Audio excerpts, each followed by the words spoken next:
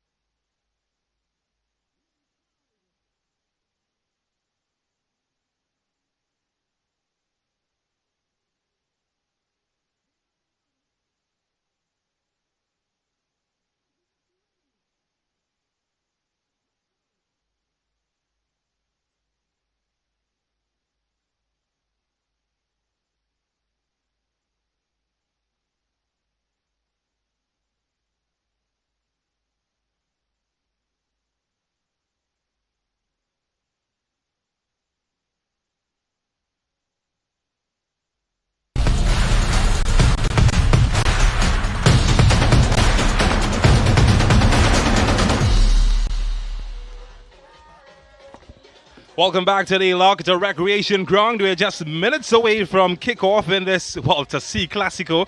We witnessed one Classico last week. We're back with another as the teams with the C at the start of their name, both coming from Central Trinidad, Central Soccer World. They're going to be taking on Cunupia FC. It's a battle of 5th place versus 17th. Cunupia FC, of course, dropping 1 point in the standings to 5th. They're on 13 points now. Central Soccer World, well, they have been climbing with a win last week that moves them into 7th position. James Saunders is my name. Colin Murray is alongside me as we dissect this match that we expect to be a cracker.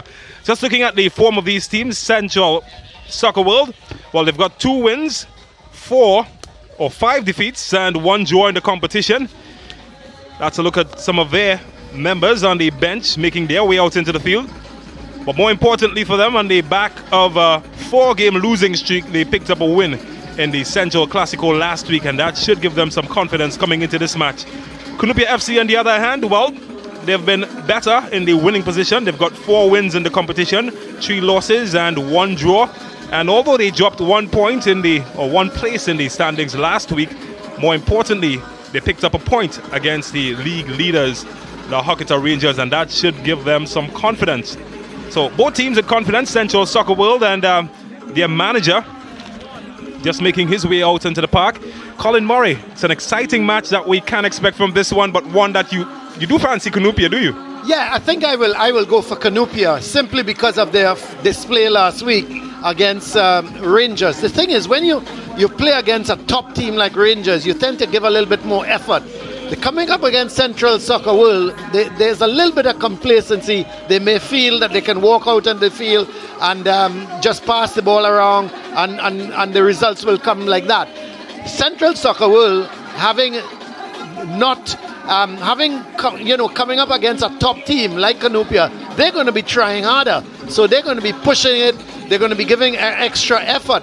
And coming off the win last week, they're going to be hoping to make it a back-to-back wins. So yeah, it's going to be an interesting game.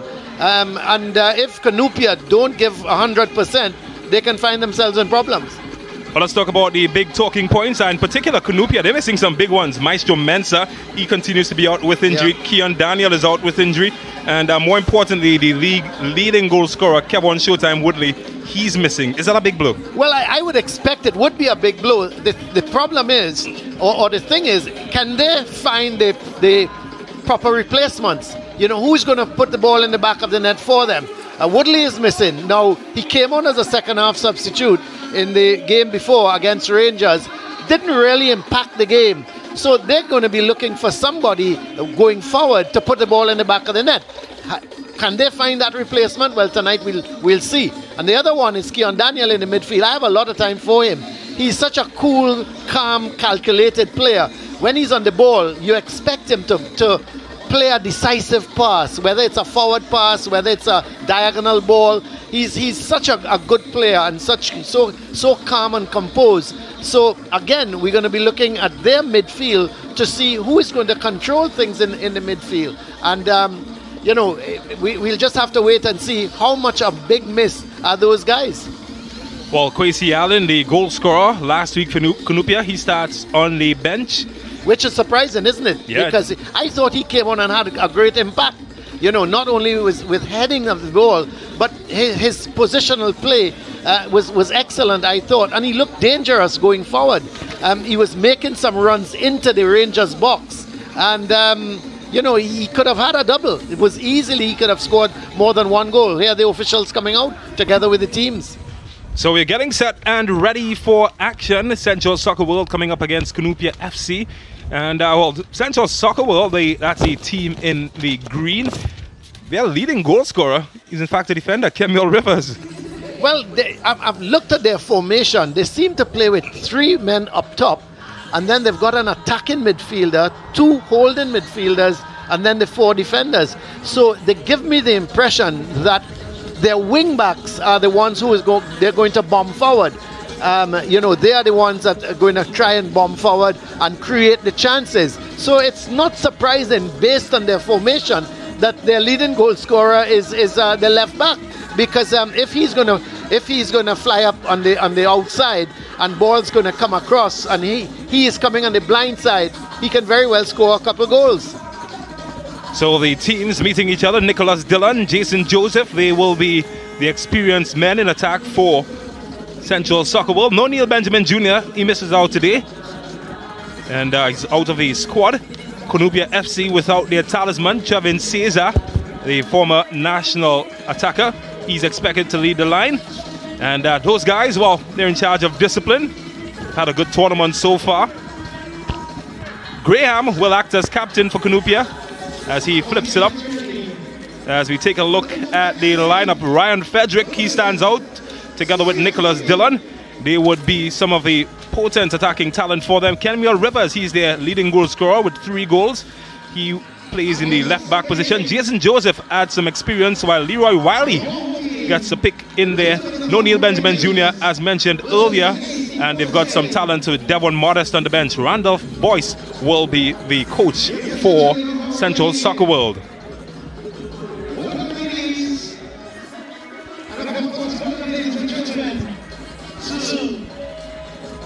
So Cunupia FC, Jean-Pierre David, well, he's a superstar, isn't he? He's becoming a household name, isn't it? Campari, man of the week, well, he's in goal for them. Kadeem Graham continues his good job and centre-back together with Stephen Julian. No Maestro Mensah.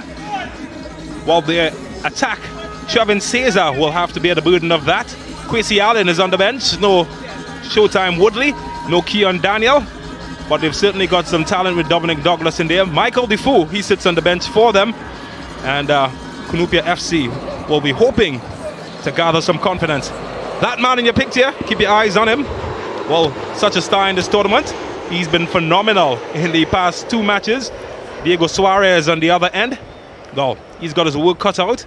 His team has broken their 4-game winless streak with a win last week, and he'd hope to continue with that.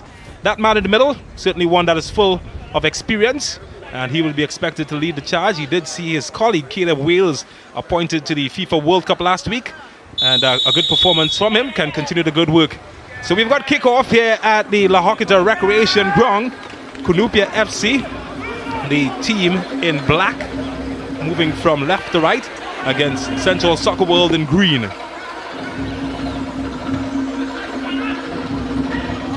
So it's the team from Central pushing forward early. Well, they're certainly pressing the defense of Cunupia FC, and a flag goes up for a foul against Nicholas Dillon. Certainly one of the men expected to lead the attack for Central Soccer World.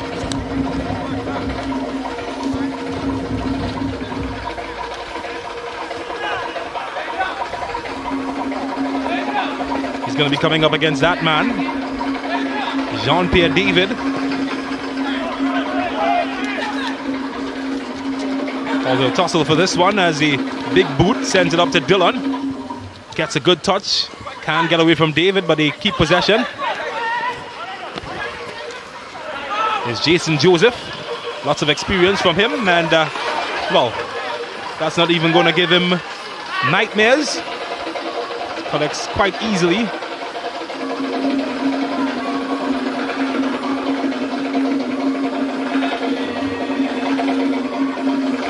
All the background songs of a rhythm section are already in action. The crowd far from a full capacity just yet, but usually that's how it goes. It's normally a slow build-up. Expect to see the stands packed by the end of this match. Well, he lost it in a bad area, but he did well enough to win it back.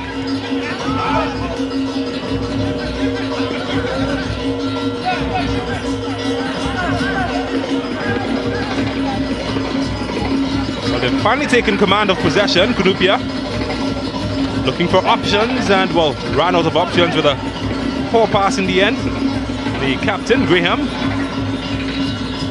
is looking for that man, Brandon Semper, getting his first start.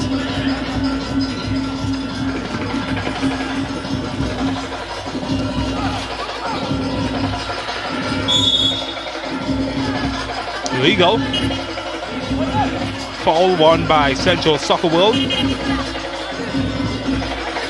Coach did say it's a relatively young team made up of players would have been prominent at the secondary school level, making the jump into senior football. Cleared away by Cunupia. Well, they've just given possession back cheaply. Jason Joseph will tussle for this one. Oh, that's clever to win it back for Cunupia.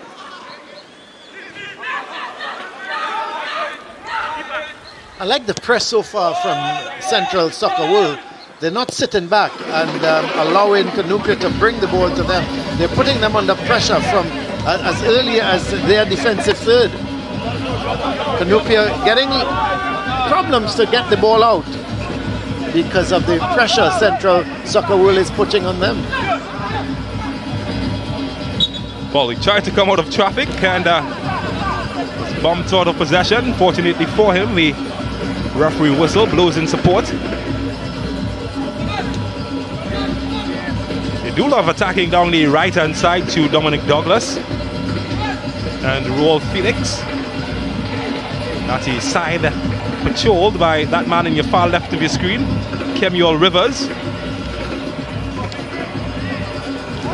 And if you look at the formation, James, of the Central Soccer World team, they've got acres of space on the wide positions, and that's where Rivers is taking up. He is going down that left side, and Nicholas is going down the right side. So I expect to see their wing backs bombing forward every time they pick up the ball and start to go forward, because they're playing with three up top, but they're all playing very close to one another and not really spreading the play. So they expect the wing backs to do that.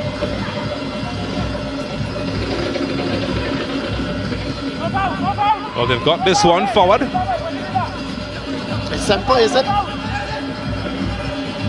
Keeps hold of possession as he looks for options.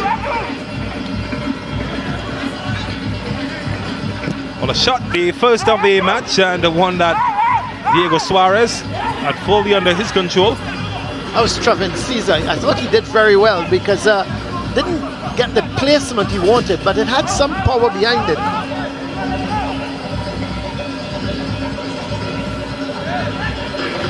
I always like to see Caesar playing wide. He's so quick, so speedy that if he gets the room wide, he can certainly take on the defenders. But he's a very experienced player. Broken up by Joseph. It's Rivers. Oh, that's a good bit of skill to keep possession.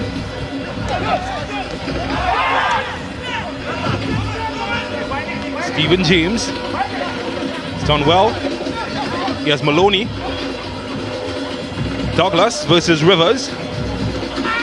That's a foul. That's a free kick in a dangerous position for Cunupia. But he's won a free kick, and he certainly hoped that he would have had his Tobagonian partner, Keon Daniel, on the field. He's very adept from these sort of positions. The responsibility instead will be passed on to Brandon Semper. Yeah. But that was a good play from, he was looking to play the 1-2. There we're looking at the replay.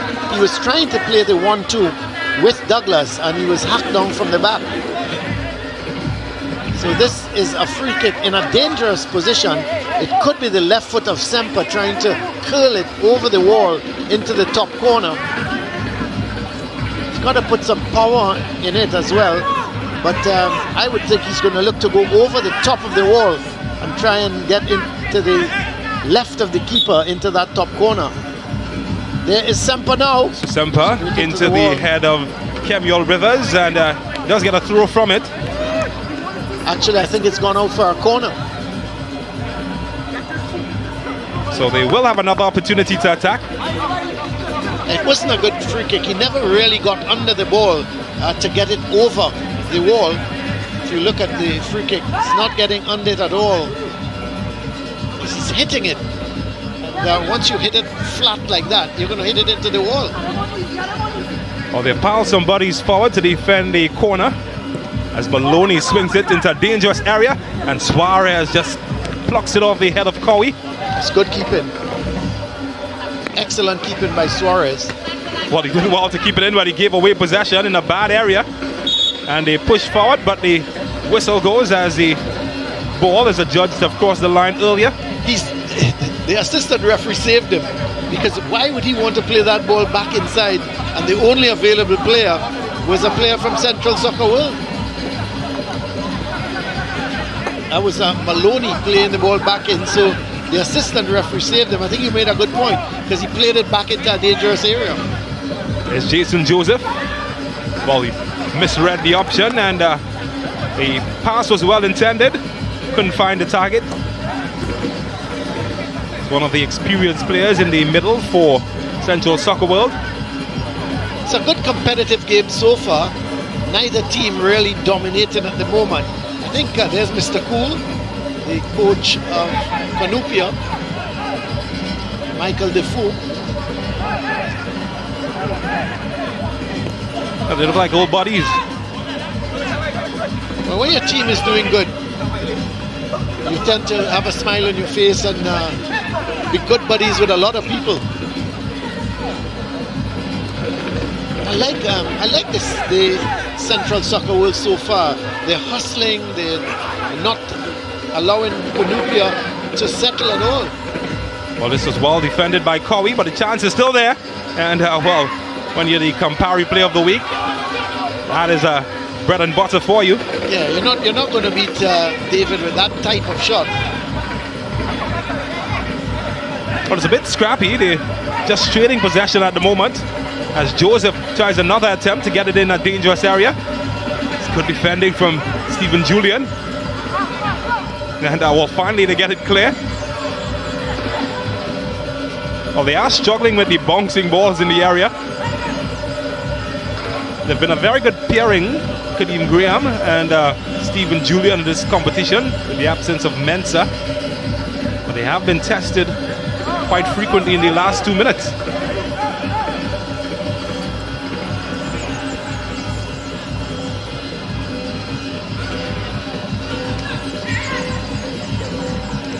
Well, they'll be tested here again, and Julian and Graham combines to clear it once again. That's a recurring theme.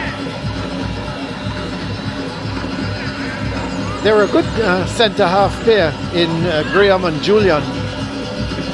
There's Dillon taking his man for a run, and that was well defended yet again. This time Felix getting in the way. Cunupia's turn to attack. It's good end-to-end stuff, isn't it? Well, Douglas, well, have a challenge from Jason Joseph.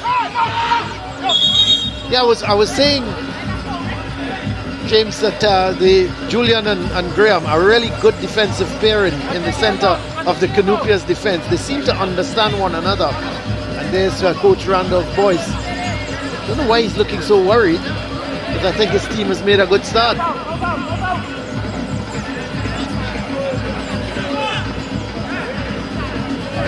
And I'm just trying to figure out the defensive position. Team Cowie started on the left side of the defense. Cowie's taking the throw. Yeah, now on the right. Yeah, well, here's Cesar. Wonderful effort. Well, he tried his luck, and it's the second time he's come close. And this time, again, Diego Suarez is untroubled, but he certainly has rung the alarm bells. Wonderful effort by him. Yeah, Cowie is more on the right side. I think he's playing more of a right back than anything else. Seems to be almost 5 at the back for Cunupia. Yeah, because Felix is also, well, I think between Felix and Cowie, they're switching that right back role. Because you've got Graham and you've got Julian in the center of the defense, and they're joined at times by Cowie.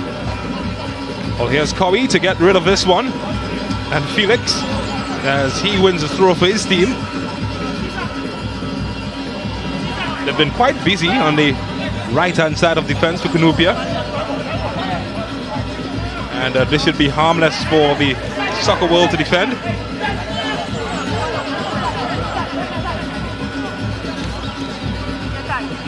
They've made a really good start.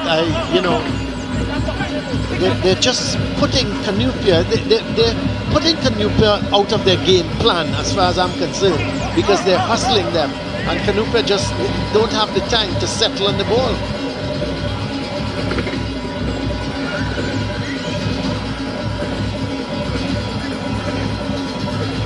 Again, they attack down the right-hand side, and not this time. A bit scrappy as the ball goes into touch.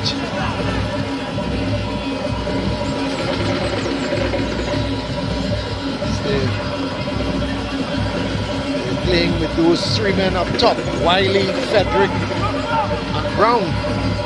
Sorry, and Bourne. Those are the 3 men on top of the Cunupia defense.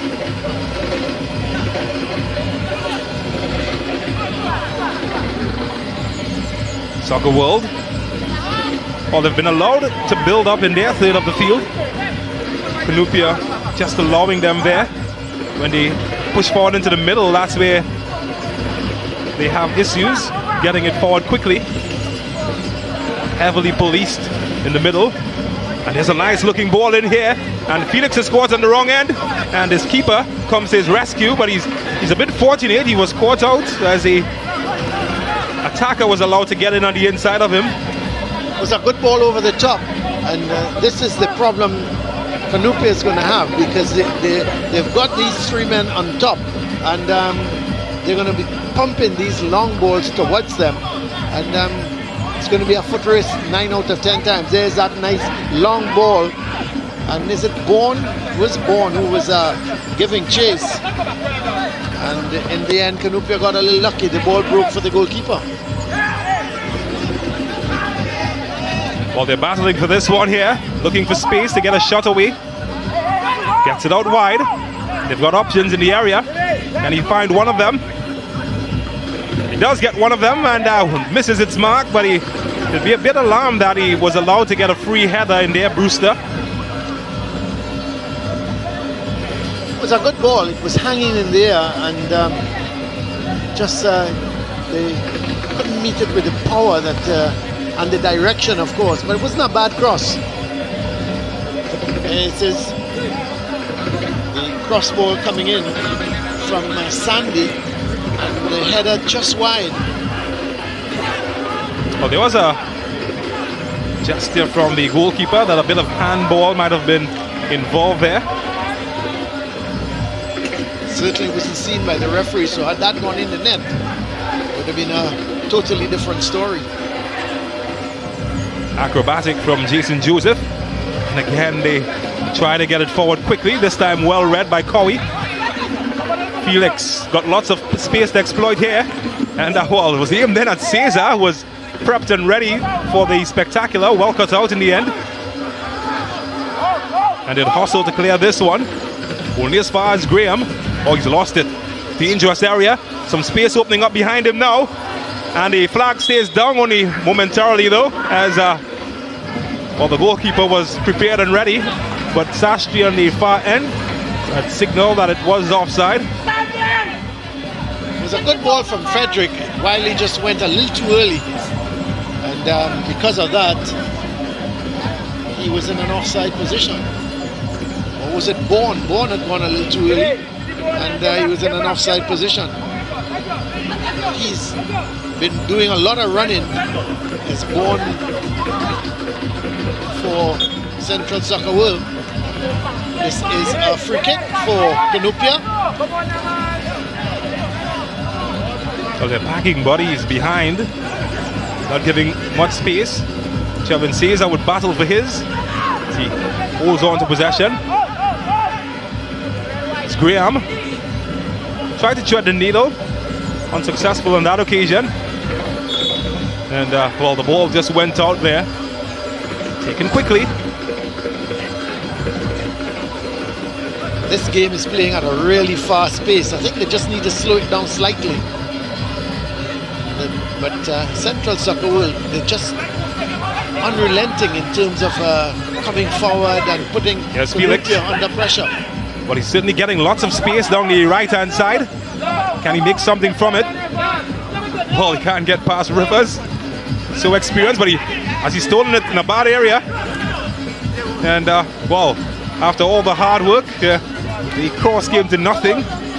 But what a watch, that battle between Felix and Kemuel Rivers.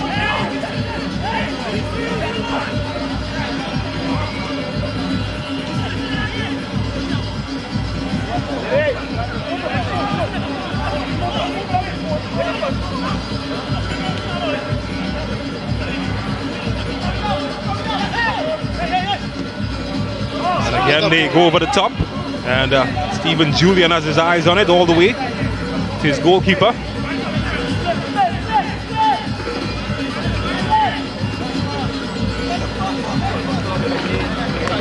Felix and Nicholas Dillon coming back to help out with the defending. Oh, that's a heavy touch from Jason Joseph. Oh, good skill as well. And he's pulled back this time by Brewster. Showed some good skill there, Jason Joseph, the former W Connection man.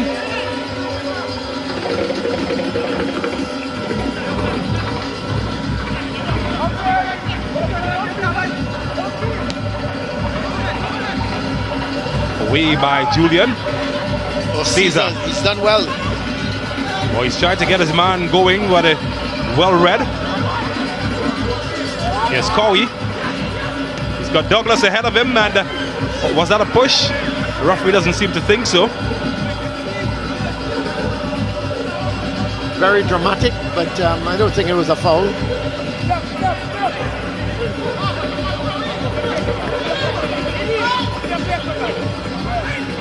Well, they get some room now to push forward. And again, looking over the top. Flag stays down. Can he keep it in? Loses that foot race. So it's still goalless as we head into the 20th minute between Cunupia FC and Central Soccer World.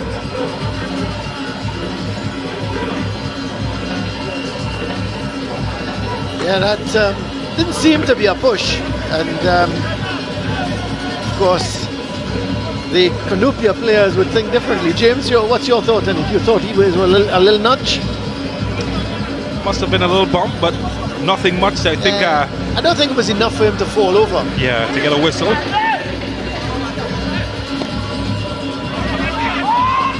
Brewster, contested by Joseph.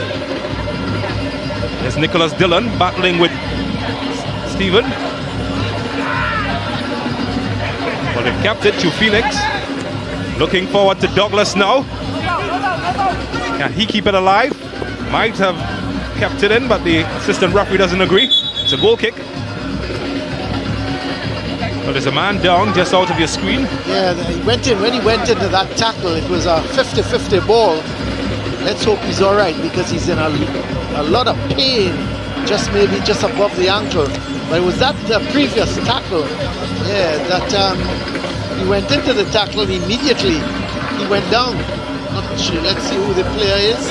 It's Bourne. Look at it. Yeah, I think the boots of the Cunupia player just went just above his ankle. And it's Bourne, the one who, well, he's up, which is good news.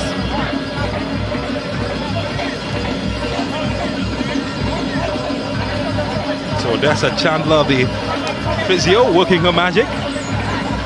He doesn't seem concerned though. Randolph Boyce.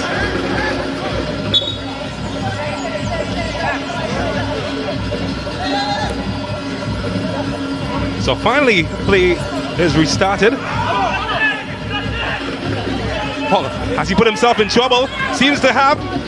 Chance opening up here, and Suarez in the end just muffling the chance, and well, he has his hand in his head and he knows that he could have done better. He should have done better, but I tell you what, Caesar had a great opportunity and unselfishly played that ball right across the face of the goal, and the chance was gone. But Caesar had the opportunity himself to score. Well, on the other end, Nicholas Dillon was in a really good position. Sent it to the Mars. Look at this. Caesar is away. He saw the angle was not good enough. Passed it across the Semper, and he should have put his laces through that. He tried to side foot it away from the keeper, so it had no power, it had no direction, and in the end it was an easy save for Suarez. But great play from Caesar, I thought, because he was away. But when he looked up, I think he saw the angle was against him, and he did the unselfish thing by playing in Semper. And what an opportunity Semper had. I think questions are going to be asked about the defending of Jason Joseph, though. He gave away possession in a really bad area. He's fortunate, he's a lucky boy.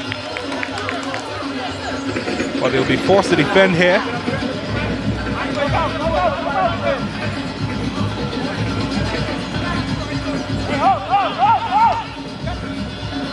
Cowie. Just want to throw.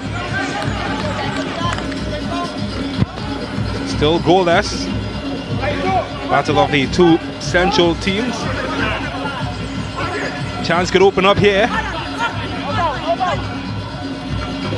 They'll put it anywhere. Only as far as the black shirt as Graham gets involved. But he has to be careful. And Sporting A just to avoid Semper roaring in. Brewster, one possession back for Cunupia. Looking for Douglas, well cut out. Again, they give away possession. Free kick for Cunupia. So it's a free kick for the team in black. And not quite sure that Central Soccer World are comfortable in getting the ball out of the back. They've given away some free kicks in some dangerous areas. I think Cunupia has now started to dominate a little bit, James. They're finding their range of passing, and they're using the width of the field. And of course, the man up front, Caesar, is excellent. Well, they've got some big bodies to aim at in the area. Brewster's there. So too Graham. Well, he's got a touch on that one. Came off Graham in the end. And, well, they'll have an opportunity to breathe. But they certainly came close yet again. I think it might just be header of Semper. Might have come off his own captain, Graham.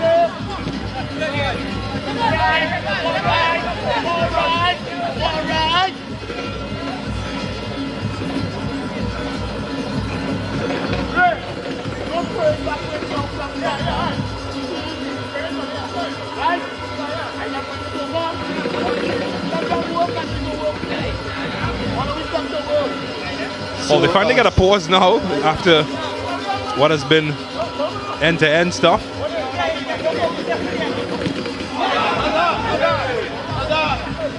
I tell you what, Colin Murray, they're being double-teamed on the right-hand side for Cunupia. With swarms of players. Anytime Dillon, in particular, has been in possession. Julian cutting through the heart of Central Soccer World. And he's got some space. It's almost bulldozing his way through. There was no sort of finesse with that. He just picked up the ball and decided to go to the opposing goal. And anything in front of him, he was just going past. Well, the chance eventually came to naught. But that's Julian. He's a very forceful type of player. Of course, being a centre back, you've got those type of players. They pick up the ball and they just run at the opposition.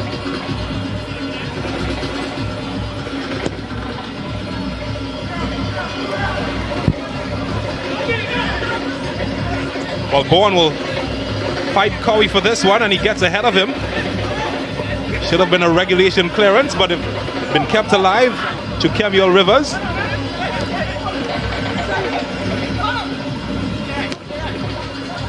Well, this was aimed at Dillon. Just misjudged it. Felix comes away with it. Well, he's run out of real estate and he's given it back to Central Soccer World. Here's Nicholas Dillon. Loses that battle with Cowie, illegally so, says the referee. It's a free kick. Seems that Rivers is going to take this, and I would expect he would put it into the box. Jason Joseph is also giving some attention, and as the culprit gave away the free kick, Cowie.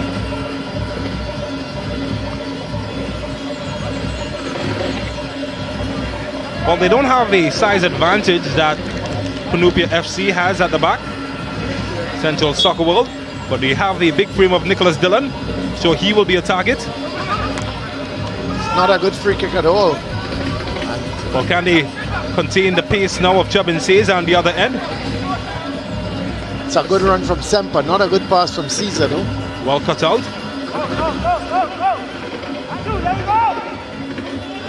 And the Graham ensures that the danger is averted. And Caesar.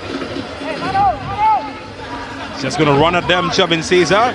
Ran himself into trouble. Giving away. Here's Maloney. Trying to find Bourne. It's a good ball from Julian. The shot now.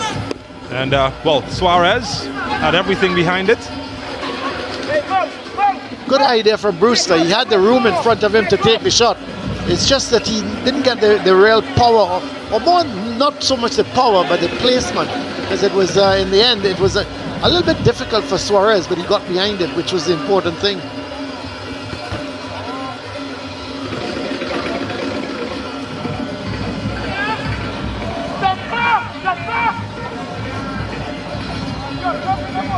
So we're approaching the half-hour mark in the first half. Still goalless between Cunupia FC and Central Soccer World.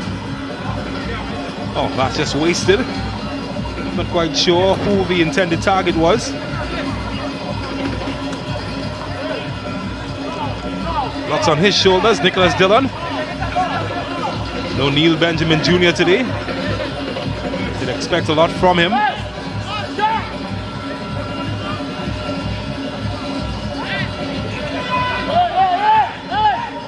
Hasn't had a lot of work to do. Jean-Pierre David.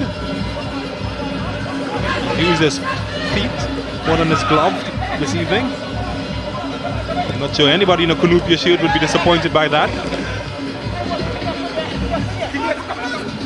Here's Douglas. Booster. Deflected. Caesar tries to keep it alive unsuccessfully. Oh, he's gone well. Opening up some space for the green shirts, and his pass to Dillon is cut out.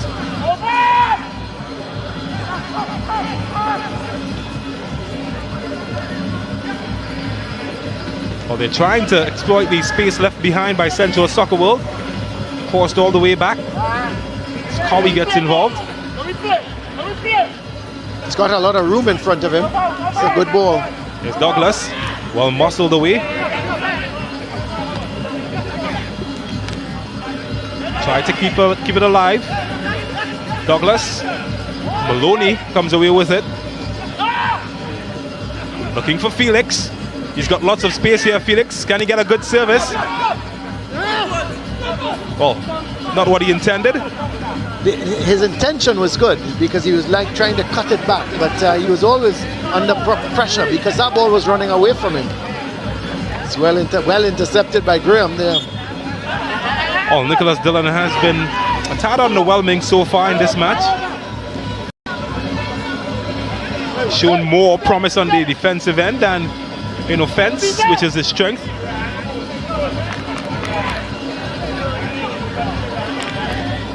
Central Soccer World hasn't really created very much. They've had maybe one shot at goalkeeper David, but outside of that, they have not really created. Whereas Cunupia, I thought they've created the best chance of the match when Semper should have put it away and hit it straight to goalkeeper Suarez.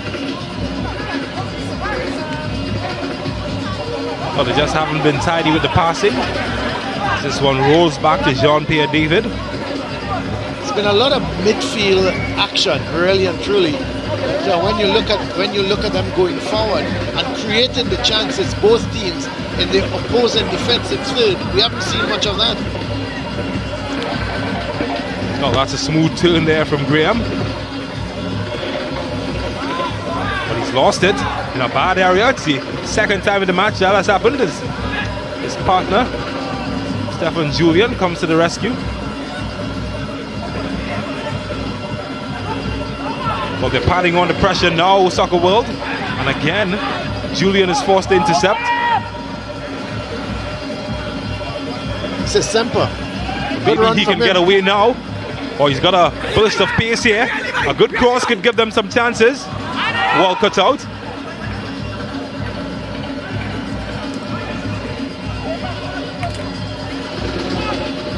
Oh, it's end-to-end stuff at the moment. It's a seesaw type of fixture.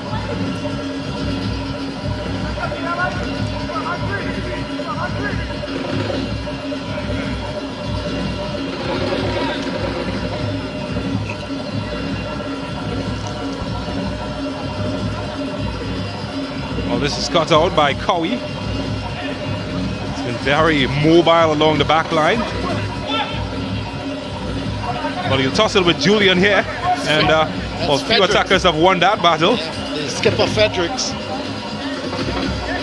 The bench suddenly, they got up with that ball played to Fredericks. They must have thought that something would have happened, but good defending again by Julian. He was just really shielding the ball away from Frederick. Bourne to battle with Felix. And, well, sliding challenge from Brewster ensures that his team wins that battle, but they give possession back to Soccer World.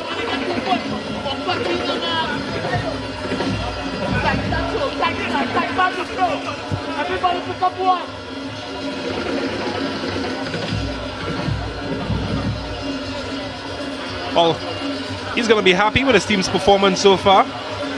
Haven't offered up much chances in defense. I'm not sure. I mean, to be honest, if I was the coach of Cunupia, I would have been a little bit disappointed that they have not put Central Soccer World under more pressure.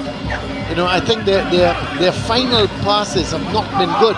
Once they approached the Central Soccer World defensive third, I don't think they've been playing those clinical balls outside of the one from Caesar to Semper. They've really not played those balls well. That final pass.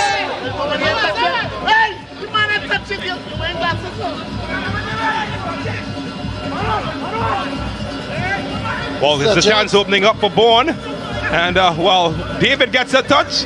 Can he get another? Well, the touch comes off his own player as it goes into the net, and it's a goal against Cunupia FC. And against the run of the play, well, I said he was underwhelming, but he came in when it mattered. Nicholas Dillon getting the touch, and, well, that man is beaten. It's 1-0 to Central Soccer World. There was absolutely nothing could have done about it because there was a big deflection. We'll have a look at it, but that was a big deflection.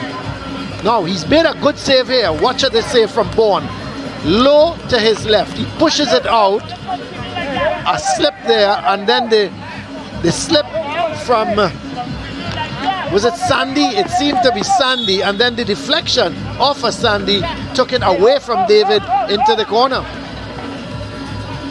Well, Graham might have gotten something on it as it crossed the line into the net. Yeah, it probably hit Sandy and then went on to Graham. Well, the first real chance of the match for Central Soccer World gets them a goal. But he spoke about being disappointed from the coach. Surely now, he's dissatisfied by what he just saw. That's right. He's going to be even more dissatisfied with what's happening. I'm not seeing the fluency really of the Cunupia team. You know, and I wish I could put my finger on what's missing. They're solid at the back again, but I just think they getting from the midfield to their strikers, there's not that crispness. You know, they score 1-0, a surprising scoreline that Central Soccer World is leading by 1-0. Well, they were forced to come from behind in their last fixture against Central FC to pick up their first win in 5 matches, and now they take the lead against Cunupia FC. How will Cunupia respond? And there again, James, look at the pass from Cowie. He went over the top. He was looking to play a diagonal ball and hit it straight into the goalkeeper.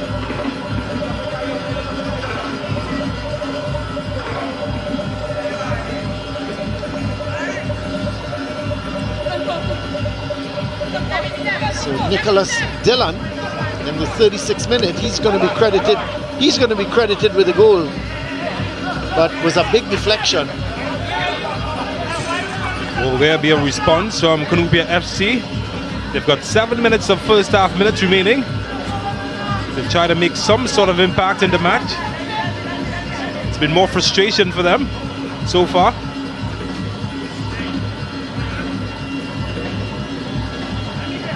Well, disappointment for him.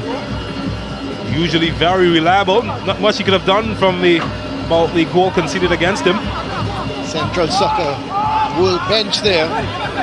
Look quite calm, look quite They're very controlled bench in terms of they seem to be happy with the lead they've taken.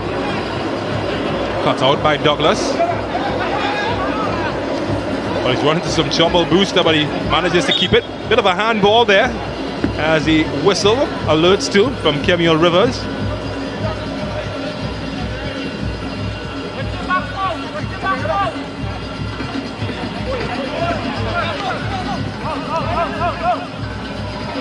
No cap on Showtime Woodley, just in case you just joined us, for Cunupia FC.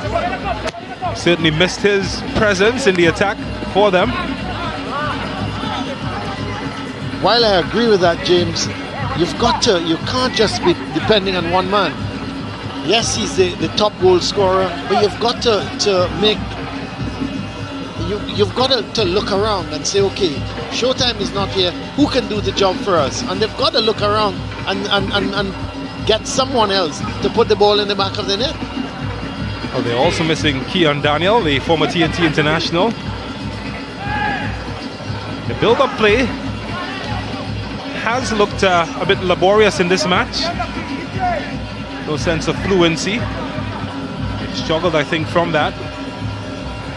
Now, there's no one to me in the midfield that is taking control of the game, spraying the passes around, knocking the ball.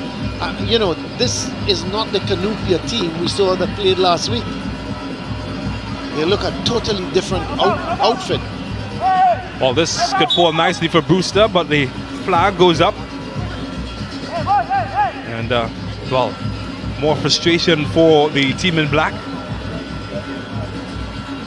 To be honest, I would like to see Caesar move wide on the right side and attack the Central Sportsworld team wide on that right, rather than him playing as a central striker. So it's a team in green, Central Soccer World, with the 1-goal advantage as we enter the last 5 minutes of the first half. Oh, this is good. They're in a good area. They've got options. Theophilus goes to ground, but referee saw nothing wrong. It's a goal kick. Yeah, but the cross ball coming in was poor. He never found the head of Bourne or anyone who was coming in.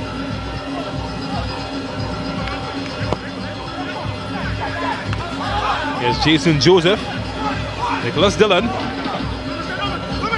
Well, this is dangerous, and the flag comes to the rescue. Might have been a foul against the defender Graham. No flag from the assistant referee. Must have been something spotted there by Quincy Williams. Yeah, I think it was a foul. It's a push on the back, and referee Williams saw it. Looking for Douglas. Well,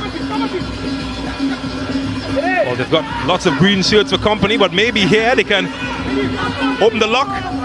And just overhit slightly, but they keep it alive. Can they get a good service here? Finds the head of Brewster, and here's Douglas.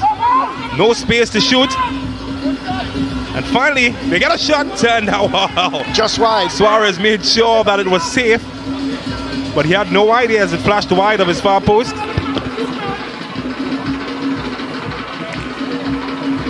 So they're huffing and a puffing, and finally they get something that is fruitful. Has been the story of their night so far. OC Sandy coming close.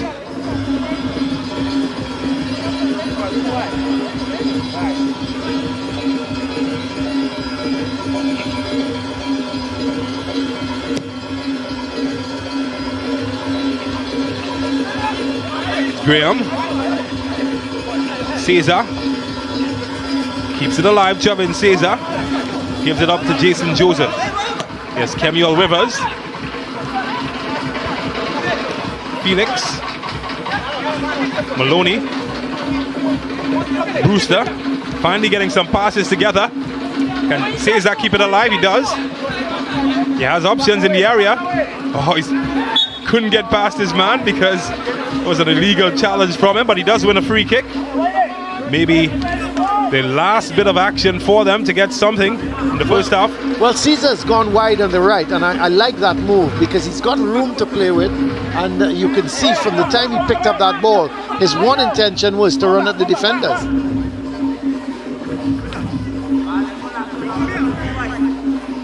So they're going to push all the big men forward.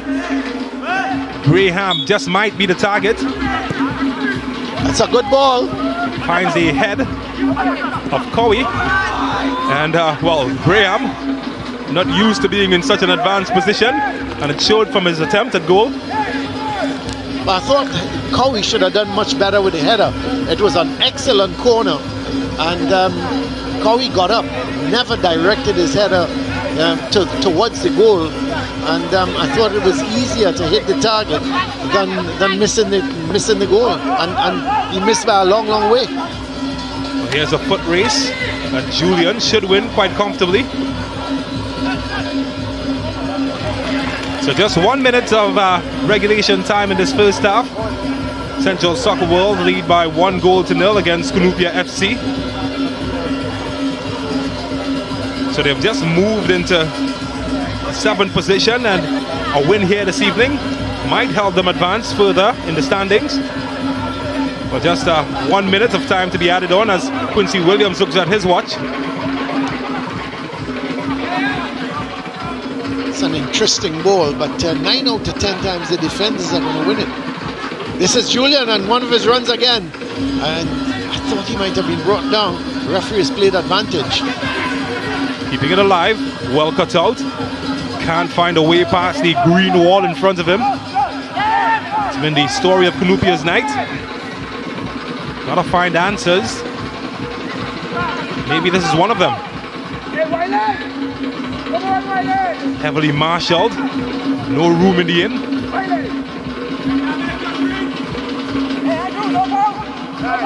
Well, he's done a good job so far. Headed away. Only as far as Julian. Felix. Cesar.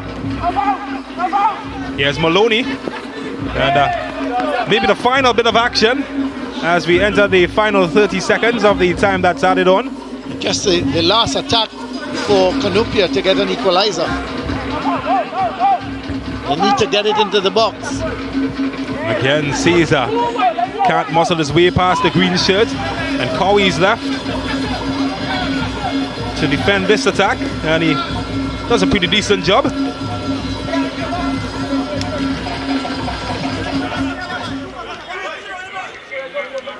So we should hear the whistle for the end of the first half at any time now. There it is. So Quincy Williams signals the end of a first half that has been frustrating for Cunupia FC and that man, John Pierre David. But it's been joy and jubilation for Central Soccer World and Nicholas Dillon as they lead by 1-0. We take a break and we come back with the first half highlights.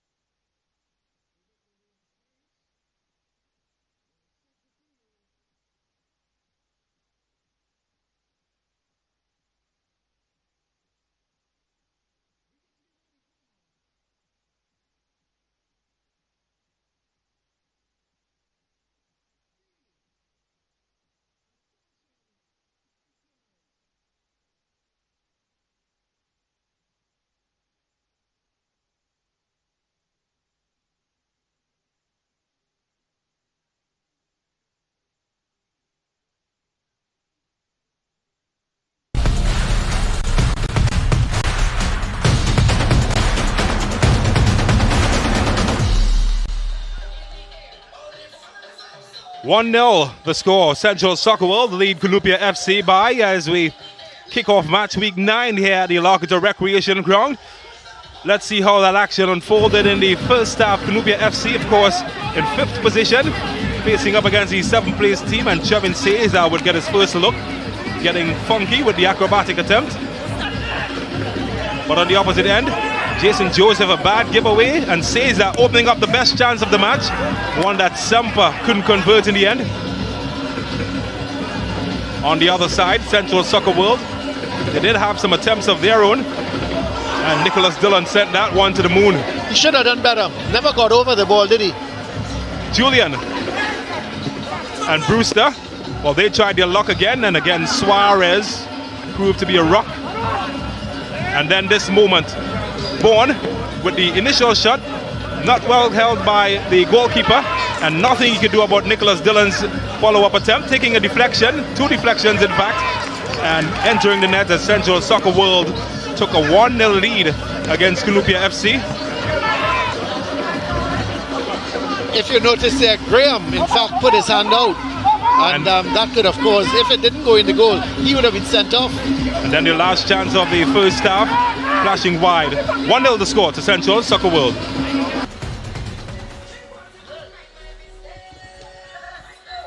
So it's a first half that has been heavily skewed in terms of shots for Cunupia FC over Central Soccer World.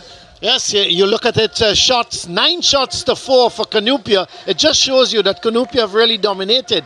4 shots on target to 3 shots.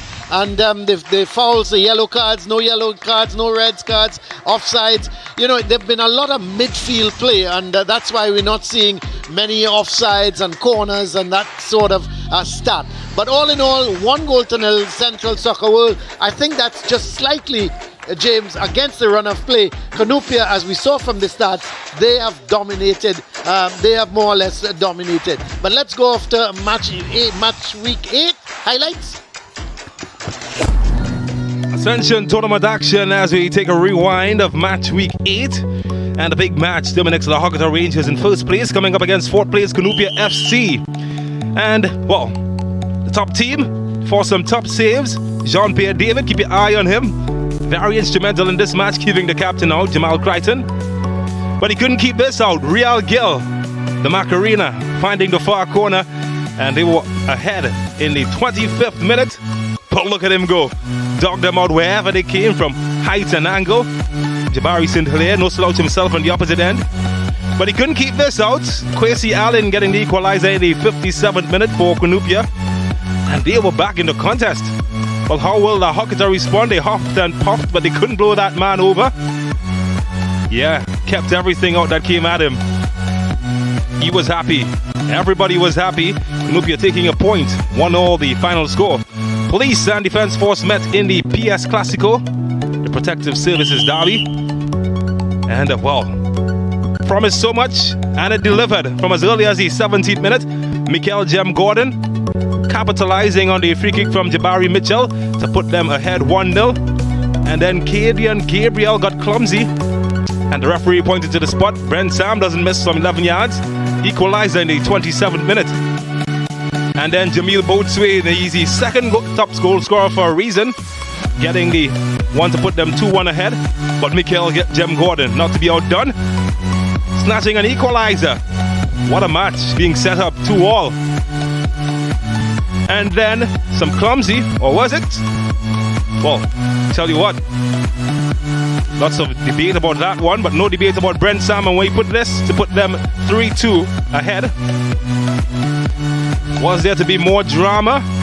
Well, bet your bottom dollar there was. The substitute Dwight Quintero, perhaps the best goal of the match, putting the contest away from Police as 4-2. This one finished.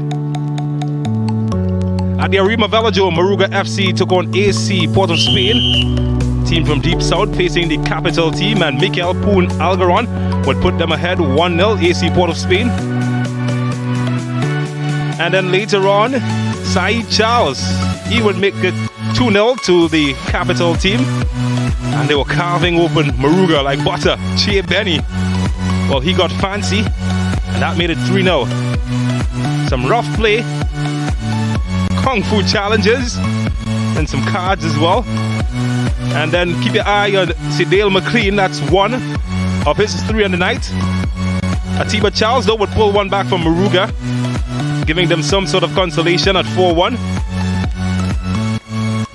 And remember that name, Sidale McLean? There's a reason I called it. That's his second, as he put them further in front. Then a red card, then a change of mind. Held on to a yellow, but the keeper couldn't hold on as McLean got his hat-trick in the 90th minute. 6-1, the final score, AC Port of Spain over Maruga.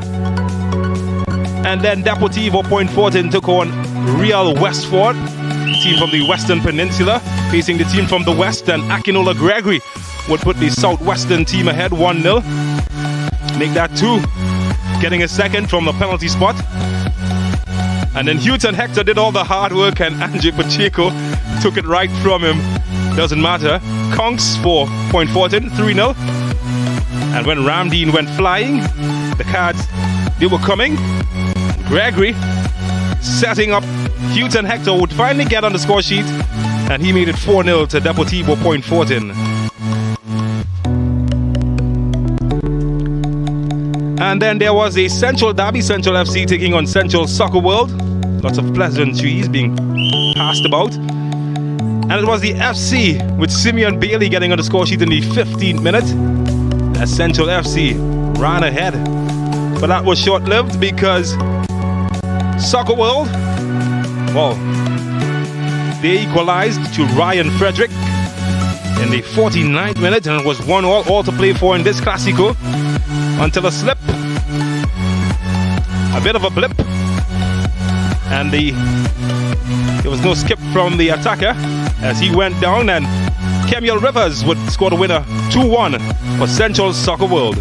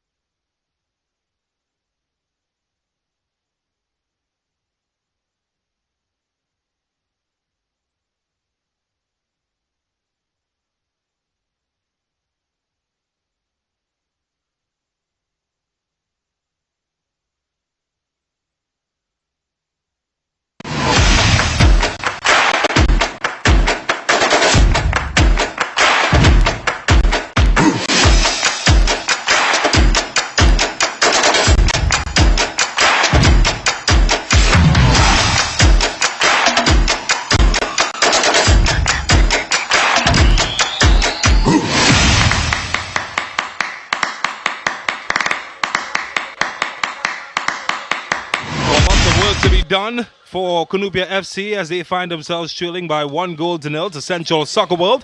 This is Ascension Tournament action here at the La Joqueta Recreation Ground in East Trinidad. Welcome back to the action. James Saunders is my name. I'm joined by Colin Murray. Welcome to all of our viewers across the Caribbean on Sportsmax and those streaming us online at Ascension and the Sportsmax YouTube page. Don't forget, send us a flag. Let us know where you're viewing from. And we get ready for second half, Colin Murray. And we saw an interesting first half. What can we expect in the second? I would expect the same from Central Sports World. They would hustle. They would try and put Cunupia under pressure.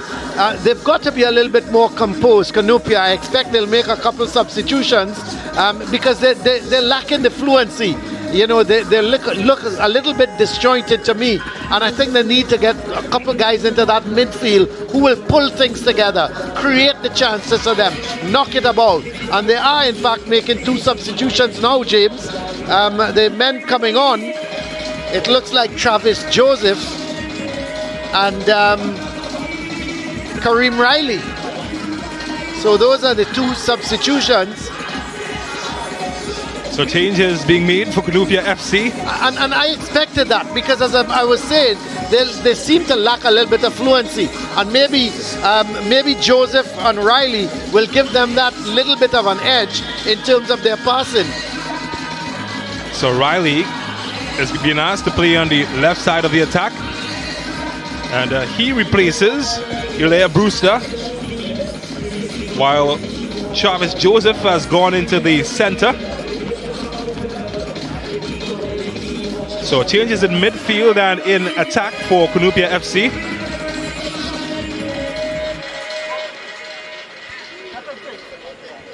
So that's how it will line up for Cunupia FC in this second half as they trail by 1-0 to Central Soccer World. Well, the substitute gets involved in the act early, but it's given away to Soccer World who try to go through Bone. Jason Joseph trying to find a way past his man here. Joseph, can he pick out some options? Well, the flag stays down, but maybe too much legs on that one as it goes into touch. Would be a Cunupia goal kick.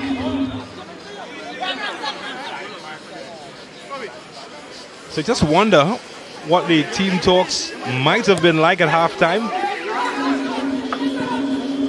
Well, I would have thought that Central Soccer World, as I said, the coaches would have said, listen, we're doing well, we're putting them under pressure, keep the pressure on, and just don't give them the room in which to knock the ball around, keep it tight, and stay organized at the back, and I think they would have been all right. And whereas the Cunupia, you could see the Cunupia, by making the 2 changes, they were not happy with their performance, even though I thought they had the slight edge in terms of shots, in terms of when they go forward, creating the better chances.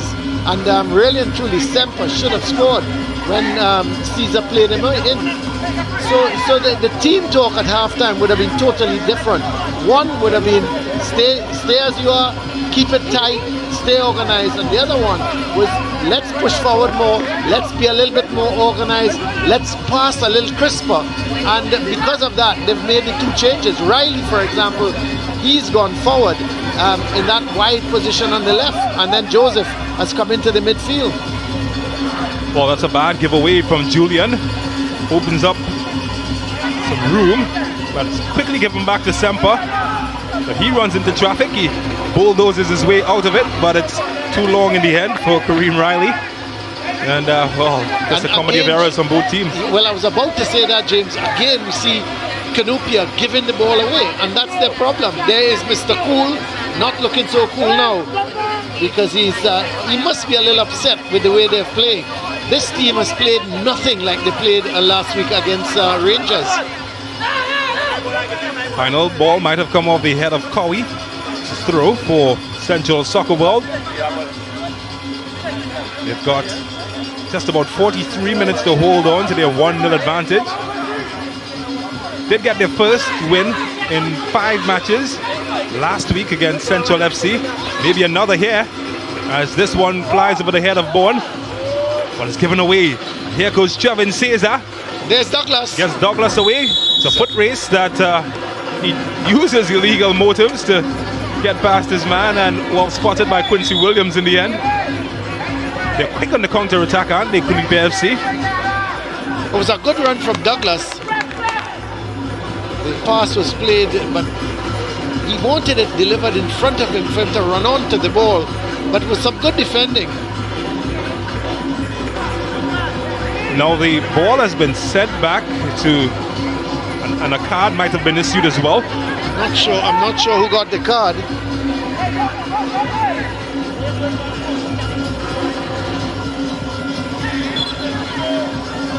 That's the foul, but they pull back the play even before that. So the card might have gone against Central Soccer World, and the player who goes into the naughty corner. Jason Joseph. So Jason Joseph, been a naughty boy.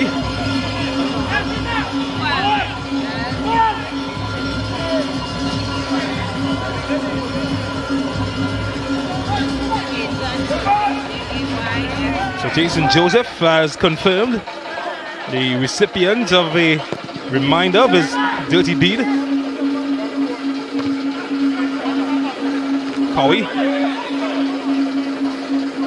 Well, this should be Douglas, and he tried a shot from distance, and Suarez went straight at him. That's not a bad effort, actually. He caught me by surprise. I didn't think he was going to go for goal from there, and he hit it one time. Just lacked a little bit of power. Well, Suarez looks really cool with the use of his feet. Well, the way he was moving the ball, you think Suarez, well, maybe family to Luis Suarez, because he was just playing around with the ball, wasn't he? You never did that, James, as a goalkeeper, did you? You got rid of it as quickly as you could. Well, my coaches might tell you a different story. Well, let's don't talk about it. I don't want to embarrass you on national television, do I? Goalkeepers do love to use their feet a lot these days. You do get, and you do have off days, don't you? Here comes the Soccer World, and well, Julian is bundled over.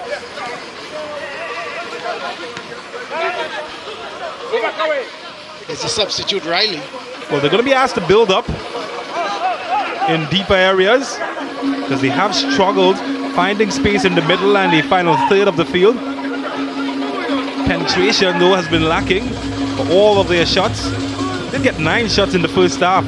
Cunupia FC failed to really trouble Diego Suarez with any of those.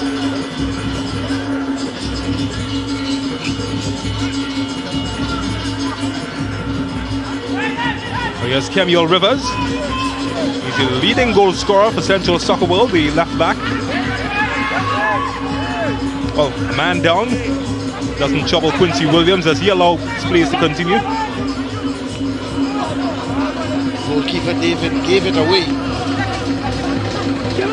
Well, just a bit more confidence from Central Soccer World as they've managed to hold on to possession a bit better than we saw in the first half, early in the second period. Heavy touch from Dillon. And looking for Bourne. Easy for Jean-Pierre David.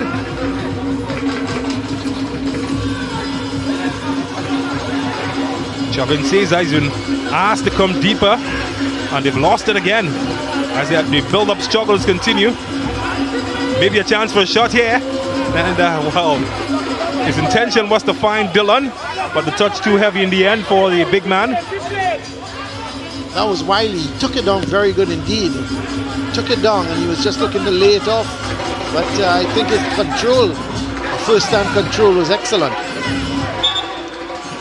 Well, Maloney goes to ground under the heavy challenge of Nicholas Dillon. Gives Cunupia an opportunity to try to break forward. But he spoke about the ideal position that you'd like to see Cesar play. Now we're seeing him deeper as he's gone to ground just to the right of your screen. A chance could open up here, and well, that flashed across the face of the goal, but it didn't bother Suarez. That was a wicked ball going across the face of the goal.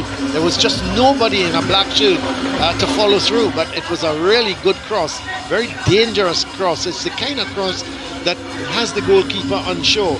Do you come? Do you stay? And you're just hoping that if it does flash across the goal, that a defender is there, or there's no forwards to latch onto it. But it was a dangerous cross. Well, the good news is that Cesar is back on his feet. Yes, and he's picking up that position. He's going wide on the right. Position I would like to see him. There he is. Trevin Caesar.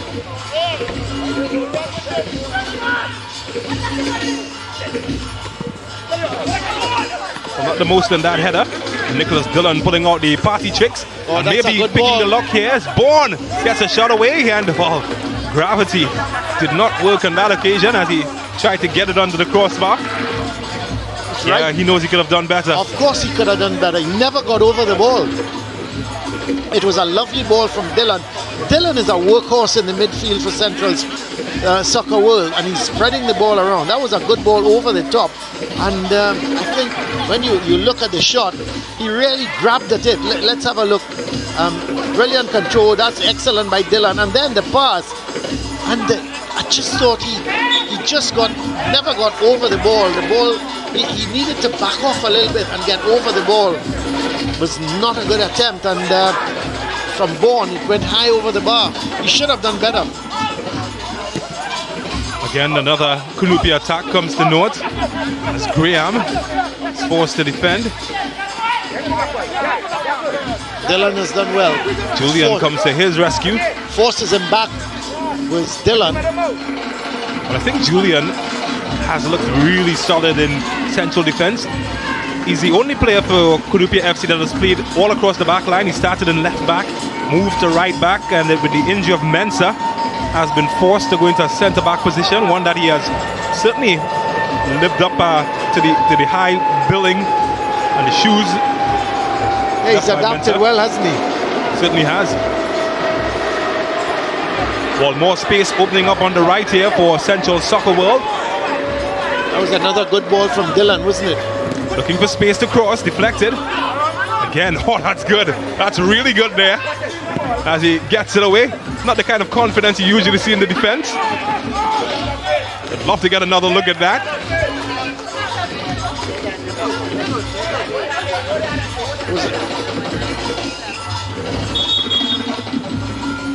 Well, changes are being made as attacking change is coming on. Josiah Daniel, the player coming on, and Chevin Cesar has been replaced for Cunupia FC.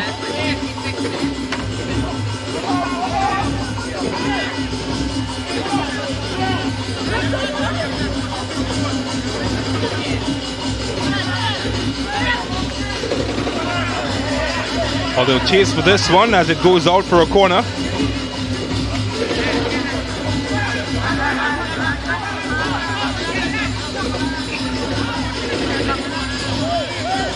So it's a corner. Josiah Daniel replacing the experience of Chevin Cesar, the man from Lambo, Tobago. But it just tells you the intent of the coach, Michael Defoe. Colin Murray. Oh yeah, for sure. Maloney looking for a black shirt. The Greens get it away. Kept alive. Oh, he's gone into trouble, hasn't he? Totally ignored Maloney in a wide area, and Bourne could break on the other end. He's against Julian. Oh, Julian's lost it. Excellent. Chance opening up here. Deflected, and what a save by Jean-Pierre David. Another excellent save. That deflection nearly caught him going the wrong way. Just seems to get his body in all sorts of areas, but chances opening up on the other end. Deflected. What a save from Suarez. It's gone in. And Cunupia FC, wow. The flag is up. Offside. The flag will deny his joy. But against the run of play, Cunupia FC thought they got the equalizer, but it all came to naught.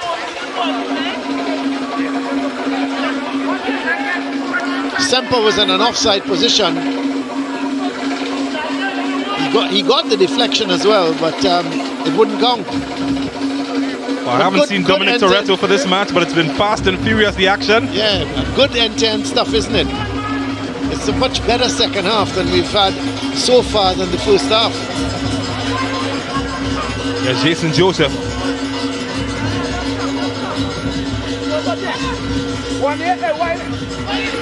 Got space on the right that they will exploit. Chance for a cross. Well, he expected much better with the time that he had. Easy catch in the end, it turned out. It's Julian. Poor touch. Kemuel Rivers keeps possession for Central Soccer World. Well, Douglas was looking to turn his man, and I thought Rivers did well. He just kept him at bay, but now he's giving the ball straight to Douglas. Oh, that's a good touch. Off the way, and Central Soccer World will keep it.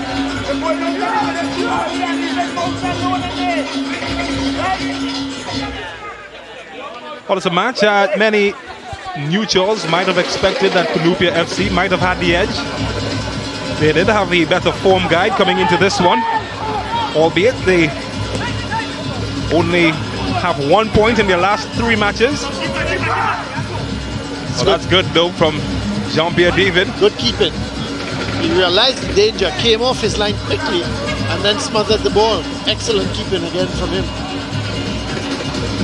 Well, in their last 5, Cunupia FC have been able to rack up 7 points as compared to 1 from Central Soccer World. Or 3 rather from Central Soccer World. Just 1 win for them in their last 5. I feel confidence might be playing a big part in this match. Cunupia might have lost a step. Some big misses, and they've gone down in the table just 1 place below. Yeah, it's, you know, again, when they go forward at times, they look very dangerous. They look as if they can score, but they're just not putting things together. And we keep saying that all night. Well, Douglas tried to get his head ahead of the defender without much success. Oh, he's had that in a bad area. It's pinball at the moment. Oh, goodness me. And well, Suarez holds on in the end. But I think that he might have misjudged the bounce there, the defender.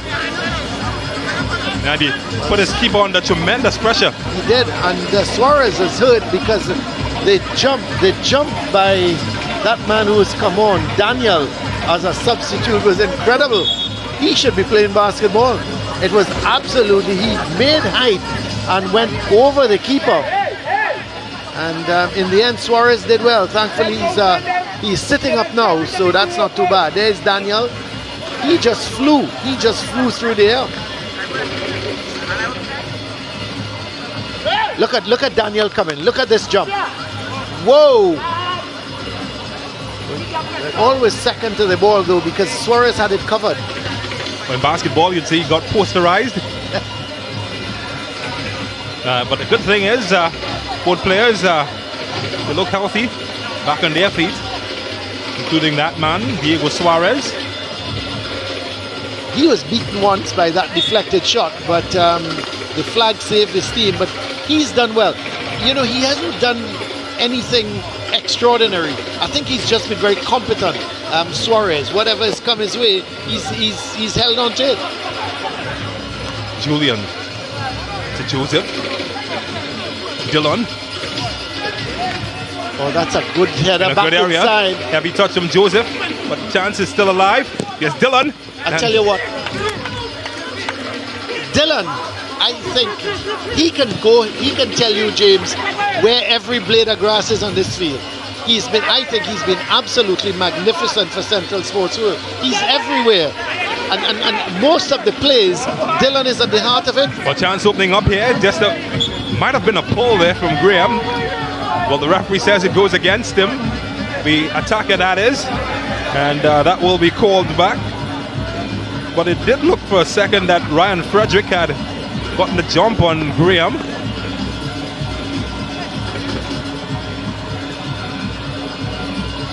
This is what I was talking about here. Yeah, it looked as if Graham had even tugged at him, didn't it? But in the end, Graham was getting the better of Frederick. But this is what I mean, where they put pressure on the Cunupia defense. And they force them into errors. Now, Cunupia did start this match with what appeared to be a back five, a bit conservative from them. And, well, they've really struggled to keep possession. They've been allowed to build up inside their third of the field, but outside of that, they've really struggled to hold on to ball possession, and it has hurt them. That's very, very, very true. They've struggled to hold on to that possession. And, you look at Central Sports World, I like how they're set up. And they're just not giving Cunupia the chance to breathe. You know, when they pick up the ball, as any of the Cunupia players pick up the ball, they attack them and keep them under pressure. So we've crossed into over the hour mark in this match. Central Soccer World in green, they lead Cunupia FC by 1-0. And the longer Central Sport, the scoreline stays as this, it's the more determined you think Central Soccer World will stay. They're a very determined team.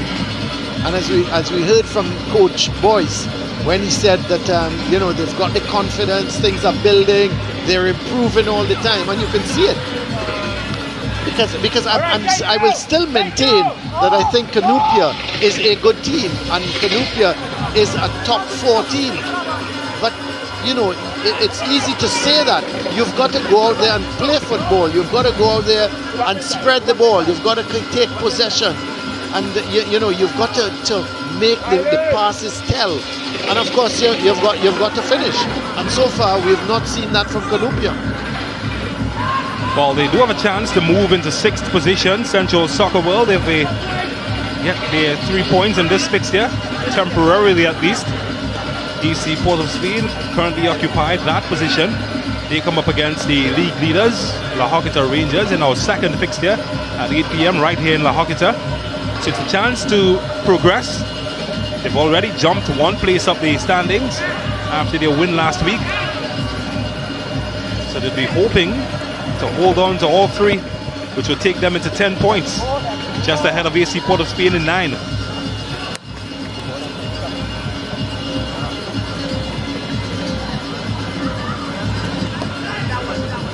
Well, Daniel turned into a hurdler there to get over the challenge of Jason Joseph.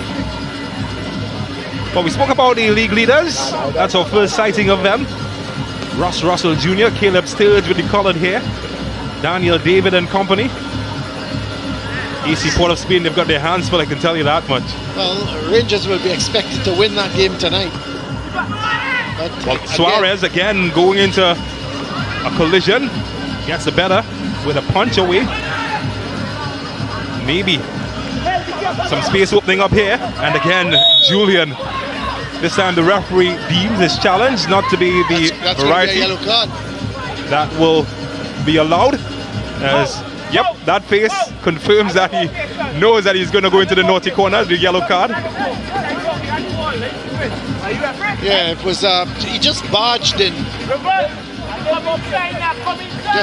He just barged into. Who was that?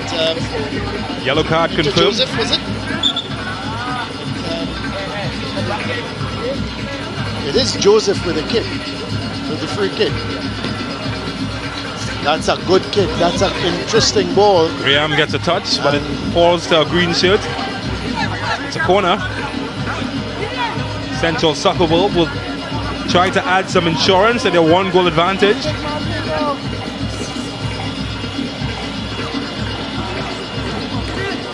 Haven't threatened much on corner kicks. Central Soccer World don't have the height that Cunupia possesses, but maybe now, maybe here, something different can happen. They've got Nicholas Dillon though. He's the biggest man in the area, the number 19. And already Quincy Williams has his hand full, because the defender has his hands full of Dillon. Joseph with the corner. And again, David called into act, cleared away, only as far as Rivers. It's a trouble. Well, that is sent the Ascension girls scampering in the stands. So just to confirm, Stephen Julian picking up the caution. He joins Jason Joseph in the books of Quincy Williams. That's going to be a card as well. There we go, and this time it goes to Graham, I believe. So Graham also joins that company. They're rushing now to enter that club. The thing is, the both central defenders have been booked, and so both there is that's a dangerous one. Tell you what, that could have easily been a red card as well, James. Well, I'm looking. Jason Joseph seems to be the victim each and every time. Here's Douglas. Both central defenders have been booked now for Cunupia, and that could be very worrying.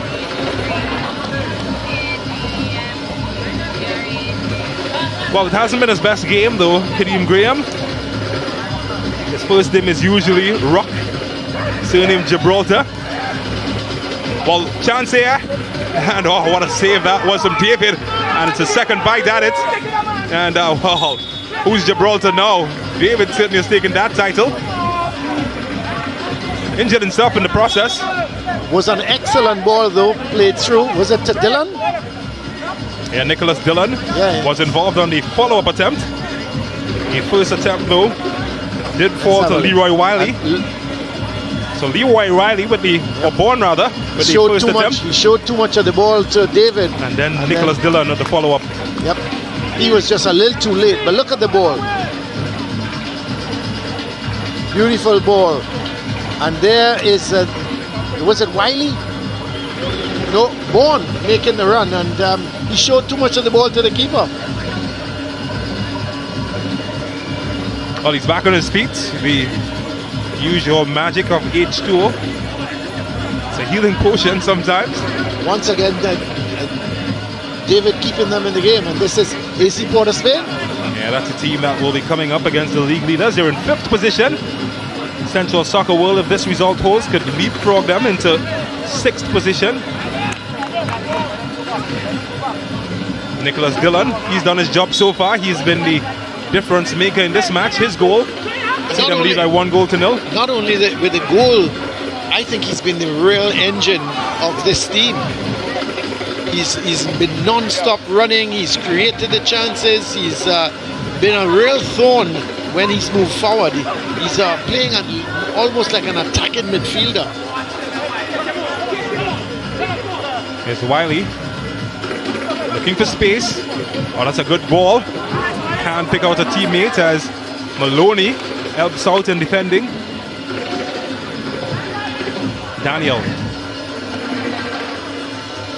looking for options here, and heavy ball. Still keeps it alive though. Daniel looking for some support, and he gets it. Backward support. Howie. Well, his intentions was to find Douglas. Might still get him. It's well defended. It's a Cunupia throw. Just about 20 minutes left, James, for Cunupia to get back into the game. Well, we might see some changes as lots of action happening on the bench. Devon Modest is the man coming in. So they've opted for a striker, former national youth player, Club Sando player, Devon Modest coming in. And also coming in will be the number 21.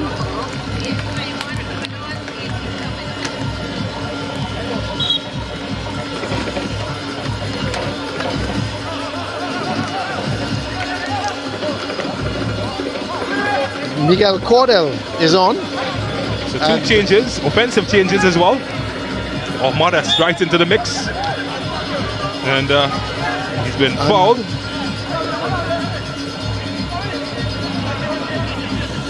So Keelan Burnett.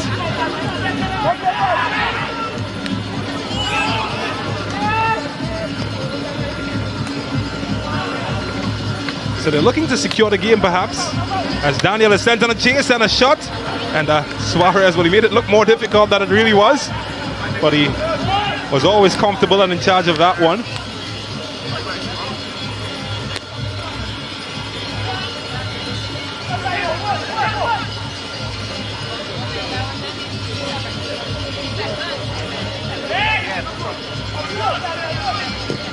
"17 minutes remaining in this fixture. 17 minutes for Central Soccer World to hold on to their 3 points as they lead by 1-0.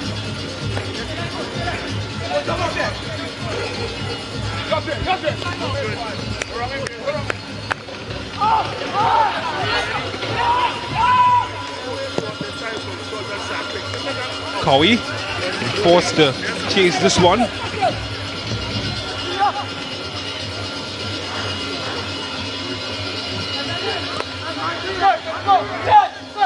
Well, it's a second half that Central Soccer World will feel that they've got some momentum. Just confirmation of the changes though. Leroy Wiley has been replaced and Theophilus Bourne by Keelan Burnett. And Kosi McLean, the other player coming in. Jason Joseph as well has come out. And he has been replaced by former Naparima man Anthony Paris. And Cunupia FC have made another change of their own. They have just brought in Matthew Sarant, so he makes his first appearance, that man. And he will replace Felix, the right back. Well, here's the substitute, McLean. So they're rolling the dice at the moment, hoping to make something happen.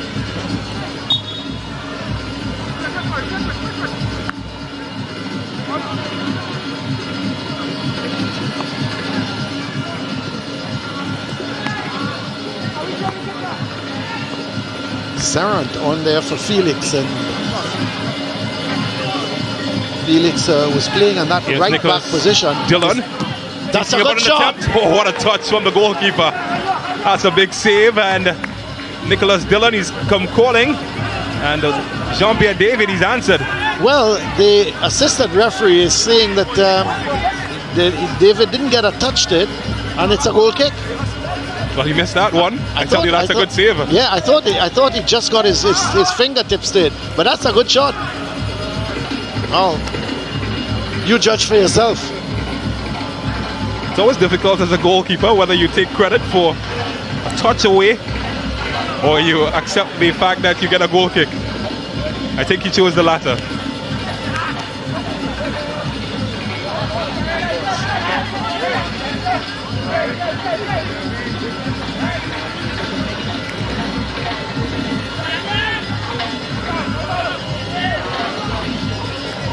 So just a correction, Kevon Williams is the man wearing the 21 shirt. He's swapped it. Initially McLean slated to be wearing that one. So Williams is the man that has come in for Felix. Well, here come Cunupia. Well, they just can't find that point to their edge, that edge. They've been really blunt at the top with the absence of Kevon Woodley. They haven't found answers to get past Central Soccer World. Speaking of Soccer World, Anthony Paris will be tasked to take this free kick, pushing them forward. It's good to see him back. He's old secondary school star, Anthony Paris. One of the top young players coming out of the SSFL. Williams doing too much, holding on to that ball. He should have laid it off. He's put his team under pressure, but that's good defending. Excellent defending there on the part of Cador.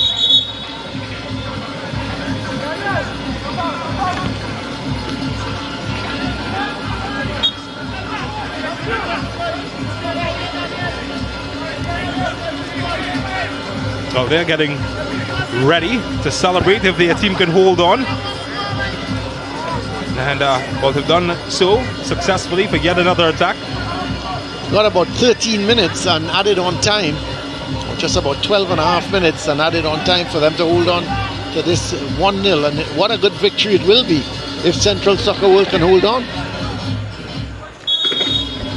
Don't forget, at 8 o'clock, Terminex La Hocketa Rangers, they come up against AC Port of Spain.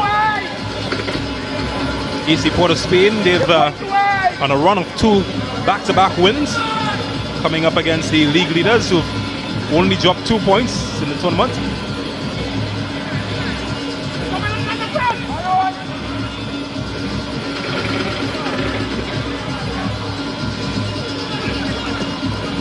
There's Dylan.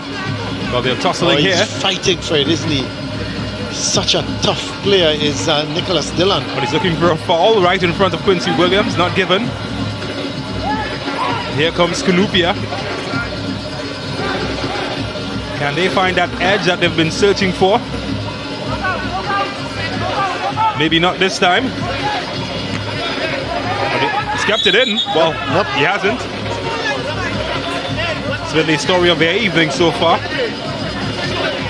Things just haven't rolled in their favor, literally and figuratively.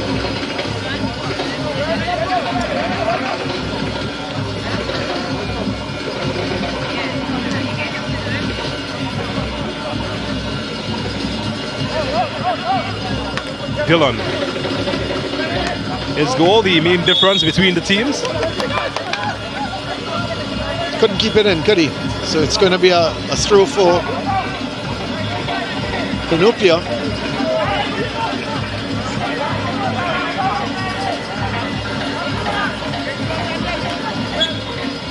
Oh, that's a foul. Well, they're certainly just taking the steam out of the match at the moment. Central Soccer World shutting down any momentum for Cunupia.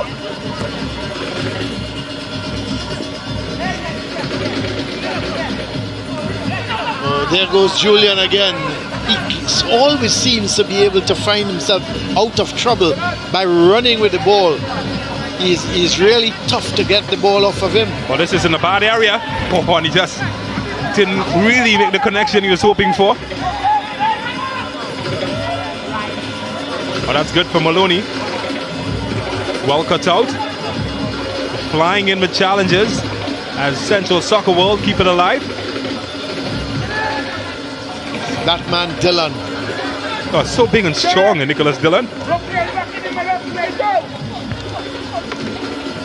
And well, couldn't keep it in. A substitute.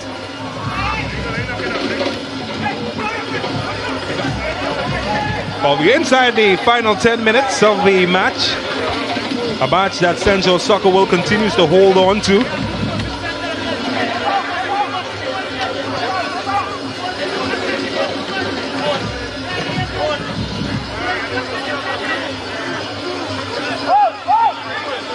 Well, here's Graham deflected, and Suarez holds on.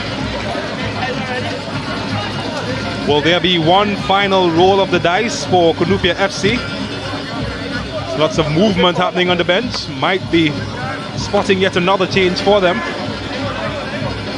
Well, things haven't worked for them, so they're trying another substitute and to see if that will bring them any luck. The number 14 player is coming on.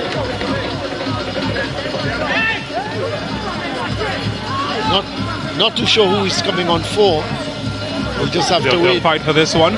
So they're going to be making attacking substitution, James. And well, this one goes into touch. Well,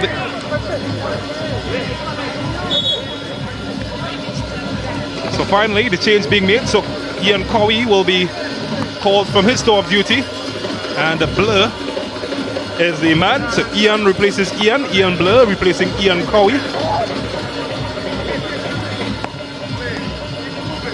So a defender being taken out. Fresh legs at the back. Well, I'm a little surprised because I thought they would have gone for more of an attacking option, but Blur has taken a position in the defense, so that's a little bit strange. You're down 1 goal. You should be looking to make an attacking substitution at this point in time.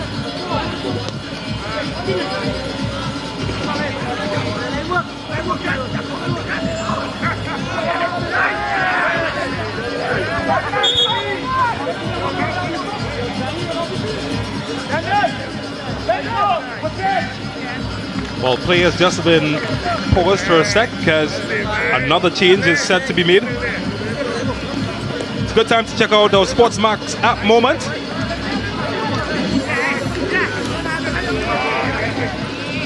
And the moment comes from that man, Jean-Pierre David.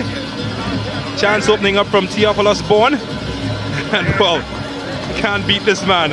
He stops it at everything and he gets our Sportsmax app moment. Oh, we should name it the Jean-Pierre David moment. Seems to be taking a lot of these days. Oh, chance opening up here. Soccer World. Oh, what a save again. Or maybe this app moment came too early. That might have been one of them. How often have he kept Cunupia FC alive? And when you think about it, the goal today that beat him was a deflection. So he continues he's having such a wonderful tournament. So a change was made earlier, and Mikel Alexander was the player who replaced Keston Viri, the man coming in. That's confirmation of that change. Oh, that's a rough challenge, and again, Quincy Williams have been asked to bring out his greeting cards. This time, the lucky campaigner to receive that one, Travis Joseph. It's a second half that has seen lots of greeting cards, and Travis Joseph the latest to receive one of them, yellow in color.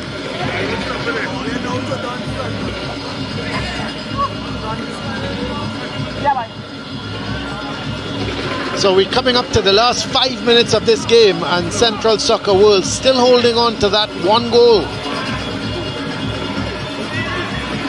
Oh, that's a foul, and it gives away a free kick in a bad area. And James, they've defended stoutly in this second half, haven't they? They've really defended stoutly. I think as a team, in general, Central Soccer World have defended really well. And when you look back, how many saves of Suarez, really difficult saves he's had to make? Not very many.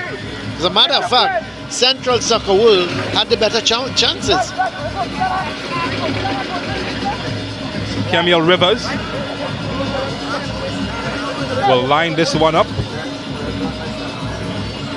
as they will be allowed to be continued. Well, Quincy Williams is looking across to the sideline as a change is set to be made, and Moses Jaikaran. You don't usually see many changes being made in set pieces. I'm not sure the coach might be too pleased that it's happening. In fact, he's waved it off. He's allowed play to continue. This one is floated into the back door, and well, it got past everybody, didn't it? As it goes harmlessly out for a throw, and it will open up the opportunity now for the change finally to be made. So Moses Jaikaran, former Carpe Chima man, is the player set to come in. And well, the referee has not allowed it to continue. In fact, Nicholas Dillon is being asked to walk off the far end of the field. That's surprising to me, Nicholas Dillon. He to me has played such a wonderful game. He is the player of the match as far as I'm concerned. So Jaikaran replaces Nicholas Dillon. He's done his job. His goal as Central Soccer World in the driver's seat in this match. Or maybe Cunupia might have something to say. So Suarez certainly denied that, and he puts up the glove with the number 1 in it. Says, I'm number 1 here, my team is at the number 1 position.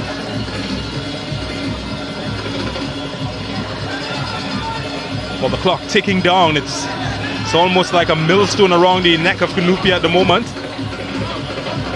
The deeper it gets and closer to that 90 minutes, the heavier the weight.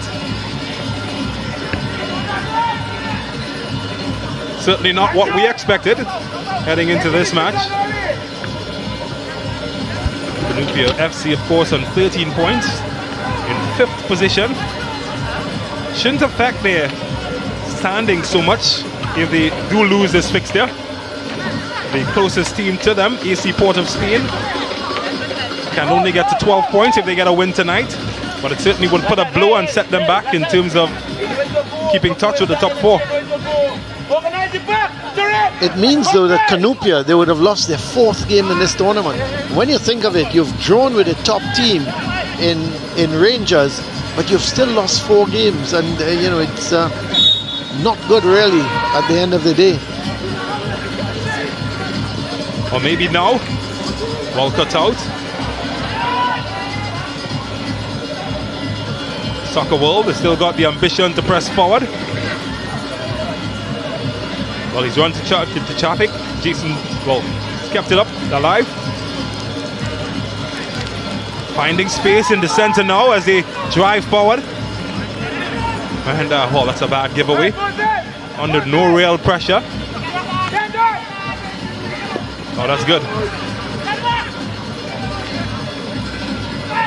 Well, the black shirts trying to connect the dots as they push forward. Need a goal to stay alive in this fixture. And, well, that chance came to nothing in the end. Well, they're certainly just taking their time now, Central Soccer World. It's all about game management here as we enter into the final minutes of regulation time. They've got a free kick, so it makes life a little bit easier for them because they just need to keep that ball away from their defensive third. So they're just seconds away, at least in regulation time, from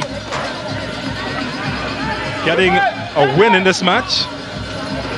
Well, I'm looking at the 4th official, and he seems to be 3 minutes that will be added on. So they've still got 3.5 minutes remaining. And, well, they're going to take their time here after that foul was committed. So more time will elapse as they take their time. No need for them to rush at this point in time. It's not such a good free kick from that man, Nicholas.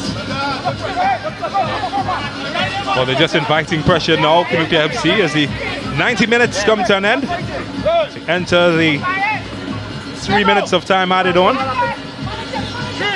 A Nicholas Dillon goal gives Central Soccer World a 1-0 advantage.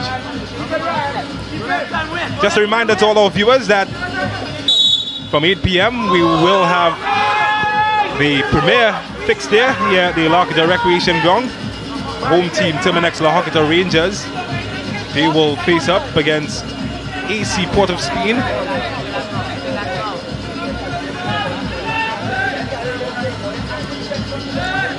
Oh, that's it.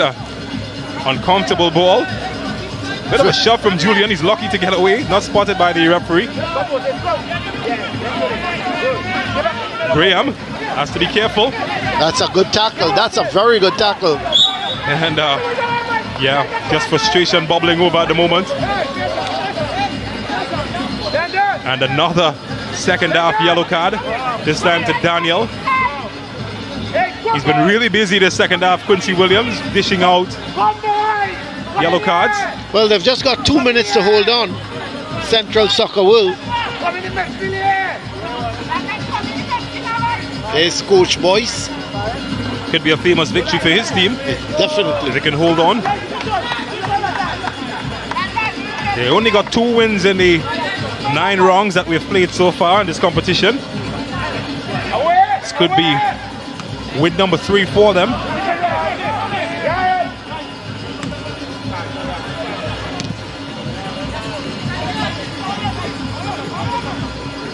Is there anything left in the tank for Cunupia FC?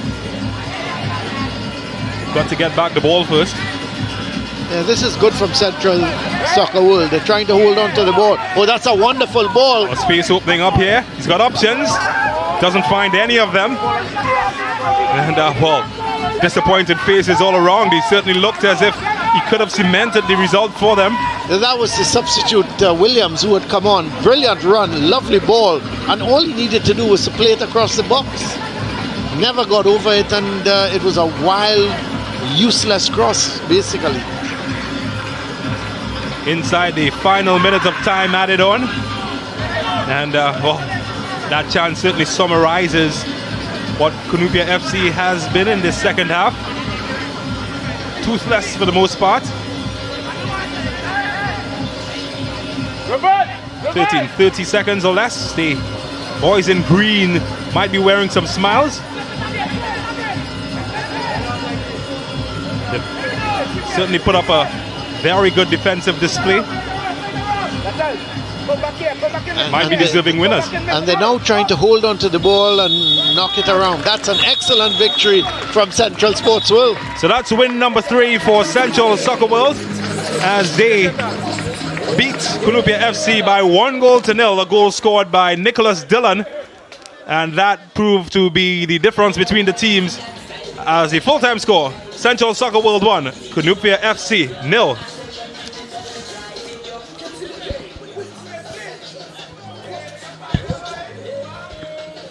Yeah, so 1-0. Central Soccer World coming out victorious here.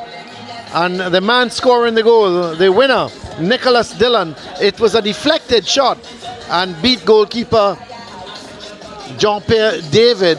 And that's all Central Soccer World needed for victory here this evening. Here we see the referee having a word with the man from Central Sports World, that's Jason Joseph. But a good victory, the officials making their way off. And there is the match winner, Nicholas Dillon. So let's have a look at the highlights. With a long throw with Ian Cowie and then Travin Caesar with a very acrobatic type of shot, and that just eluded the. This is Caesar again. This was on a platter for Semper, and he should have done better. Tried to side-foot it past the keeper, but he should have gone with his laces, hit through the ball. And this is a wayward shot, high over the bar. And that was Dillon. He had the opportunity again to put it in the back of the net, never got over the ball. A long-range shot there coming from Brewster. And then this is the deflection. This is Dillon with a shot. It was deflected in the top corner, and that's all Central Soccer World needed to get the winner. And Nicholas Dillon did extremely well with the shot, and there was a deflection, but who cares? At the end of the day, he was able to put it into the back of the net. And this is Cunupia again with another effort that just wide of goalkeeper Suarez. He was stretching to his left, and luckily it just beat the post. And this, a nice ball through to Bourne. And let's see, he goes past his man, and still Bourne. He now has the shot, and that's a great save from David. A lovely bit of footwork from Bourne. He had the shot, and David was equal to it. Shot coming there, and that was in the back of the net, but in the end was Semper was judged offside, and so it didn't count. And this is another chance. Bourne trying to go wrong David, and David did extremely well. Dillon on the follow through. This is a shot again from Dillon, just wide, and here comes the final chance for the man who came on as a substitute, Williams, and he put it wide. But let's go down to James now. Oh, so yes, we have the stats before we go to James. Let's just quickly run through the stats. 13 shots for Cunupia, 12 for Central Soccer World, so pretty equal there. 8 shots to 9, again in terms of shots on target, so you can see just how even this game was. And the yellow cards 4-1, corners 4-1 in favor of Cunupia, so an 8 saves by both goalkeepers. So it just goes to show, when you look at these stats, it was a very, very close encounter, and no wonder it ended up 1-0. Now I was about as just now saying, let's cross over to James. We will now cross over to James. He's got the man of the match with him. Well, that's right, Colin. I'm here with the man of the match, Nicholas Dillon. Congratulations, firstly, you're man of the match. Thank you. You're a game winner today. How does that feel? It feels good, to score the only goal in the game and to end the first round strong. Yeah. Now, your team, this is your 3rd victory in your 9 matches so far. Do you think that you're turning the tide? Because you got 2 back-to-back wins today. Yeah, I think it shows that the guys has been putting in some work in training, and I think we're coming out and we're playing more as a team, and you could see it in the game. What can we expect from you and your team going into the next round? I'm just trying to keep up the momentum, the team spirit, the camaraderie, everything. Yeah. Well, thank you very much, Nicholas Dillon, and you can celebrate with your boys. Yeah, thank you. Yeah. All right, so I now invite the coach of the Central Soccer World, Mr. Randolph Boyce, to join me. And I tell you what, he has a smile on his face at the moment because you did mention before the match that you've been working on some stuff and it seems to have come to fruition. How does it feel? It feels good to know that the work we have been putting in training bear fruit tonight, and it's also said that we still have a lot of work to do because we could see we have some little areas to tighten up offensively, defensively in the midfield area, but we keep putting it in. Out of all those areas, what worked for you tonight? Defense.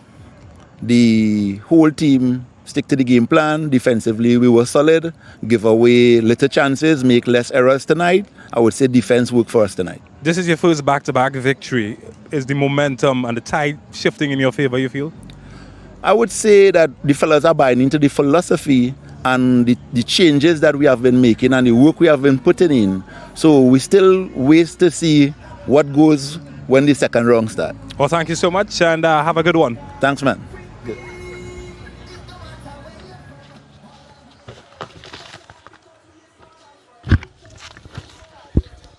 Okay, well, let's have a look at the Campari Player of the Week.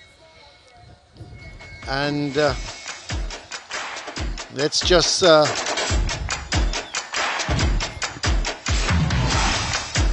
Jean-Pierre David, the goalkeeper, of course, for Cunupia against Rangers. He had a magnificent game. It was save after save. And he certainly kept Cunupia in the game. There he goes again. This is yet another save. And then a terrific one. He was caught just off his line. And that one, he pulled it over the bar. He must have pulled off about 8 magnificent saves. And there he is, receiving the check for $500 from James, the Campari Player of the Week, Jean-Pierre David. Let's go back to James.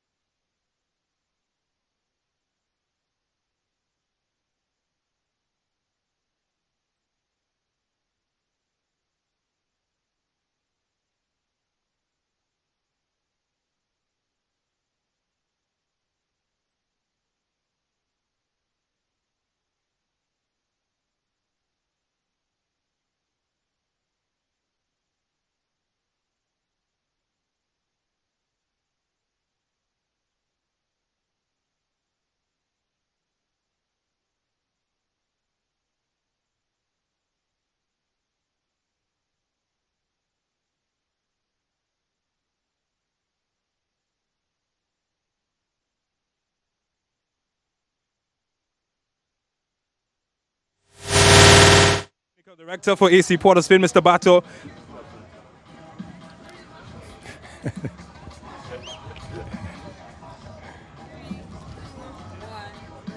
I'm here with the technical director for AC P.O.S, Mr. Bato. Your team, you've been making moves. 2 back-to-back wins for your team. Do you feel like the momentum is shifting in your favor? Actually, we would like to make it 3 back-to-back games after today. And in the early part of the competition, we focus on the fitness of the guys because we recognize that the competition started and most teams would be searching for that level of fitness. And we think we got them to some level, and now we started focusing on the tactical part of the football. You're coming up against the league leaders. That's a tough task. What is the mindset like in your camp? Actually, the sessions leading up to this game, they were very good. And presently, right now, even in the camp right now, the energy is high. I think they're coming into their own. We recognize that we had in the Lions Den, if you want to call it that, the home base of Rangers. But football is what it is. It's a game, and once the final whistle hasn't blown, both teams have a chance, and we feel we have a good chance this evening. You're also the biggest movers in the last round or so in terms of progression up the table. What can we expect from your team tonight? Football. All right, thanks so very much, Coach. You're most welcome. Yeah?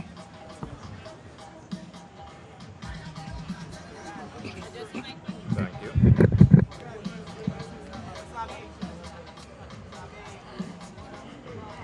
I'm here with Dave Corman, Terminex Locator Rangers coach.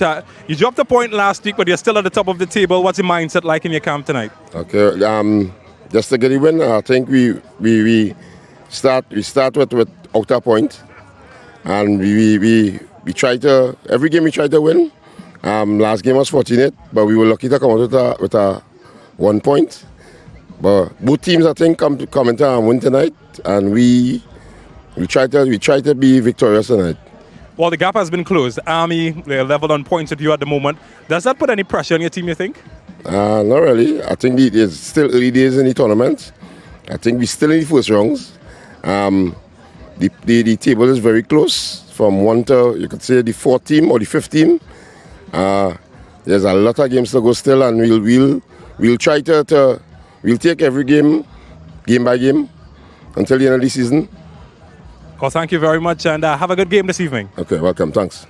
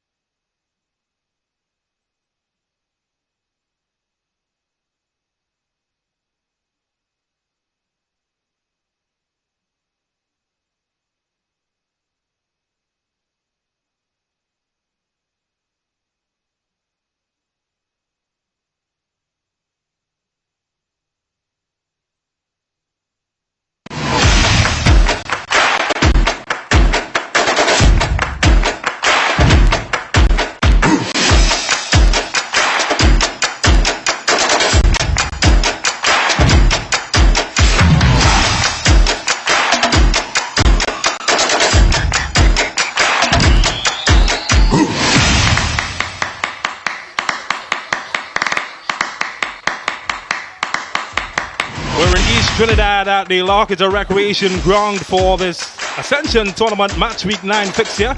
Terminex Locator Rangers, they face up against the team from the capital, AC Port of Spain. Just a reminder, Terminex Locator Rangers sit in top position in the table. They're in first on 20 points. They've gotten wins in 7 of their fixtures while drawing 2. AC Port of Spain is a different story. They're in 6th position, only 9 points. But more importantly, they have been the biggest movers in the competition, getting wins in their last 2 matches. Well, James Saunders is my name, and I'm joined by Colin Murray for what an exciting fixture as we welcome our viewers on CEEN TV6 in Trinidad and Tobago and those around the region at Sportsmax. It's a big fixture, one with a team that is in good form and getting some momentum coming up against a team that are yet to be beaten in this competition. Yeah, it should really be a very interesting game here again. You're talking about a team that they've got the home support, they're playing well, they're top of the league against a team now that has suddenly found the feet, found the form, has got some wins behind them, and they've got some confidence. So, you know, it's not a situation where Rangers can just walk out here and think that they're going to take this game. It's far from it. I expect AC Port of Spain to fight them all the way, and they can very well spring a surprise. Yeah, most certainly. Well, we did have a chat with some folks earlier on. That's right. The AC Port of Spain technical director, James, had a chat with him. Let's listen to that interview. I'm here with the technical director for AC P.O.S, Mr. Bato. Your team, you've been making moves. 2 back-to-back wins for your team. Do you feel like the momentum is shifting in your favor? Actually, we would like to make it 3 back-to-back games after today. And in the early part of the competition, we focus on the fitness of the guys because we recognize that the competition started and most teams would be searching for that level of fitness. And we think we got them to some level, and now we started focusing on the tactical part of the football. You're coming up against the league leaders. That's a tough task. What is the mindset like in your camp? Actually, the sessions leading up to this game, they were very good. And presently right now, even in the camp right now, the energy is high. I think they're coming into their own. We recognize that we had in the Lions Den, if you want to call it that, the home base of Rangers. But football is what it is. It's a game, and once the final whistle hasn't blown, both teams have a chance, and we feel we have a good chance this evening. You're also the biggest movers in the last round or so in terms of progression up the table. What can we expect from your team tonight? Football. All right, thanks so very much, Coach. You're most welcome. I'm here with Dave Corman, Terminix Lohakita Rangers coach. You dropped a point last week, but you're still at the top of the table. What's your mindset like in your camp tonight? Okay, just to get the win, I think we start with outer point, and we try to every game we try to win. Last game was fortunate, but we were lucky.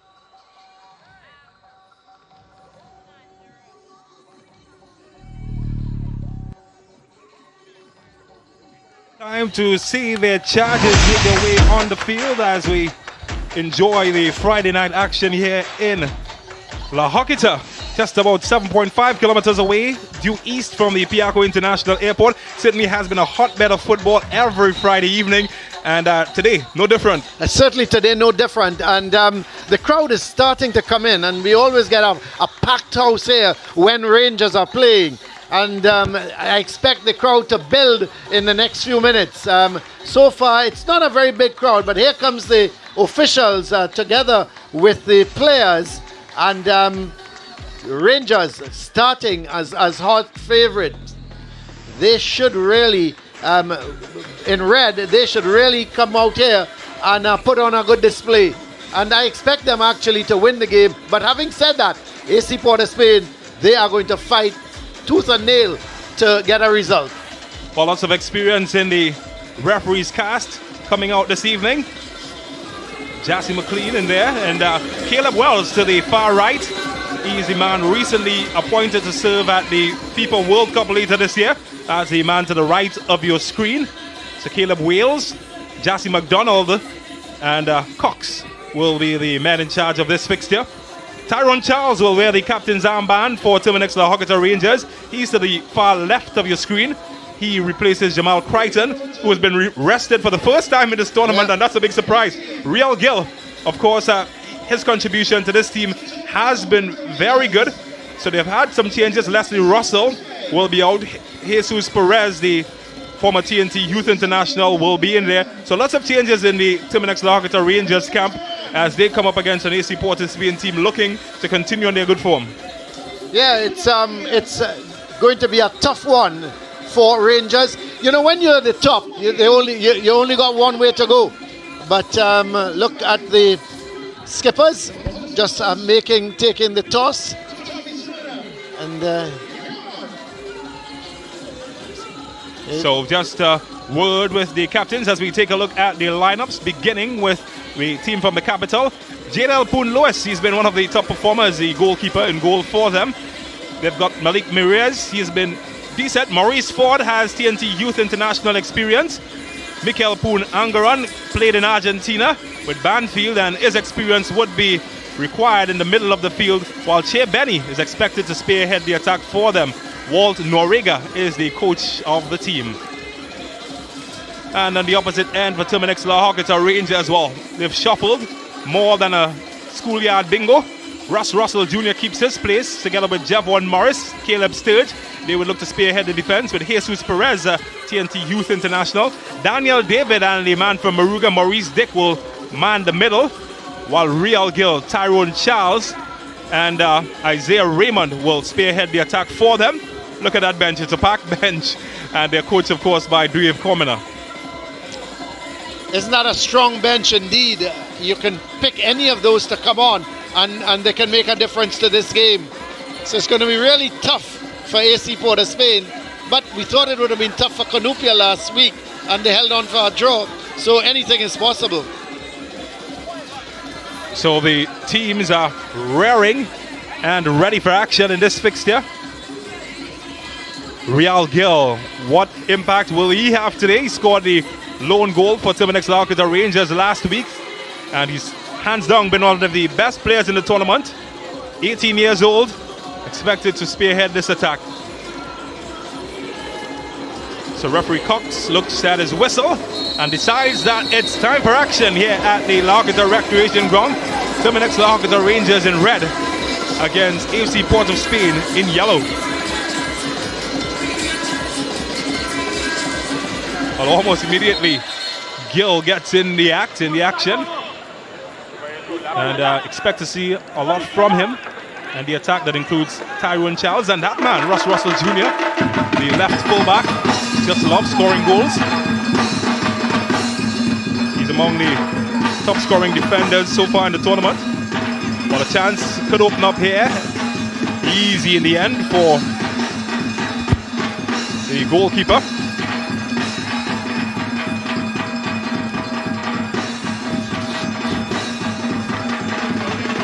Well, the rhythm section already in high gear. It's only the opening minute of the match. Might give you an idea of the tempo we can expect from this fixture.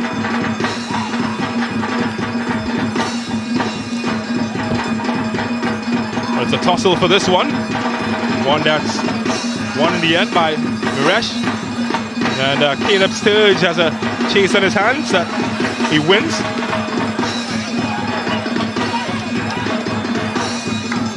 Oh, the jamming now starts.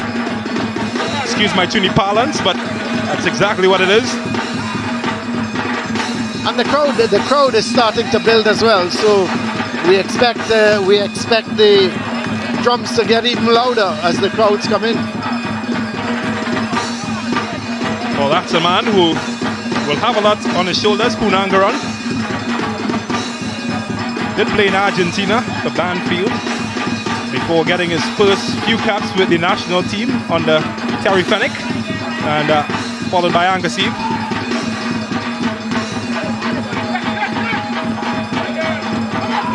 Yes, Che Benny to Angaron, linking up well, and already in a good position here. Chance opening up, and well, Javon Morris was solid as he kept that out.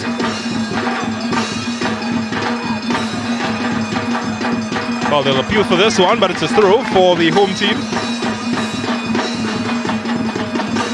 Real Gill, he's a small lad, not afraid of big challenges.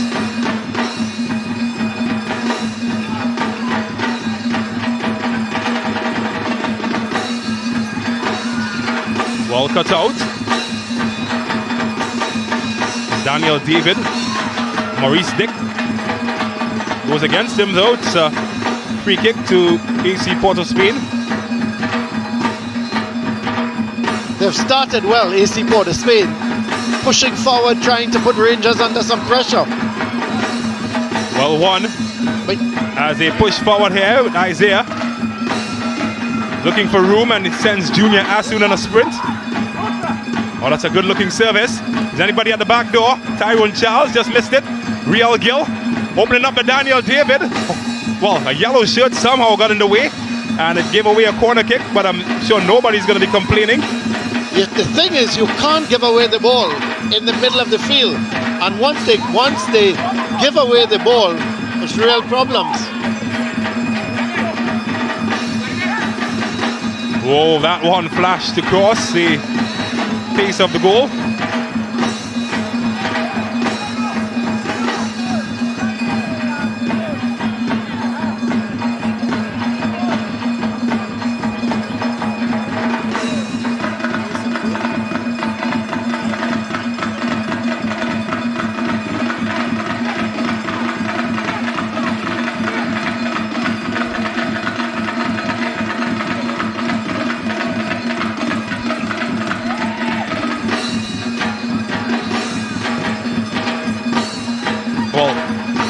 just sense the high energy egged on by the rhythm section.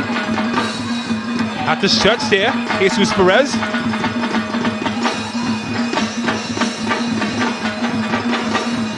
Chance could open up here. And a shot. Oh, side netting. Had some spectators jumping off their seat. And wow, if that's the kind of action that we're expecting, that's a good thriller. Certainly is. Certainly is good action at the moment. And by AC P.O.S. Spain, they are not afraid to take the game to the Rangers team.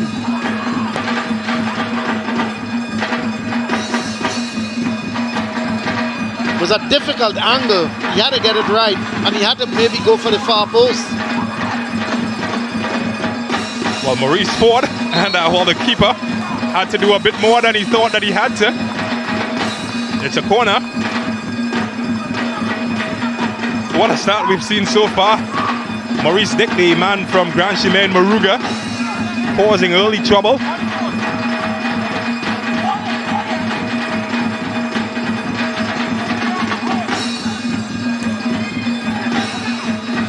It was dipping under the bar, and the keeper had to make sure and get a touch. Well, they're appealing for another corner. It's a goal kick though. So we've seen opportunities on both ends. Maurice Ford for Terminex Rangers, and the man who scored a hat-trick last week, Cedel McLean, for AC Port of Spain. Look at it, it's just probably dipping under the bar. He did well. Well, most importantly, as the goalkeeper, he kept his eyes on it all the way through.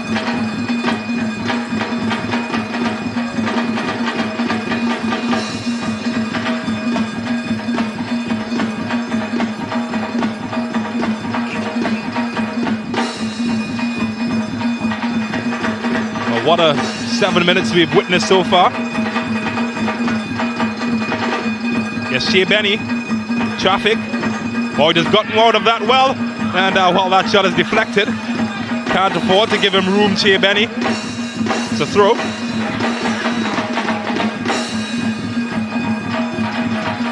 Well, Caleb Sturge to Benny, and this time, Javon Morris gets his size 12 in the way. Tell you what, I think that Caleb Sturge is going to have his hands full. Benny continues to float in that left side pocket.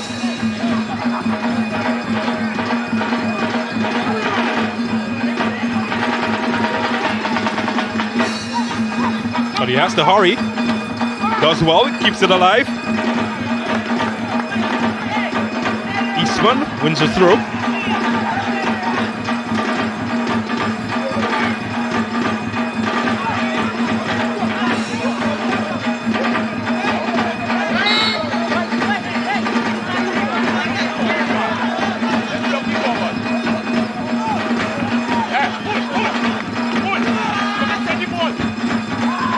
Well, this is long in the area, looking for Tyrone Charles, and well, Poon Lewis holds on. Well, they've got a family connection in goal for AC Port of Spain. You might have seen his younger brother in earlier matches in goal. This is the older brother, Jadel Poon Lewis.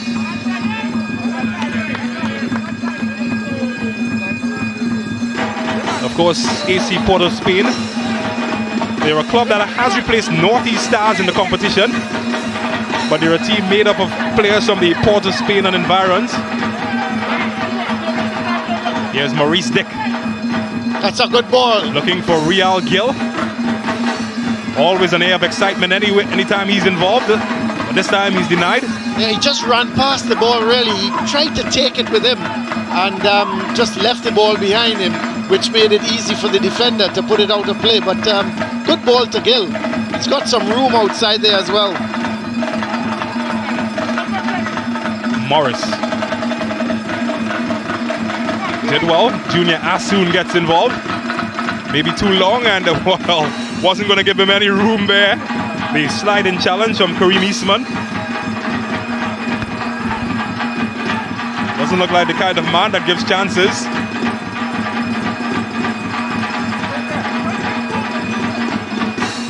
Here's Junior Asun, the former Shiva Boys man. Dick looking for Charles, well cut out.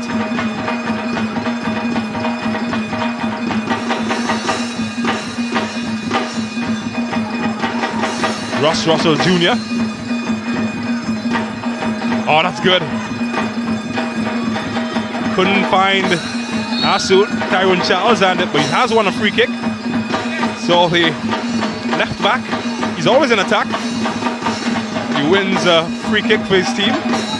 Ross Russell Jr., of course, the son of former T&T International goalkeeper Ross Russell Sr. Yeah, but Mirez really should have got rid of the ball. He was holding on to it, running with it. And once you do that, you're going to run yourself into trouble. And he realized Ross Russell Jr. was getting to the ball before him. And once that happened, he committed the foul. There's the number 4 player, Mirez. And really and truly, the cardinal sin for any defender is to pick up your ball and run with it. There he is, he's going, running with it.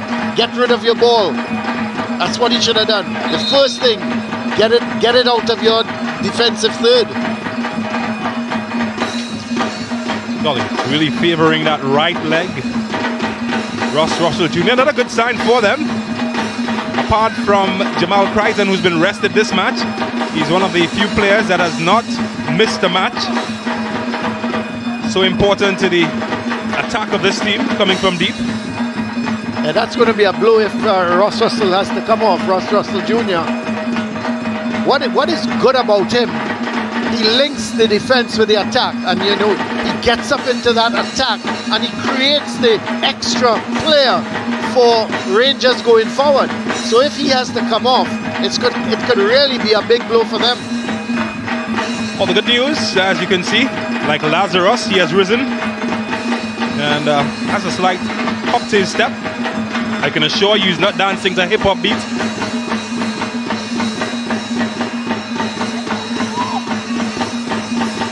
So Daniel David will stand over this free kick. He's got lots of options. 5 red shirts in the area. And he goes at goal. Oh, didn't quite get the coordinates right. Never did. Never really threatened the keeper. Let's have a look at that. He pushed it too far ahead of him, and Ross Russell Jr. took a real knock there, but thankfully he's going to be coming back onto the field.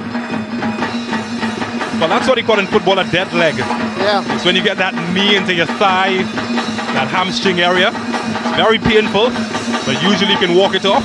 But Mirez tried to run with the ball. He got possession and he pushed it, but he pushed it a little too far ahead of him.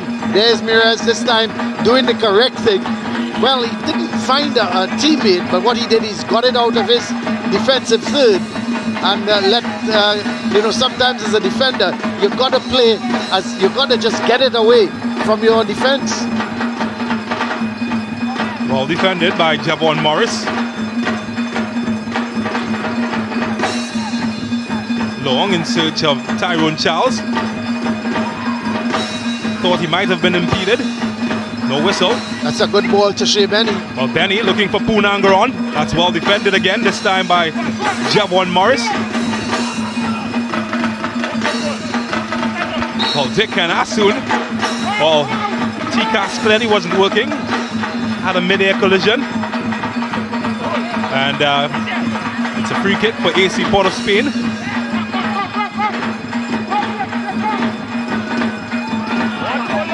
Well, must have had his signal scrambled. Oh, that's good. That's very good. Space opening up here. That's good defending. Just cut out by Mirez. Excellent defending. And AC Port of Spain are away.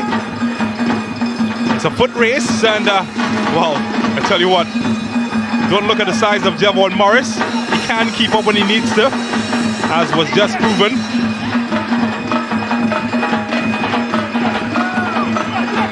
Sean Del Augustus was really powering his way towards goal, but as he found out, Javon Morris does have some pace about him.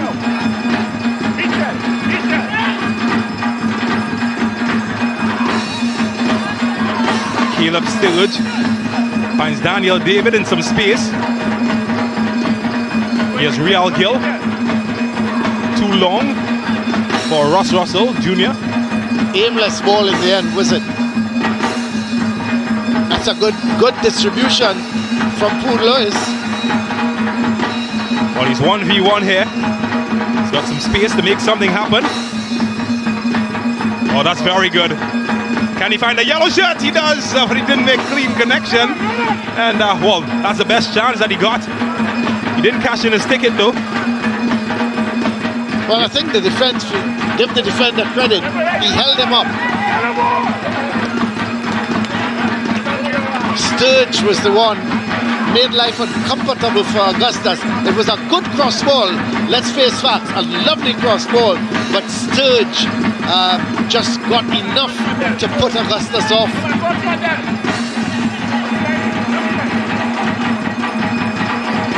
Let's have a look at that ball. Lovely cross ball, and there goes Augustus, but there goes Sturge. Put him off. Never gave him the opportunity to get the shot away. Well, here he is, Augustus. Ball given away to Asun. He was taken out. It's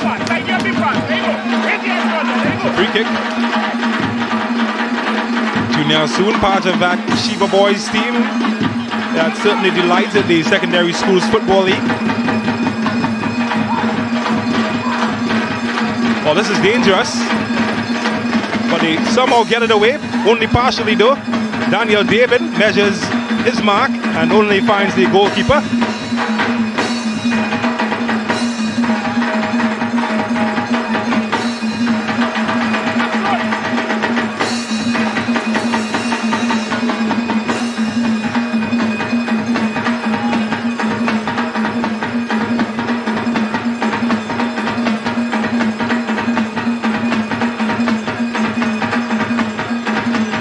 Can you feel the atmosphere?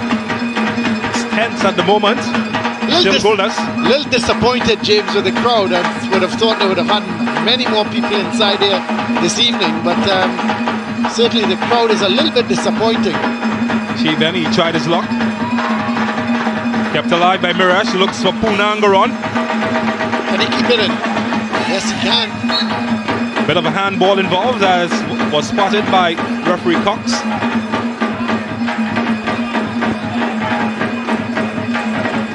Jabari Sinclair starting this match. He did come off in the last match injured. Has been rotated with Jabari Bryce for much of this tournament.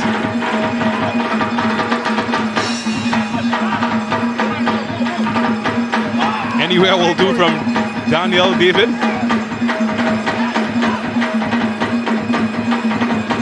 Oh, that's confident for Mirash. Punangaron. Looking for Augustus. Morris does well in the end, just saving it from going out for a corner. Well, if it's one thing, they don't look in one bit intimidated, AC Port of Spain. No, they certainly don't, and they're taking the game to Rangers. They won a corner. Well, I think the referee said it's a goal kick. Well, Caleb Sturge was certainly protesting for that, as the ball was being taken to the corner flag.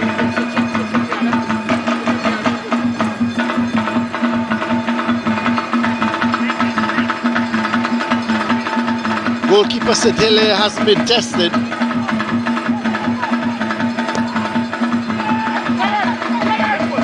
Aimed in at Tyrone Charles. Does get ahead, couldn't find the red shirt.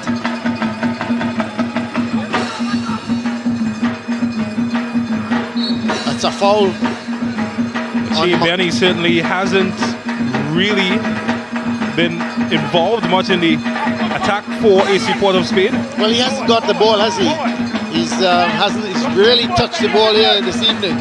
Even Punangaron, he's now getting possession and sends it to Benny. Benny tries to thread the needle. Couldn't get past Ross Russell Jr.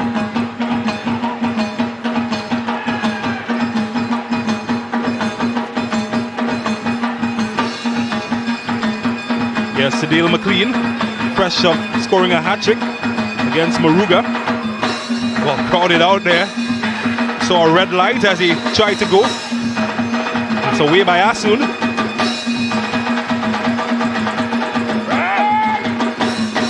Oh, for a moment I thought I was witnessing an MMA match. Please continue. Oh, that's sloppy. And Raymond is away. Outnumbered.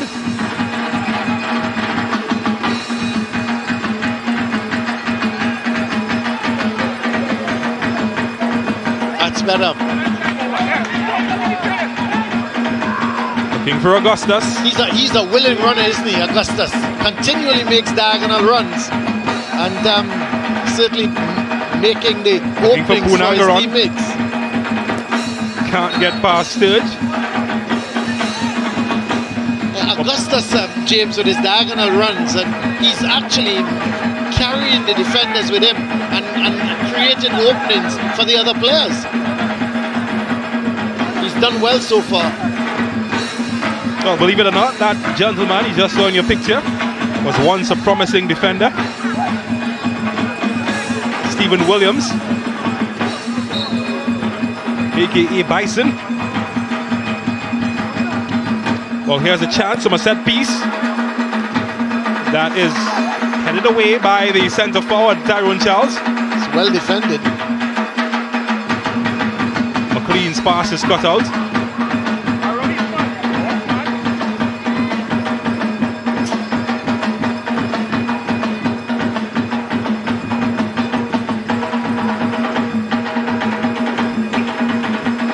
Real Gillis come across to the right side now for Rangers.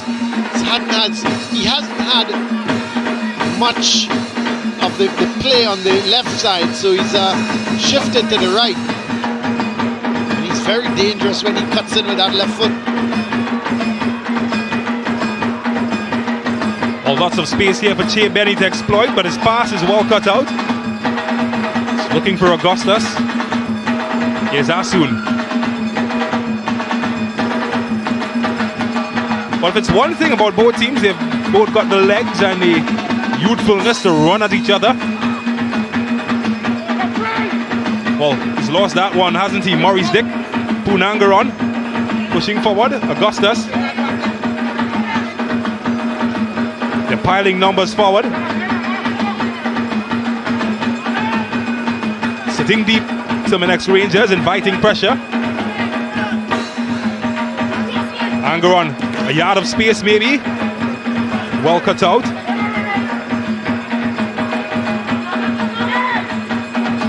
But he's looking for his fellow winger, Asun. Couldn't find him. And Benny taking everybody on. Augustus. A yard of space maybe. And easy for Sintele in the end. That was not a bad effort because Augustus was making room for himself. Went around the defender, just didn't get the power on the shot. But good move from Shea Benny, and then the ball break into Augustus. Had the shot, but as I said, just didn't get the power behind it. Well, this is a foot race that Caleb Sturge has lost Augustus, but he makes up well in the end. I'm looking at the position of Punangaron, usually used as a pivot, deep lying midfielder. He's picked up a wide midfield role today, isn't he? On the left side. Very interesting. Very much a touch player, isn't he? Picks up the ball, lays it off, gets back into position. He's a good runner off the ball as well. Can always find him.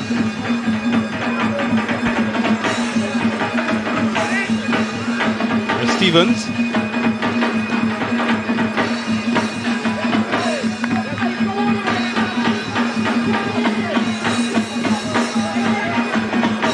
Well, they haven't been allowed any momentum, Terminex Rangers, as the team in yellow from the capital, Port of Spain. They've been the ones that have created moments like this. Chance here.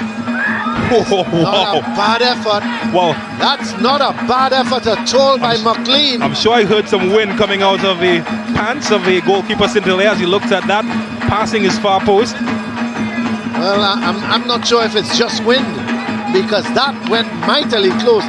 It was a good cross, and look at this from McLean. He hit it one time, and that could have easily nestled into the corner of the net.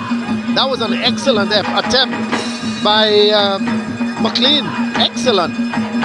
I tell you, this team has started to play very well. AC P.O.S has made. They're not afraid to attack Rangers. They're using the width of the field, and they're getting the crosses in. Well, here's Gill trying to take on two. Loses that mathematics equation. Raymond will hustle and doesn't get it. It's a goal kick. The thing is, when you get the chance, James, against a team like Rangers, you've got to take your chance, because they are such a quality team. When they get the opportunity, they're going to make you pay.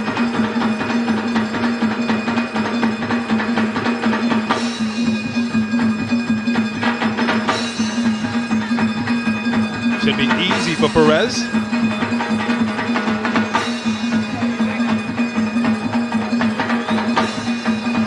Daniel David has his hands full in the middle as Charles looks for Raymond. And good defending in the end from Eastman. Kareem Eastman. Excellent defending. He did well, because that was dangerous. And it's the same point I made.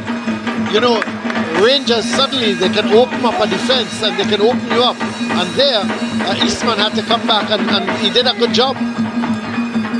They're looking solid at the back at the moment, AC P.O.S Spain. And I like how they're moving the ball around. Well, did well to hold on to possession. Linking up with Che Benny, taken out, and does win a free kick. I think he might just have been trampled by the trailing leg in the end from Daniel David. And look at the one-time passes. They were just knocking that ball around really nicely. Che Benny to Punandarong, back to Che Benny, flicked it on. I mean, it was a really wonderful display. There's goalkeeper Sedilea just asking for a three-man wall. Let's look at this. One to Punandarong, to Che Benny. Lovely bit of football from AC P.O.S Spain. Now Che Benny is lining up this. Well, if anybody can strike it from distance, it's that man, Che Benny. Wow. Just past the post. Well, some belly dance movement from that one as it zigged and it zagged, and well, that man knows he's a lucky camper. James, I thought that was nestling into the corner of the net. Whoa! It couldn't pass any closer, could it?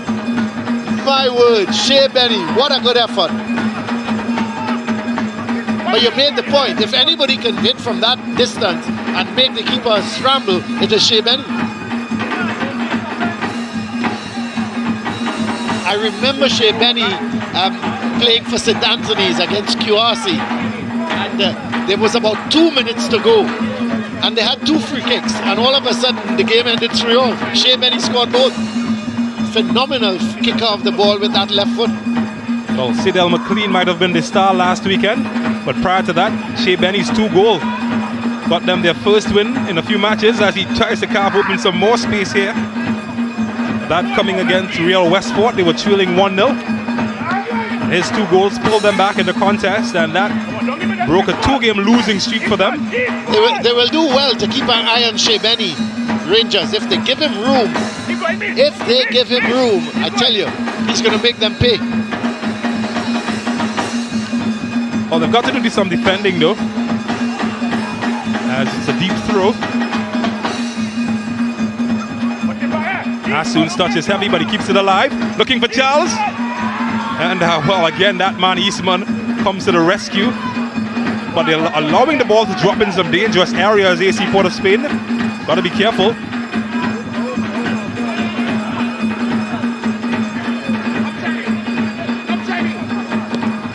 Approaching the half-hour mark in this match, it's still goalless. Surprise, surprise. And I tell you what, the momentum has not been maybe where you were expecting. AC P.O.S Spain, they're taking the game to Rangers, and they're really playing excellent at the moment. but they've got to be Ending careful. at Augustus, and again, Javon Morris gets in the way. Still alive though. A chance opening up here, but the flag goes up. Might have been offside. James, as I was making the point, they're playing very well. They're going forward nicely. They're knocking the ball around. They're creating a couple of chances, but they've got to be compact at the back. We've seen where Eastman have saved them on a couple of occasions. If they're not compact at the back and keep their shape, they can run into problems against this Rangers team. And don't be surprised if it ends at halftime goalless, that there are about 3 changes from Rangers. That's their DNA. Well, they've certainly got these stocks. Take a look for yourself. Choose anyone. And you can't find a match winner, particularly that man to your right, Kadeem Corbin. Already outlaying his plans, his teammates, Ike Andrews and company. There's Isaiah Lee as well on the bench. Mina, you're right. Take your pick. You can have any one of 5 that can go on and change this game. Well, just in case you're wondering what the delay was about, Javon Morris was in some discomfort. He is off the field at the moment. Just made his way back on.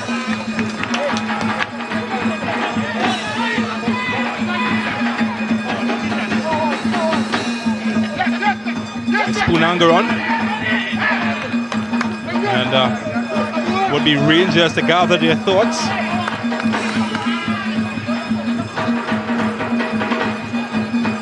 Well, they've certainly scouted far and wide to the next Lockett Rangers. Well, this is dangerous looking. Tyrone Charles hustles them almost out of possession. And well, try to get it anywhere, but only put it as far as McLean. He's got Augustus ahead of him. Punangaron in, couldn't find any of them as his pass is cut out.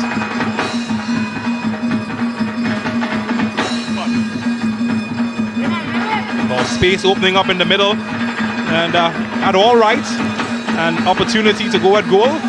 Couldn't find the accuracy. I was making the point that Rangers, they've scouted far and wide.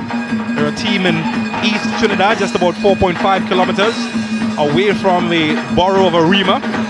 But they've got players from all across the country. Gasparillo, Maruga, West Trinidad, Central. Oh, that was brilliant by Gill. And they've got the homeboy Gill. The control by Gill was excellent. That was a difficult ball to bring under control.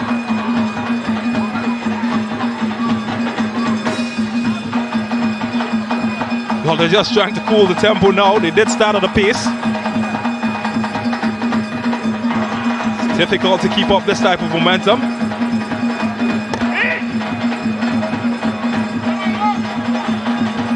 Now, Real Gill is off the field at the moment, receiving treatment. So they're short a man at the moment as Shea Benny looks to open up some room. Here's McLean.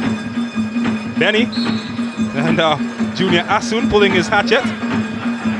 To tell you, James, how AC P.O.S have been putting Rangers under pressure. How many times in the last, say, 10 minutes have you seen Ross Russell going forward? Ross Russell has not been going forward at all. And we don't see that. It's another foul on Shea Benny. Well, we saw him score from this angle. Oh, he scored from this angle in the pass. Can he do it again? Not this time.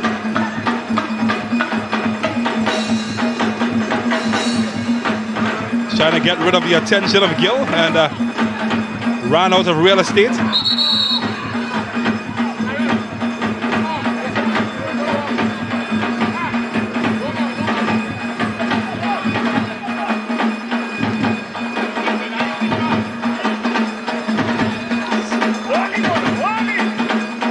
Shot from distance. That was ambitious. Kept his eyes on it as it flew overhead. And well, Mirash, he's just part of everything, whether defending or having Hail Marys. It had some power, but just lacked. It didn't come down in time. Very ambitious.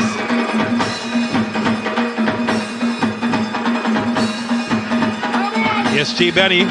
Lots of space between midfield and defense for him. That's a rough challenge on Sidel McLean. And but it's not a foul. Yeah, it is a foul. I thought it deserved a card as well. But I'm looking McLean, I tell you what, McLean was away. I'm looking at the geography of it because he pointed to the corner flag, and it's inside the area. And that's why I was asking the question. Well, I'm surprised if that is a corner, not a foul. Let's have a look. McLean was ahead of him. Well, it could be just on. Well, I'm surprised that he's awarded a corner. That looked like a foul. And maybe, just maybe, he got most of the ball. I don't know what you make of it, James. If you thought he got most of the ball, I thought he got the man. He came from behind McLean. Let's have a look. You tell me he got the ball there, James. You tell me he got the ball. Okay. Well, that's why. That's right. Why they don't hire me in the VAR booth. I don't know. Cox seems to think otherwise.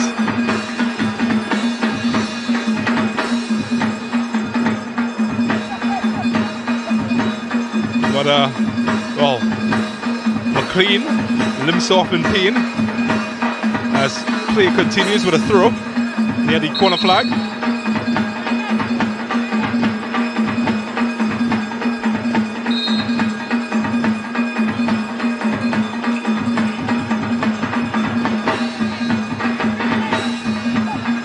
Maybe more danger could be had from this one. Comfortable.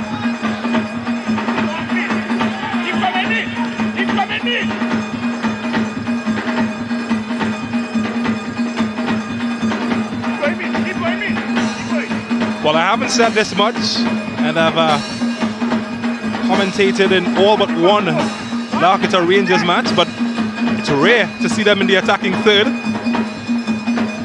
That's not something you say every day. But not much time spent there either.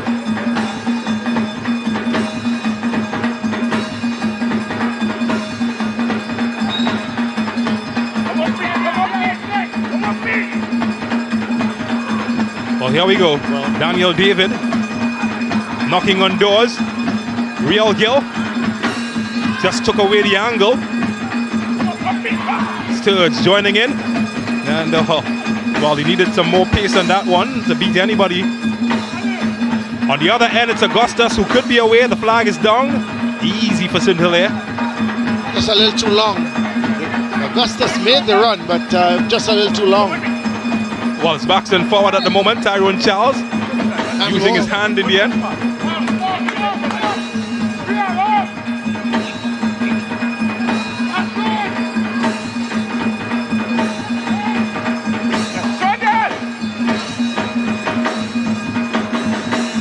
Seven minutes of regulation time remaining in the first half. Goalless.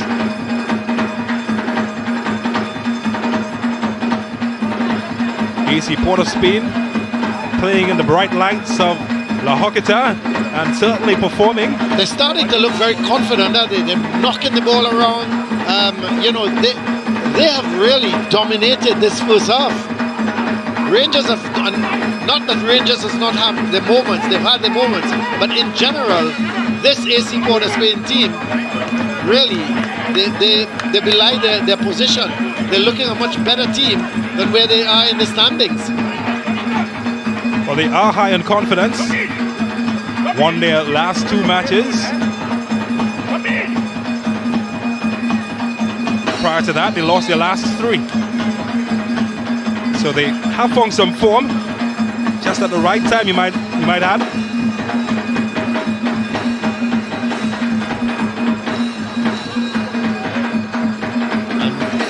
Strangely enough, Rangers at the moment, they're backing off of them and allowing them to have the ball in their half of the field. It's interesting. They're not putting them under pressure at all. Look at them. They're just knocking the ball at the back. And the Rangers team is just standing up and looking at them and going from side to side. And AC P.O.S Spain just continue to keep possession. Sturge As well. Dick helps out and Morris sends it into the pavilion. That's not a good clearance from Morris. Big man at the back.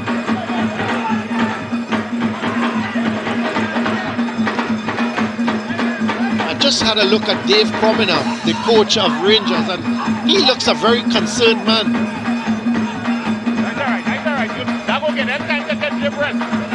But he did say prior to the match that he's not concerned. Well, I'm not sure he might answer the same if I ask him now. I tell you what, if you ask him that question now, he wouldn't say that. Look at him. He is not happy at all with the performance so far. Started his coaching credits with the youth teams of Northeast Stars. And well, quite coincidentally, AC P.O.S Spain was formerly Northeast Stars. So he does know a lot of the youth players. He's since made his name with Terminex Rangers since taking over as head coach at the senior level. Look at the time that the guys at the back have from AC P.O.S Spain. Well, on the contrary, Rangers might say, well, they can keep it if they keep it in their third.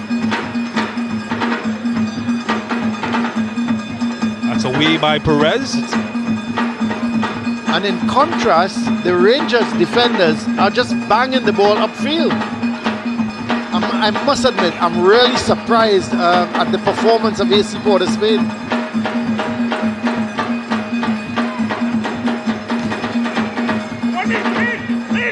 I think Ross Russell Jr. in particular, he's entered the Rangers half in the last 20 minutes about 2 times.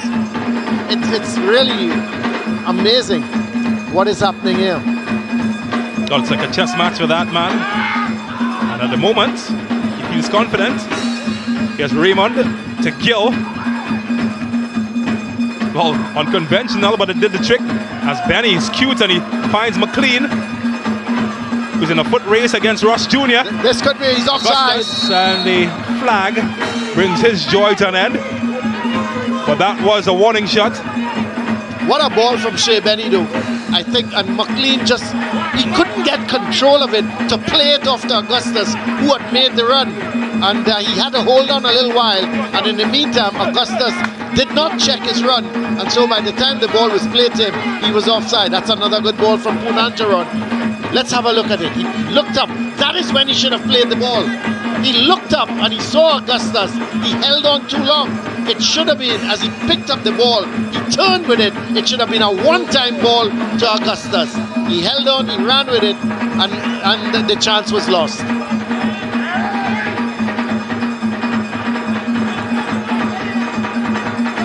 Inside the final 2 of regulation time. Still goalless. Rangers in red.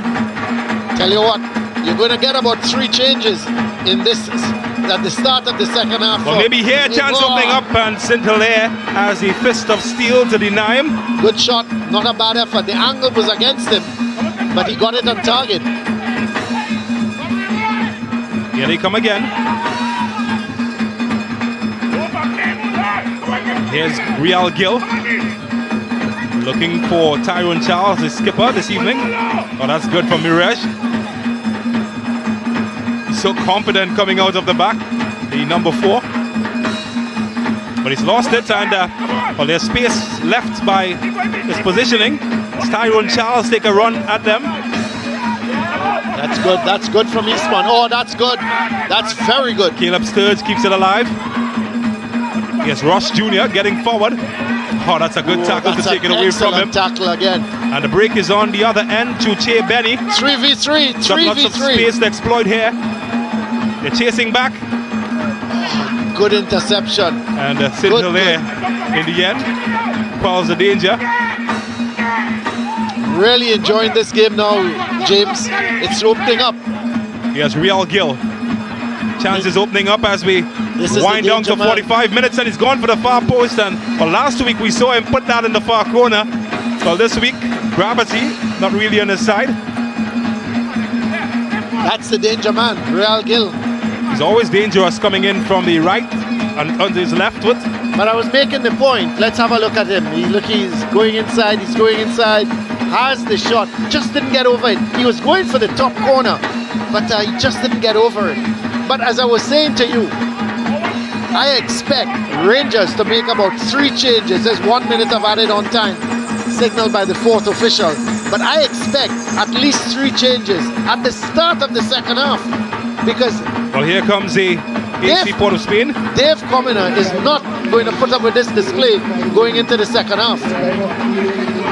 So we're into the 1 minute of time that was added. And still goalless. Not many would have predicted this. But that's the game of football. Who said cricket was the game of glorious uncertainties? Is there one last bit of action in the first half?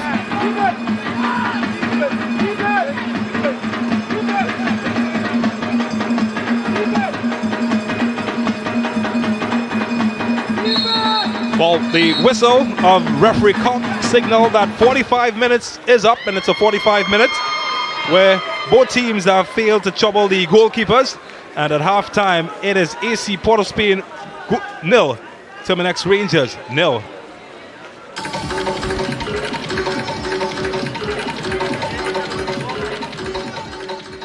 So there it is, halftime. It's goalless at the moment between Terminex La Horquetta Rangers and AC Port of Spain. A goalless half, but a half full of action, and a half that was really dominated by AC Port of Spain. Surprisingly enough, they've taken the game to the league leaders, and they had a couple chances to put the ball into the back of the net. They did not take it, and who knows, they could very much pay for that. When you don't take your chances against a team of the quality of Rangers, you're sometimes made to pay. But it's been a really good half at the moment. So we're at the half. It's Rangers 0 and AC Port of Spain 0. We're going to take a break.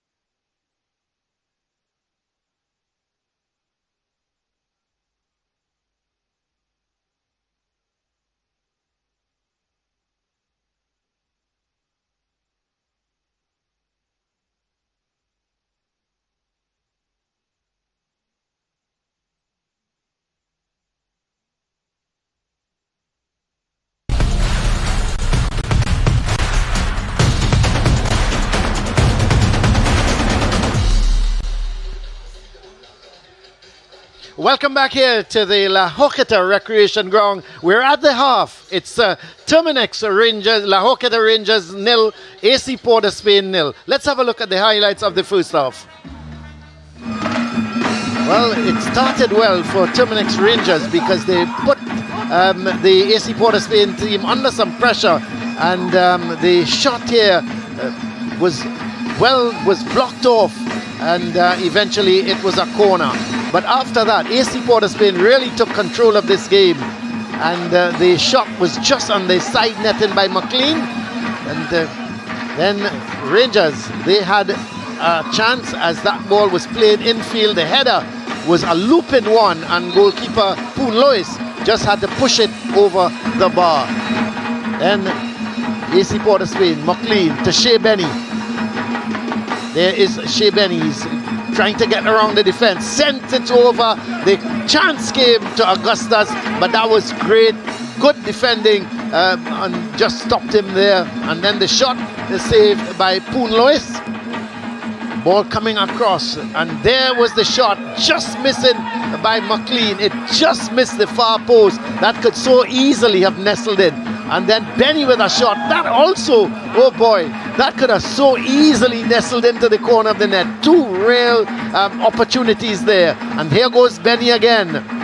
Good balls through. And the shot comes from Augustus. That's a good save from St. Hilaire. And Real Gill with probably the final shot of the game, just over the bar. The final shot of the first half, just going over the bar. Let's have a look at the stats of the first half here between these two teams, and you would find that AC P.O.S Spain has dominated 7 shots to 4, shots on target just 2-all, and when you go through the rest of the stats, 3 corners to 1, 2 saves each, but still possession wise AC P.O.S Spain had the better of the first half. Let's head down to James. He's got an interview with the tournament director Kieran Edwards.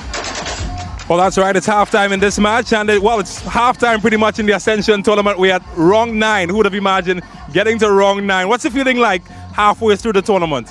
It's a relief. It's been hectic, but excited, and it's something to look forward for the second rounds of the tournament. I'm really excited about the second rounds of the tournament. Well, this tournament pretty much broke the barrier, coming out after 2 years of inactivity, no football. Are you surprised at the quality of the football that the tournament has been able to produce? I'm not surprised with the quality. I was excited about the amount of goals. We're talking about 100, and before this match run, we're talking 163 goals in 40 games. That was really exciting. That surprised me a bit, guys coming out of a 2-year break with the pandemic. So that was really the only surprise. But I think in Trinidad here we have quality players, and it's expected that we'll see quality football. Well, you don't have to keep your ears to the ground to hear what the streets are saying, and the attendance has been a big talking point about this competition. Is that a surprise for you as well? No, that's something we really get to do in terms of mixing entertainment with sport. And we know football is a business and it's entertainment. So we really wanted to showcase the entertainment, the local culture, the dancers, the cheerleaders, the artists, rhythm section. So it was expected that numbers would come out after the pandemic to really entertain themselves and really being engaged with the football and the package that we put forward. I'm hearing talk about money, teams receiving some money. You want to share some of that information, what's going on there? That's the hot topic right now. We gave $250,000 to all the teams in terms of appearance fee. In the first tournament, we did $190,000 thereabout in terms of appearance fee. We upped it a bit. It wasn't carded to be given in this tournament because we would have put out more in terms of the production and getting it on television, having all the games aired. But the overwhelming support by the supporters and persons coming to the games, we would have received some hefty gate. You would have seen it. Upwards of 3,000 persons coming to some of the games, and we really passed on that with the teams in terms of giving them an appearance fee, and it was so much that we would have been able to up from the first year. So we gave 25,000 to each team, and we're hoping to even do more in the future. And I'm sure the obvious question now is, what can we expect moving forward with the Ascension Tournament? Is this going to be expanded? What's going to be happening next? Well, the initial framework of the Ascension Tournament was supposed to be played with over 92 teams, a first division and a third division, with a second division, with all the zones.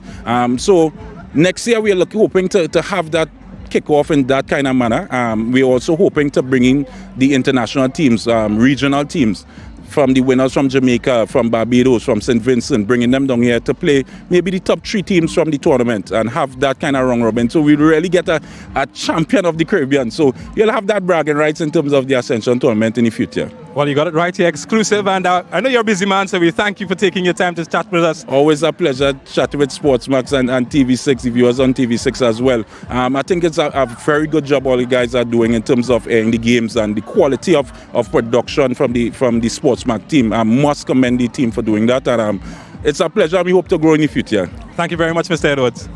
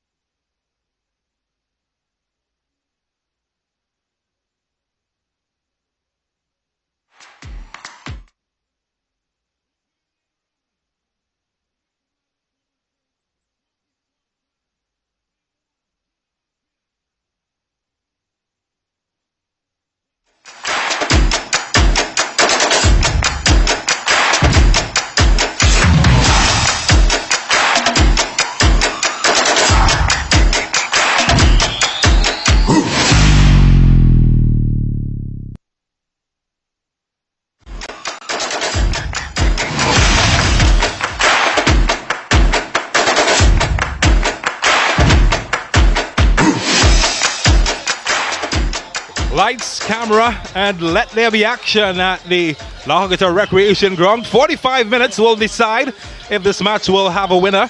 At the moment, Terminex La Joquita Rangers, they are goalless against AC Port of Spain. Welcome back to the action. James Waters is my name, Colin Murray alongside me as we summarize the first half action. It's a first half that has ebbed, that has flowed, and quite surprisingly to many, AC Port of Spain have been the dominant team. definitely the dominant team. Look at them, full of confidence, they're bouncing, they can't wait for second half action. Now, we have to wait and see, James. I made the point that the coach of Rangers would not tolerate what happened in that first half and is going to make changes. I want to see just how many changes he's made. Look, I'm seeing one already. Kadeem, number 9. Kadeem Corbin, that's one. Jamal Crichton, the captain. That's 2. Isaiah Lee. That's 3. So it's so predictable. He was not going to see how AC Port of Spain outplayed his team and send back that same 11 onto the field. So he's made 3 changes immediately with those 3 to come on. Those are the 3 men. So the 3 changes: Kadeem Corbin, Isaiah Lee, and Jamal Crichton. So it was so predictable. He was hurting. You saw him on the sideline. He was shouting instructions, and look at those 3. And that's the quality. We talked about Rangers. They will make a difference to this Rangers team. And we'll just have to see how will AC Port of Spain deal with these 3 substitutions. Most certainly. So, Nikolai Naron in charge of this one. Correction for the earlier information.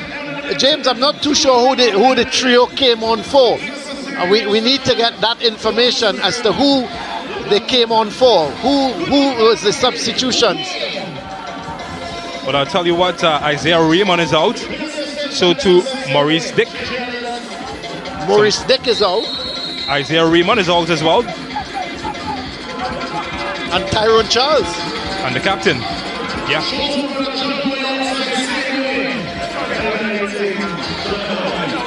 Well, Jesus Perez has his hands full early on. I really like Augustus up front. He's a real hustler, isn't he? Yes, Gill gets out of trouble. Crichton certainly missed his presence in the first half. It's the first match that he's been rested, and well, they had to call him in 45 minutes later. Shea Benny going for goal again. Sturge high into the night sky. The battle for this finally away, only as far as AC Port of Spain. Goes in search of Augustus, finds him. That's a good touch. Excellent. Yes, Cedile McLean. Shaquille Edwards. Well, it's more of the same at the start of the second half. They look assured and confident in possession, looking for space and opportunity to hurt the team in red.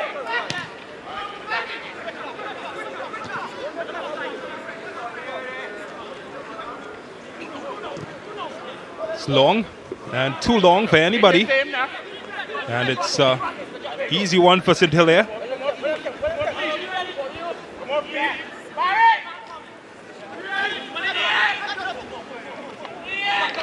Kadeem Corbin goes to ground. Nothing wrong spotted by Nikolai Naron.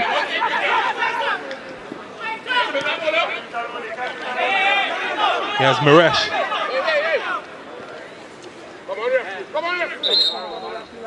Well, Kadeem Corbin is still on the ground as we have confirmation of the changes. Isaiah Raymond making way for his namesake Isaiah Lee.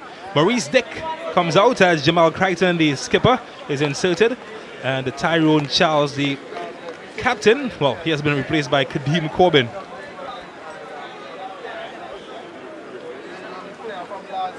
Well, Kadeem Corbin, we spoke about the rotation and we spoke about the strength of these teams.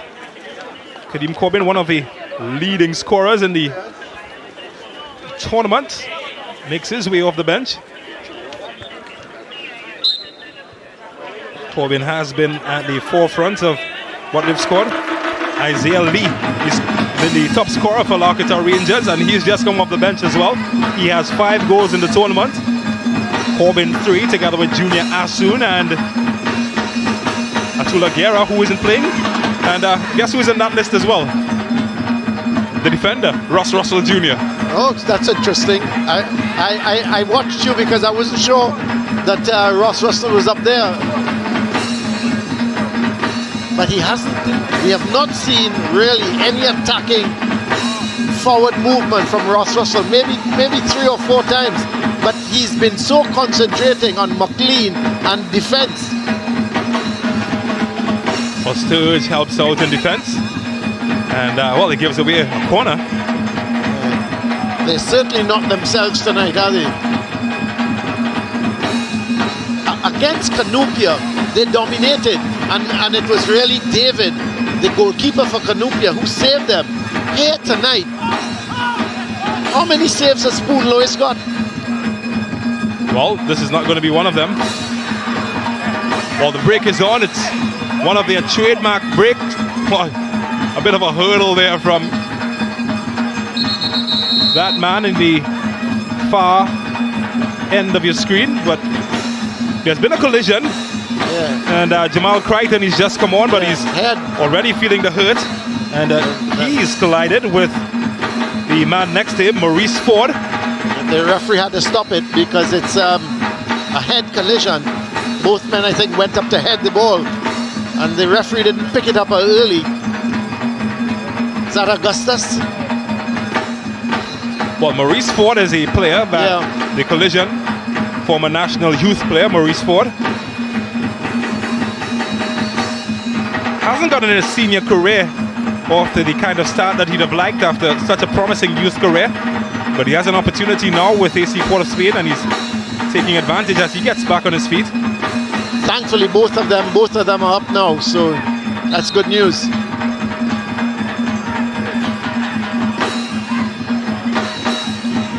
Well, it happened so quickly. Yeah.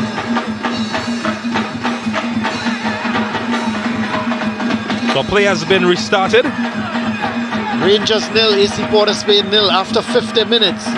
Would you have predicted that, James? Well, not many would have. I'm not great at predictions, and it's a good thing I didn't. I would have continued that trend. That's dangerous, dangerous. Well, here's Kadeem Corbin. Oh, he's going around the keeper. And just like that. Kadeem Corbin, against the run of play, has done what his teammates have failed to do for 50 minutes, as he puts Terminex Lockett Rangers 1-0 ahead against AC P.O.S. of Spain. And look at the hustle. They caused the problems at the back for AC P.O.S. of Spain. They gave away the ball, and the change has already, the substitutions have already made a difference. Let's have a look at the hustle. The ball, they were knocking the ball around, trying to play it, and the through ball to Corbin goes round the keeper and into the back of the net. Easy as you would like. And that's the quality of this Rangers team. But more so, with the substitutions that have been made, makes life easy. Well, thank you to you, sir, providing the first goal of the match. So 1-0. Terminex Lockett Rangers taking the lead against AC P.O.S. of Spain. Kadeem Corbin getting goal number 4 of the tournament for him. And it's a goal he will remember. Certainly a man that scores at the crucial moments in matches. And how well he took it, didn't he? Never panicked. Making a reputation for himself. Here's Junior Asun looking to make one for himself. Oh, that's a dangerous. Corbin deflected, and oh, somehow, some way that did not go in the net.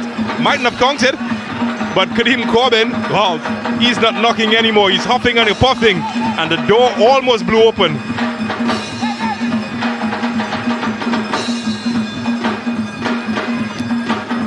AC P.O.S. of Spain, I think they're not too sure what hit them.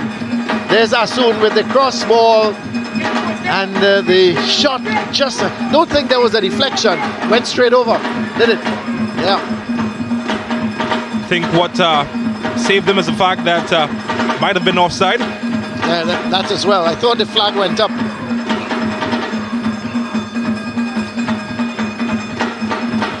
Well, just like that, they're feeling the pressure. AC P.O.S. of Spain, after a promising first period, they find themselves trailing. Maybe this man has other ideas. McLean against Ross Russell. And, well, it's fair to say Ross Russell won that battle quite easily. I think he was trying to play it off of him for a corner. But the thing is, Rangers are putting AC P.O.S now under some pressure, and they're starting to make mistakes, especially at the back.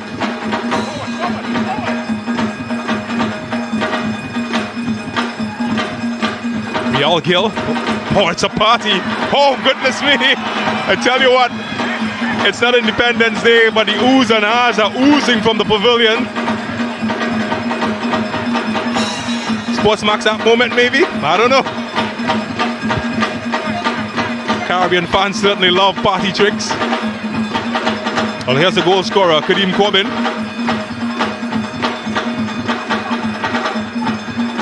Morez has a handful trying to keep him open.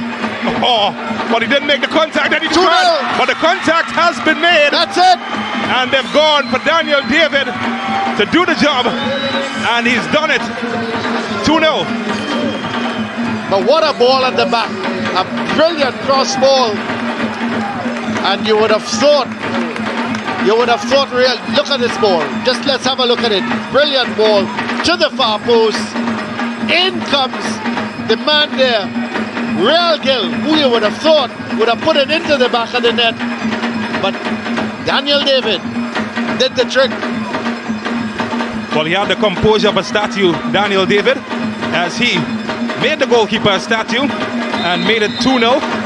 And Kadeem Corbin, what an impact he's had since coming on, scoring a goal, assisting another, and just like that, it's 2-0 to the next Rangers. But the beauty of that cross ball was absolutely brilliant. It was pinpoint to the far post. All Real Gill had to do was to touch it, and he would have scored. And if there's anybody you would have wanted that ball go to, was Real Gill. Well, here's Corbin again. Well, if I were a defender, I'd be pulling the blankets over my face. It's a nightmare anytime he touches it.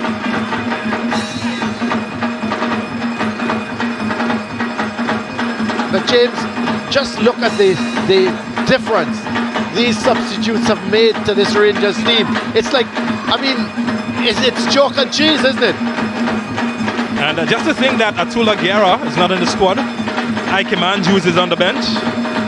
Leslie Russell is on the bench. Oh. Well, I think they're going to make 2 more substitutions, no doubt. But these players are players that can start on almost any team. They've got the treasure chest. Next Rangers. But I think AC P.O.S Spain at the moment, they're shell shocked. They're not too sure what's happening. Look at Corbin. My word, he's just playing, he's toying with him. Oh, wonderful. And then the cross with his weaker foot. And look at Real Gill at the far post. You could not, James, you would have scored that. It was, you could not have asked for a pinpoint cross. It was excellent.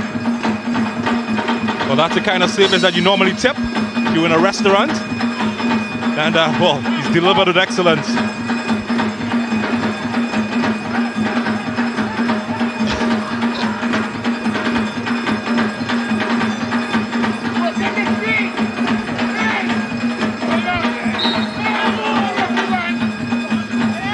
Well, they'll be glad to get an opportunity to rest as Cedale McLean goes to ground. That's a good ball, but Augustus does well. McLean, Unanjaron trying to flick it there to Augustus. That would have been a good move had it come off.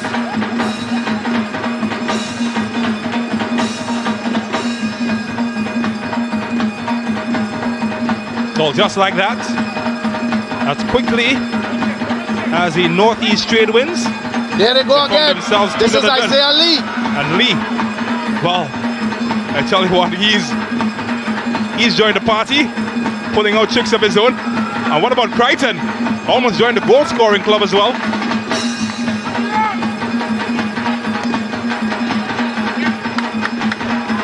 Well, the fans are coming to life.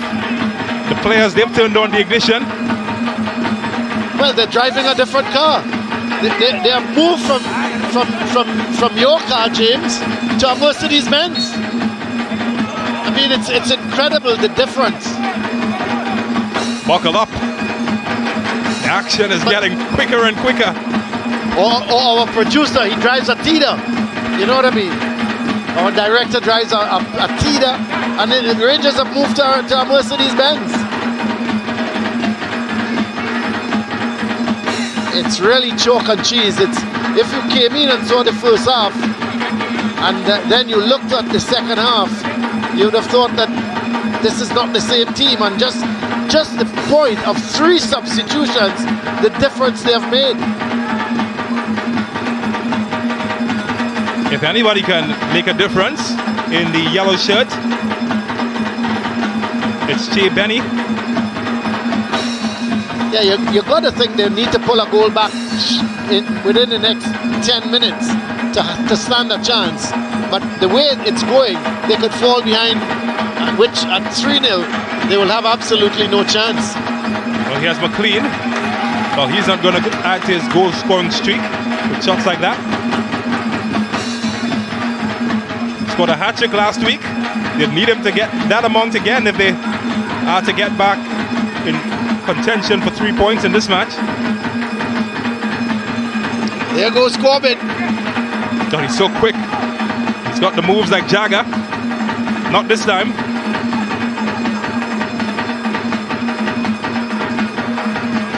Sturge. Isaiah Lino. They're all chiming in and having a go. And AC P.O.S. Look at the hustle now. Merez gets out of traffic. And Sturge does well to come back and avert the danger. Well, they're calling on some reinforcements. I'm not surprised. They need to, because they're being overwhelmed. Seeing former national youth player Jaden Prowell gearing up to come in. He's been on duty in college. He's back home, and I think his hometown needs him at the moment. Shea Benny has to come all the way back in his own half to pick up that ball. But that's a good ball. Paul Sturge had good awareness to know exactly where St. Hilaire was.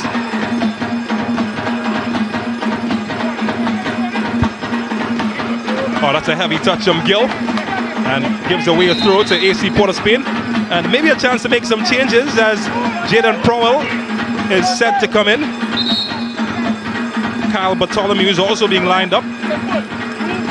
Jaden Prowell spent his last 2 seasons in college in the US. He's been a late addition to this team, and if anybody can help score goals, he can. So he's out, and Augustus will be the man that is being replaced, and Bartholomew will come in for Anthony Charles. So the 2 changes made by AC Port of Spain, and the message is clear. They want goals. They have to. They've got to get goals. That's the only way. That's the only way they'll have a chance. They've got to score, and they've got to pull one back, as I said, very quickly.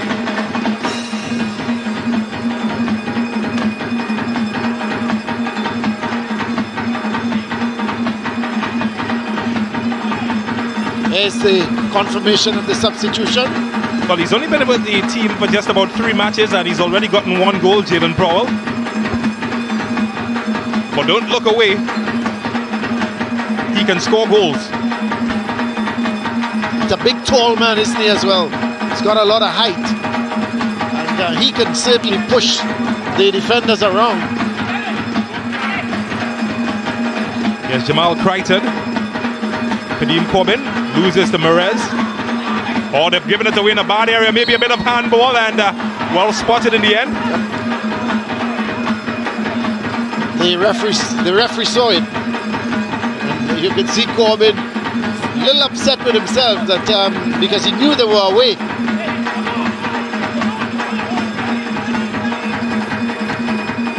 Benny in search of, well, he was in search of anything hopeful. It was, but none of it there. Far too straight.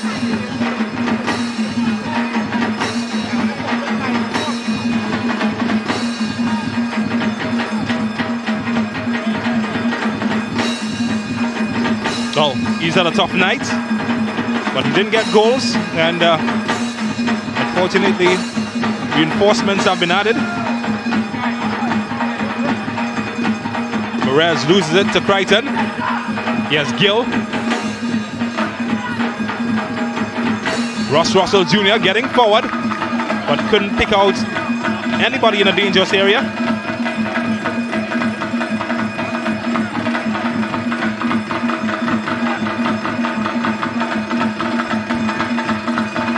I wonder what team they're supporting. Maybe the jersey just gave it away.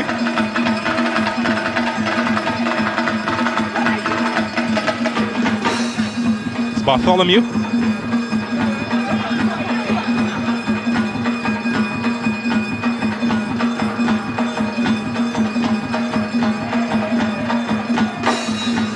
Looking for Benny. Oh, that's a bad giveaway, but he wins back possession, loses it to Crichton.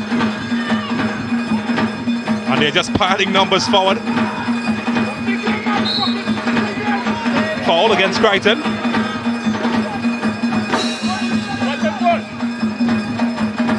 You've got to give Coach Dave Commoner lots of kudos because he didn't wait. A lot of coaches sometimes wait for 10-15 minutes into the second half to make changes. He realized that his team was being outplayed, outmaneuvered, and he decided enough was enough. Gill will keep this alive. He's got options. Junior. Offside. And well, the flag goes up. There's Coach Dave Commoner. What a difference a few changes can make for him and his team. But it was predictable though, James. Very much predictable because his team. That's brilliant from Oh, that's Shea a good Benny. save. Oh. And what I told you about Shea Benny, Bartholomew can keep it alive. A chance. What vision of Shea Benny. This was not a cross. He saw the goalkeeper off his line and he tried to chip him. Watch it. He looked up, he saw the keeper and he tried to chip him into that far corner. But it's a brilliant save, absolutely brilliant. Well, anybody who looked at the futsal championship where Trinidad and Tobago participated would have remembered him scoring from the other end of the field. Yes. It's not foreign to him. That to me was the goal of the tournament, even though Trinidad didn't reach too far. Well, here's another chance. Whoa. Just wide. Whiskers away. They're coming closer. And again, no surprise, it's Kadeem Corbin.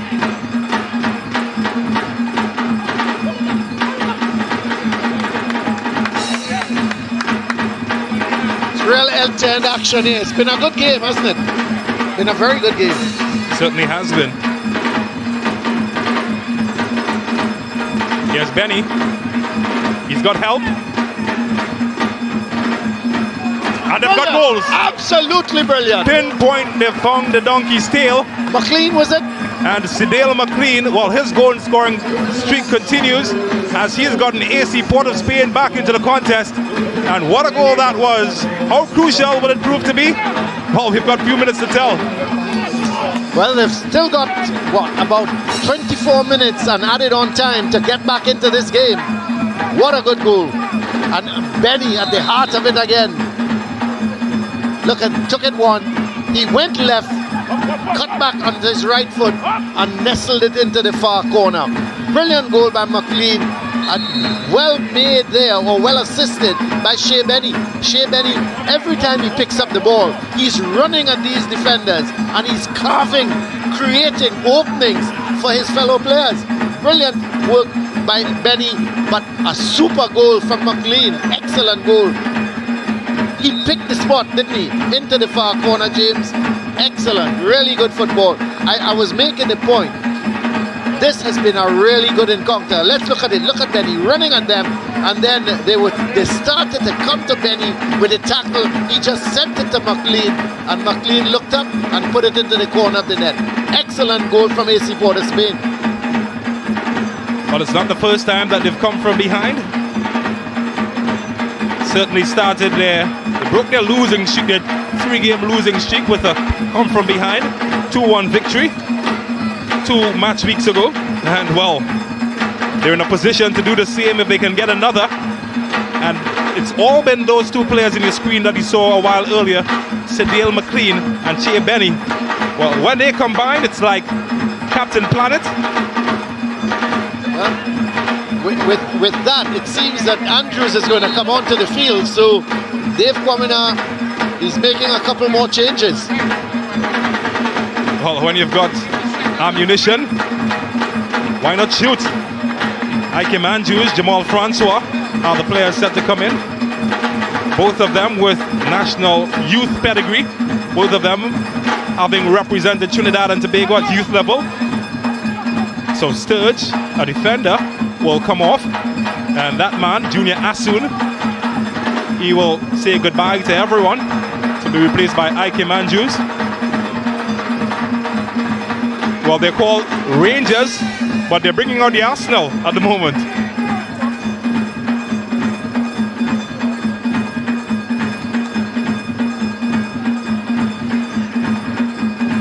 Who was it that said you don't fight fire with fire? Dave Kwamina didn't listen to that. So Caleb Sturge will make his way off the wing back, and Ike Andrews.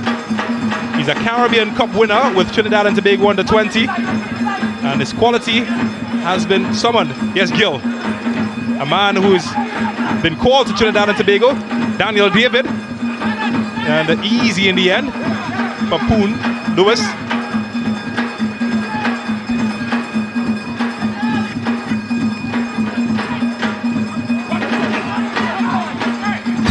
Gil finding Andrews, he gets his first touch.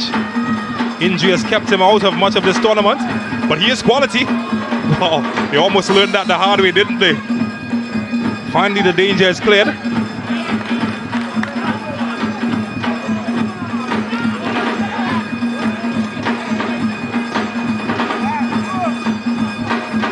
But Bartholomew, he's just come on, has his work cut out for him. So too that man, Francois, barely a minute on the field.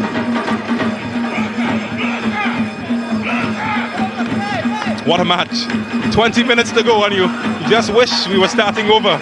Well, and it could end any way. It could be Rangers, AC P.O.S, a draw. This is the quality of this game.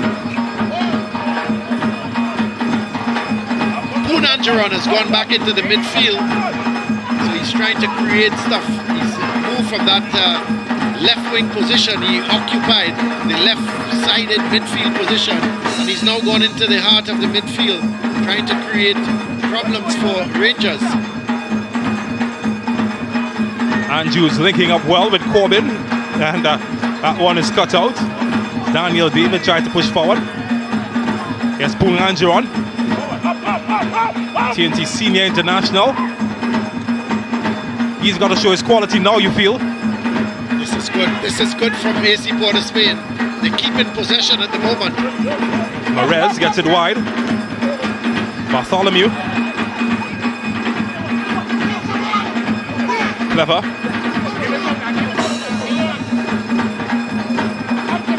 Trying to pick out gaps, and they find one. Shea Benny's touch goes to McLean. Scored one already from that angle, and maybe another. Not this time. It came close though. Well, it was the other. This time McLean was trying to give the assist to Shea Benny, and Shea Benny, the header was just wide. But McLean has gone over to that left side, and he's creating havoc. AC P.O.S Spain slowly but surely getting back into this game.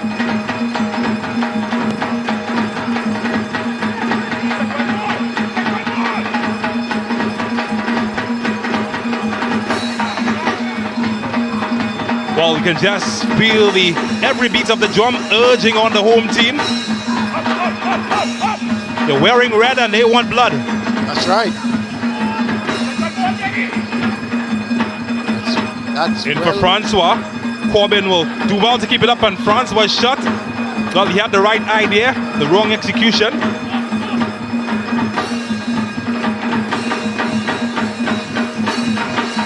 There's Francois. He's come on the field as a substitute and he's doing well.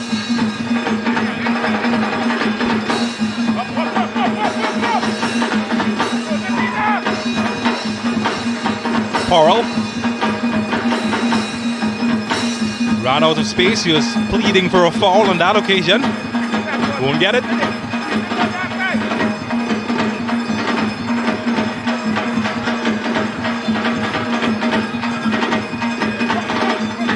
Should be cut out.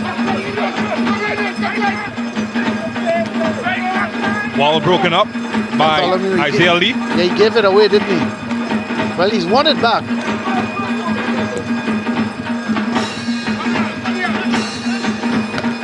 Ross Jr. Daniel David. He's a player that I like, Daniel David. He's come into a squad packed with midfield talent and has been able to cement his spot pretty much, although he has been rotated, but he does look very comfortable anytime he gets in.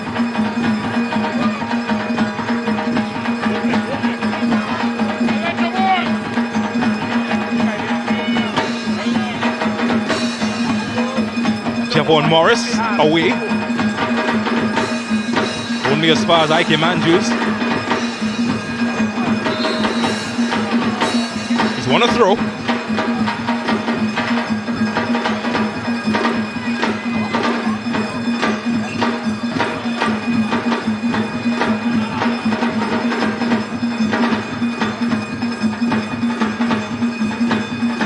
"15 minutes remaining in this match.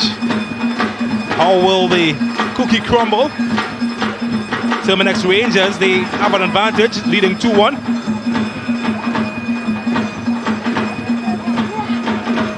And here's Gill, maybe to add to that. Ball in the area. Oh, goodness me. How did that right leg reach out there? I guess you've got to ask the man that got there. He doesn't know the answer. He thought he had another one.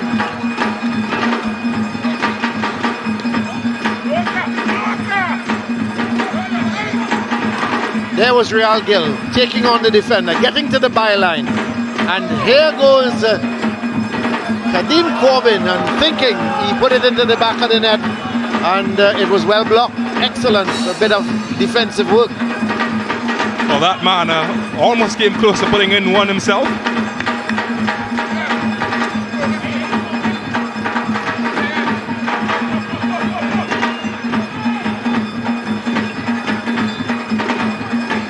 Punanjaron to Prowell. Well, the return was not of high quality as Crichton comes away with it. Daniel David. IK Manjus. He suffered at hamstring troubles, but it doesn't seem to affect him right now. Wow. Fortune favors the brave, and well, he almost got some of that fortune.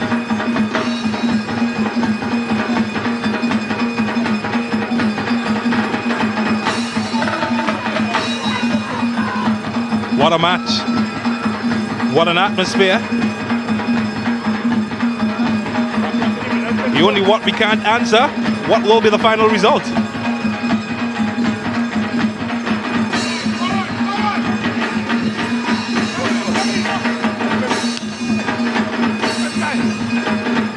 Here's Gill.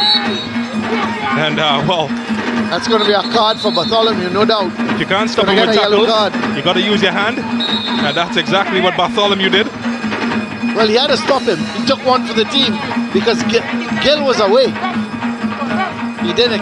Gill took control of that ball, was away from Bartholomew, and he just pulled him down. There's Real Gill. And the man who's got the card, Kyle Bartholomew. But if that didn't work, got to have a roadblock. He's that hard to stop. Corbin, he's been the game changer so far. Goal and assist. Maybe another assist here. Good looking service. Could be anybody's ball in red. Kept alive by Ikem, but it goes out for a corner. That was another good cross ball from Kadeem Corbin. He's really come on to field and made such a huge difference to this Rangers attack. Tell you what, if he decides to not be a footballer tomorrow, he can certainly work T&T Post because he delivers. Wow, almost delivered a goal as well. What a save from Poon Lewis.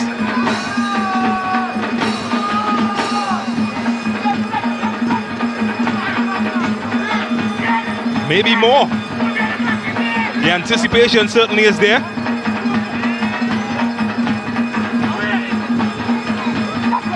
And well, Bartholomew's boot gets it away.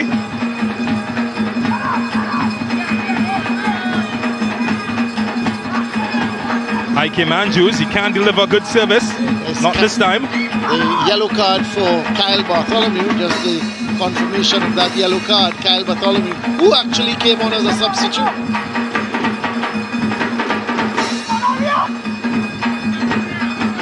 Well, we are approaching the final 10 minutes of the match. This 10 minutes is going to feel like a test match innings, I tell you that. It's going to be a tense one. Oh, that's good from T. Benny. Got the abracadabra. Ross Russell Jr. had to come around to help. He's done so much defending tonight, Ross Russell Jr. This game is the first game I've seen him defend so much and not go into attack.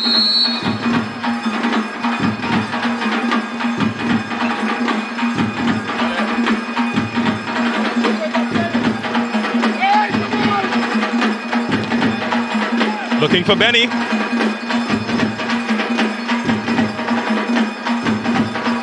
Punanjaron puts it back in the mix. Prowell to tussle. And well, he's been muscled out of it, and it'll be a goal kick. Shea Benny was standing all alone, but couldn't get it. Here is the Sportsmax app moment. Well, I tell you what, he might as well be a silkworm, Chill Benny. And that man, Junior Asun, because that is as smooth as they come. There we go. Here's a hat. Here's another one. Ole, hola. Sportsmax that moment.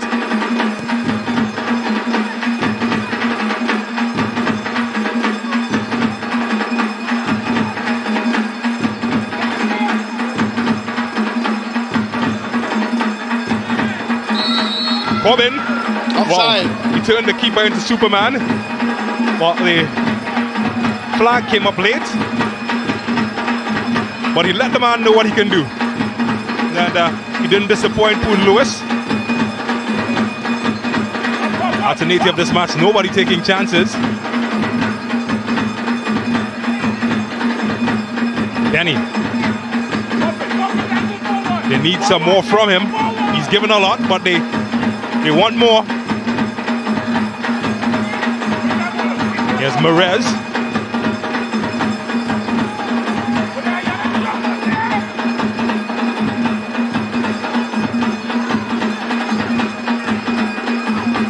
Merez trying to find some space for himself. Keeps it alive. Yeah, he did well. He was under a lot of pressure. Looking for Porrell. Here's Ross Jr. They're charging forward in numbers. He's got Real Gill to the outside of him. He's got options. Here's Daniel David. Ike Manjus. On. Wow. That was as close as they come. They're lucky. Just nobody was able to get onto the end of it. But really a good cross there. And Poon Lewis couldn't do very much because it was hit with power in front of him. He couldn't get out to save it. And luckily no forward came in to put it into the back of the net. Well, I'll tell you something about Ike Manjus for those unfamiliar with him. That's the man in possession at the moment. In that under-20 team that won the Caribbean Cup in 2014, he was in fact the star player. He was the star of the team until one Levi Garcia took over. So that's the quality of the man, Ike Manjus. So he's certainly not a player short of quality. Has gotten a couple of caps at the senior level, yet to cement his place. Now, speaking of caps, that's a man who has 4 under-20 caps, played at the under-20 championship in 2018. Jaden Prowell, he scored 1 goal in that championship. So lots of quality on the field at the moment. Merez trying his quality. Well, it's the second time we've seen him going forward and has taken a shot high over the bar. He's not getting over the ball, he's just kicking it as if he's clearing it. And he's got to, if you're going to go for goal from that distance, you've got to get over the ball to keep it down. Well, they've got a congress of minds. Do you think they're worried? Do you think they're a little concerned? Yeah, it's always going to be concerned. At 2-1, you have to be. It just takes one mistake or one piece of brilliance and they're back level. 6.5 remaining as well. That's going to feel like a long time. Here's Corbin. Oh, he's gliding at the moment. Lee. Gil. Having fun, aren't they? Yes, Gil. And well, didn't get his measurement right, but he had the right idea. He does get a corner.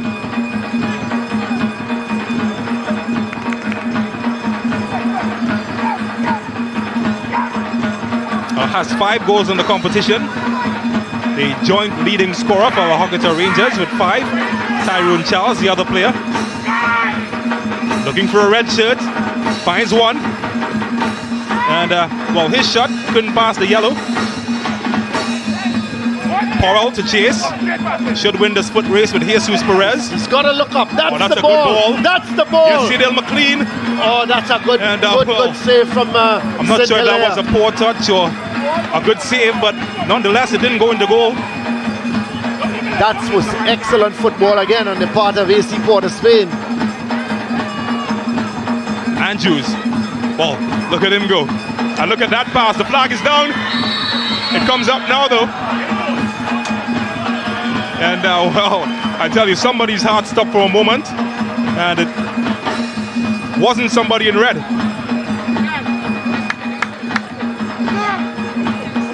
But look, the action, James. At one end, at one end, AC P.O.S of Spain could have scored, and right away the attack down. Let's have a look. The beauty of a ball from Shea Benny again, and you could see McLean all alone on wide. He sends it to him. That should have it was just behind him, or else he could have gone on and hit it with the right foot, but it was just behind him. He had to try to bring it under control with his left foot, and when he brought it under control, it gave St. Hilaire the time to come out and tackle him. But that's the problem. Had it been just in front of him, it would have been 2-all. Look, offside, but there goes Corbin, and he receives the ball. Yeah, Jamal Francois just showing offside. Well, Corbin, he's all about business. He doesn't care if the flag went up. He likes to hit the net.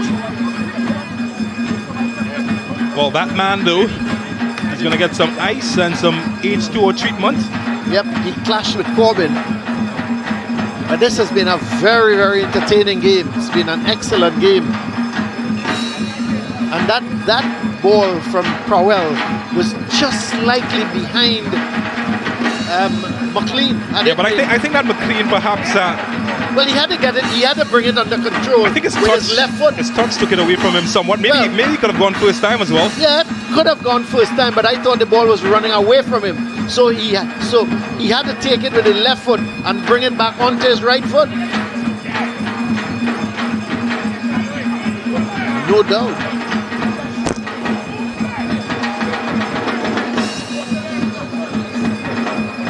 Well, they say chances give you an opportunity to win.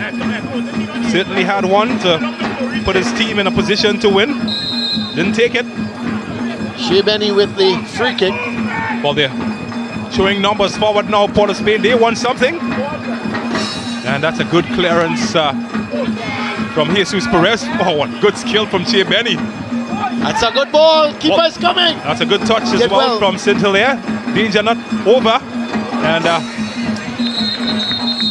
they will call for some assistance because he might have hurt himself there in the save. Jabari St. Hilaire. So he had to get a touch onto that, James. It was a good cross from Shea Benny with his right foot. It went to the far post, and St. Hilaire was like a jet coming out. Had to get there before the man coming in at the far post. I think it was McLean, not sure who was coming in at that far post. If anything this game produced, it produced some great highlight moments. Here's Look one of this. them. Beautiful control, takes on the man, goes by him, looks up, far post. Look at St. Hilaire. Had to get there, and he did. Certainly reminds you of one of those old school number 10s, Shea Benny. Touch player that just delights the crowd. But he does come from good pedigree.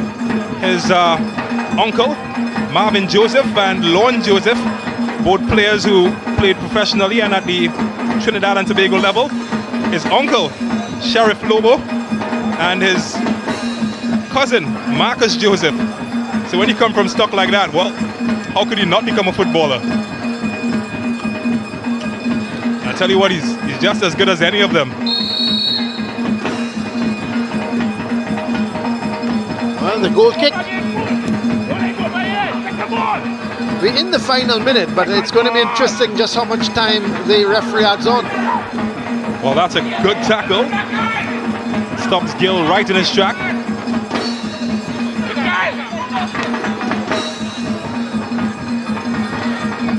Well, Colin, I do feel that as we approach the last few seconds of the match, that we will have quite a few minutes of time added on. There were lots of stoppages. That's right. There was a few injuries as well. I estimate about 5 minutes, maybe. I would think so.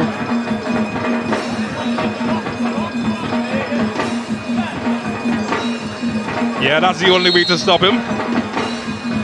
It's not legal, though. Got to watch himself, though. He's on a yellow card. That's right. Oh, that's a good touch. Loses possession.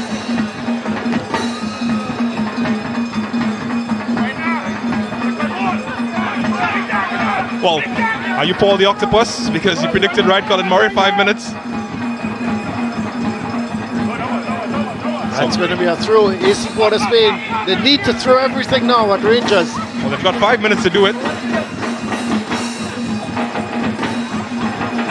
Can Poon Angeron help his team conjure up something? Handball, maybe. Caleb Wales doesn't think so. Who's going to argue with a referee that will be in the FIFA World Cup? Certainly not me.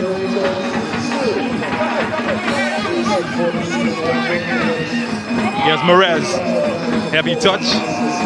Lose it in a bad area. You don't want to lose it there. Russ Russell Jr.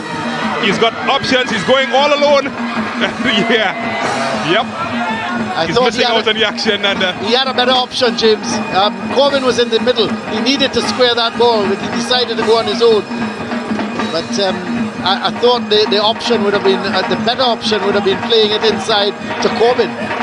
When you're a defender who fancies yourself as a striker, there's no such thing as better option. It's earned him 3 goals in the competition so far.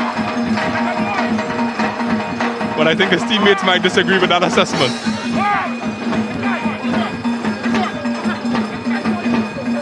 It's all about running down the clock now for Terminex Rangers, but nope, they want more. Gill is such a clever player. Only 18 years old as well. What a player.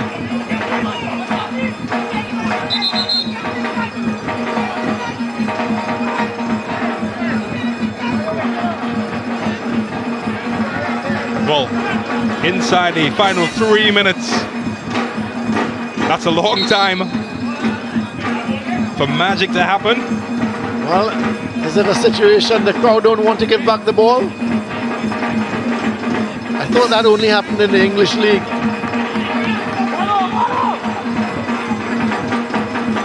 Here's Corbin. He's been really good since he's come on. Crichton looking for Ikem. Oh, what a touch.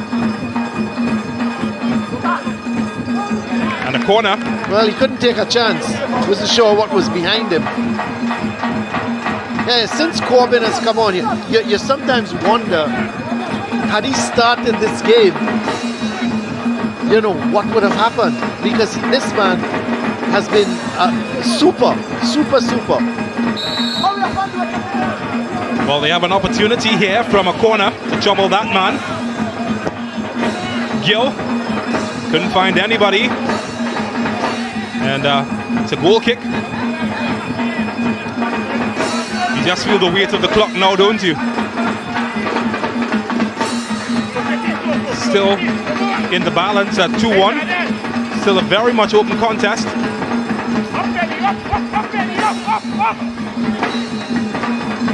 There's Worl. Oh, that's a good turn.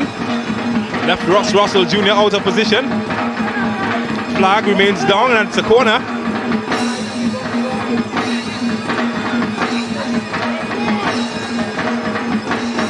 It's a chance from a set piece. Are there any takers in yellow? It's going to be Shea Benny with it. Looking for Worl. A touch. Oh, and just over the top. Well, it took a deflection, didn't it? Yeah, it came close and he has won another chance. They'd want to be alert. Jaden Prowell and company. They're knocking, they're huffing and puffing. Nickel Stevens might have been the man to get the last touch before the deflection. 10 players are forward. And, well, he doesn't find any of them. Maybe now. It's Worl. All of his experience is needed in a moment like this. That's a good touch. And a chance.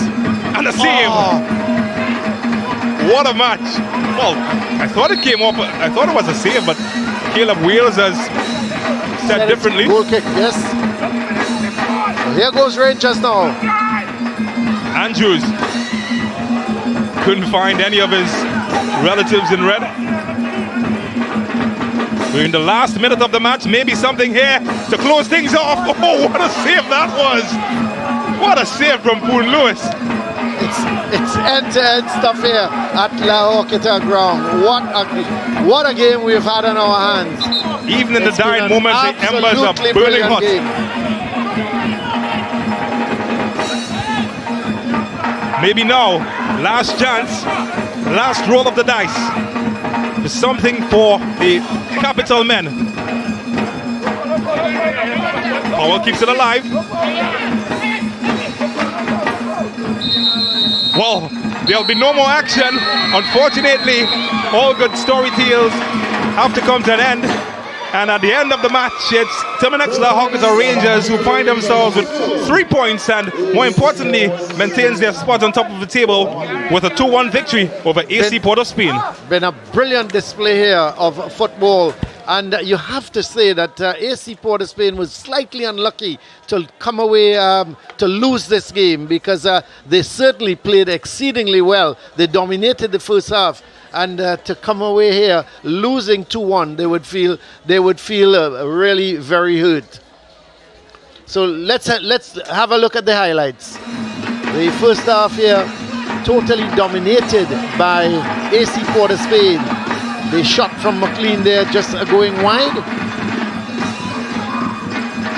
And the header, a looping one. And Poon Lewis just had to tip it over the bar.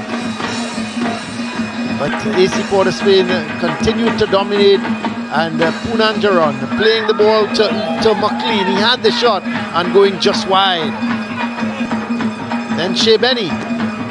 He also went just wide, and on another day, those two shots might have nestled into the corner of the net, but it was not to be for them. But here goes Shea Benny again.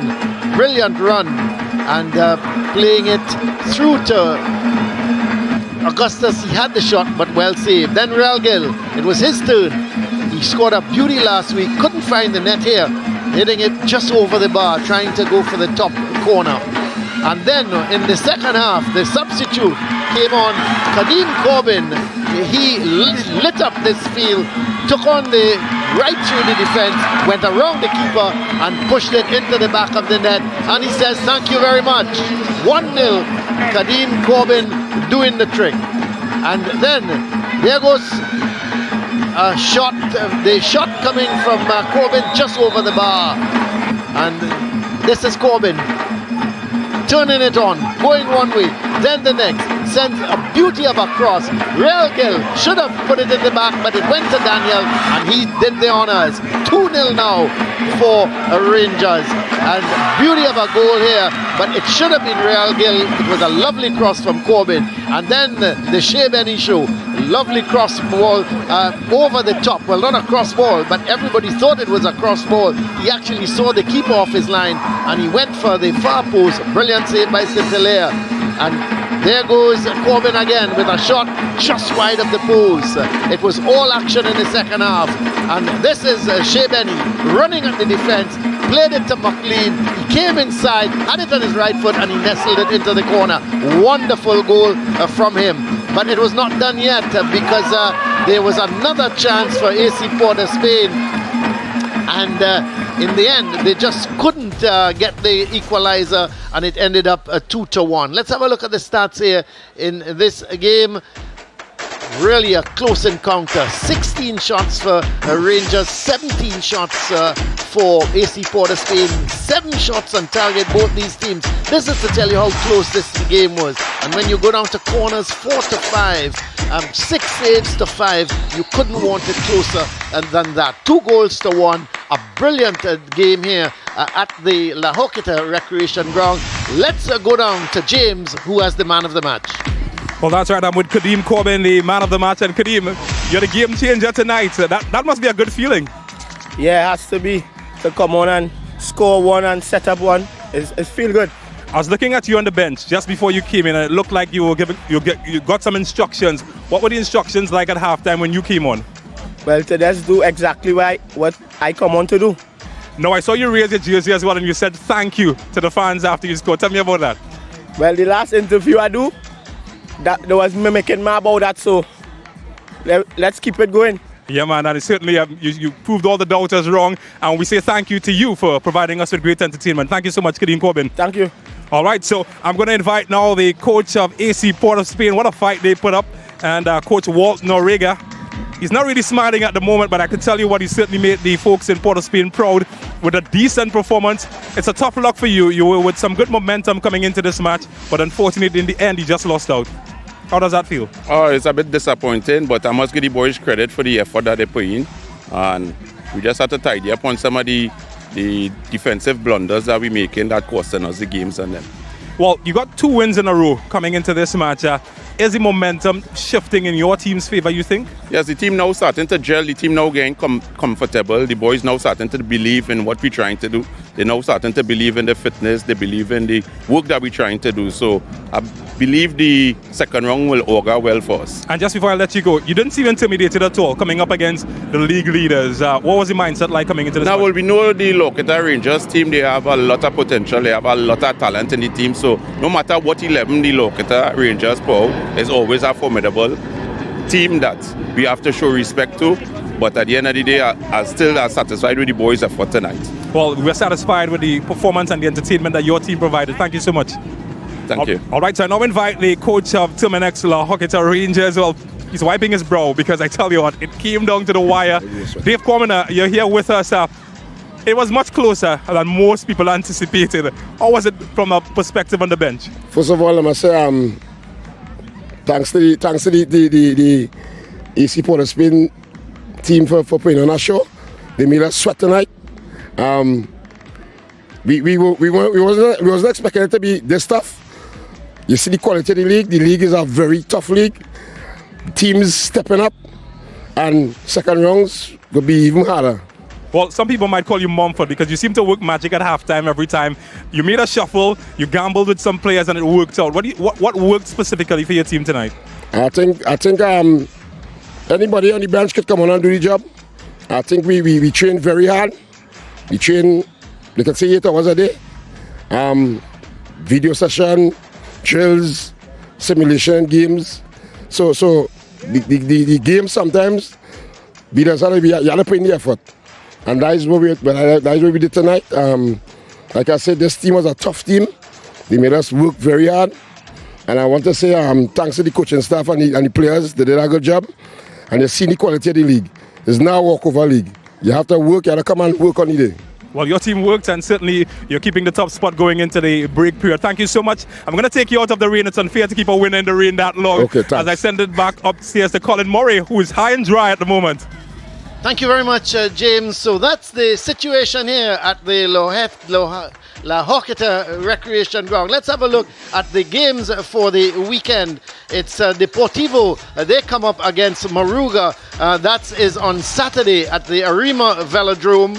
And then the second game at the Arima Velodrome, it's Defence Force versus Rail West Fort United. Those games are at 5 and 7 p.m. And then on Sunday at 5 p.m. at the St. James Barracks, it's Central FC. They come up against Police FC on the Sunday. So that's the situation here. Two good games. Central Sports were winning 1-0 in the first game against Cunupia, and in the second game, a real cracker, Terminix La Horquetta Rangers winning by 2-1 against AC P.O.S. Thank you very much for viewing. It's been a great evening of football entertainment. On behalf of all of us, it's good night, and we'll see you again in the Ascension Tournament.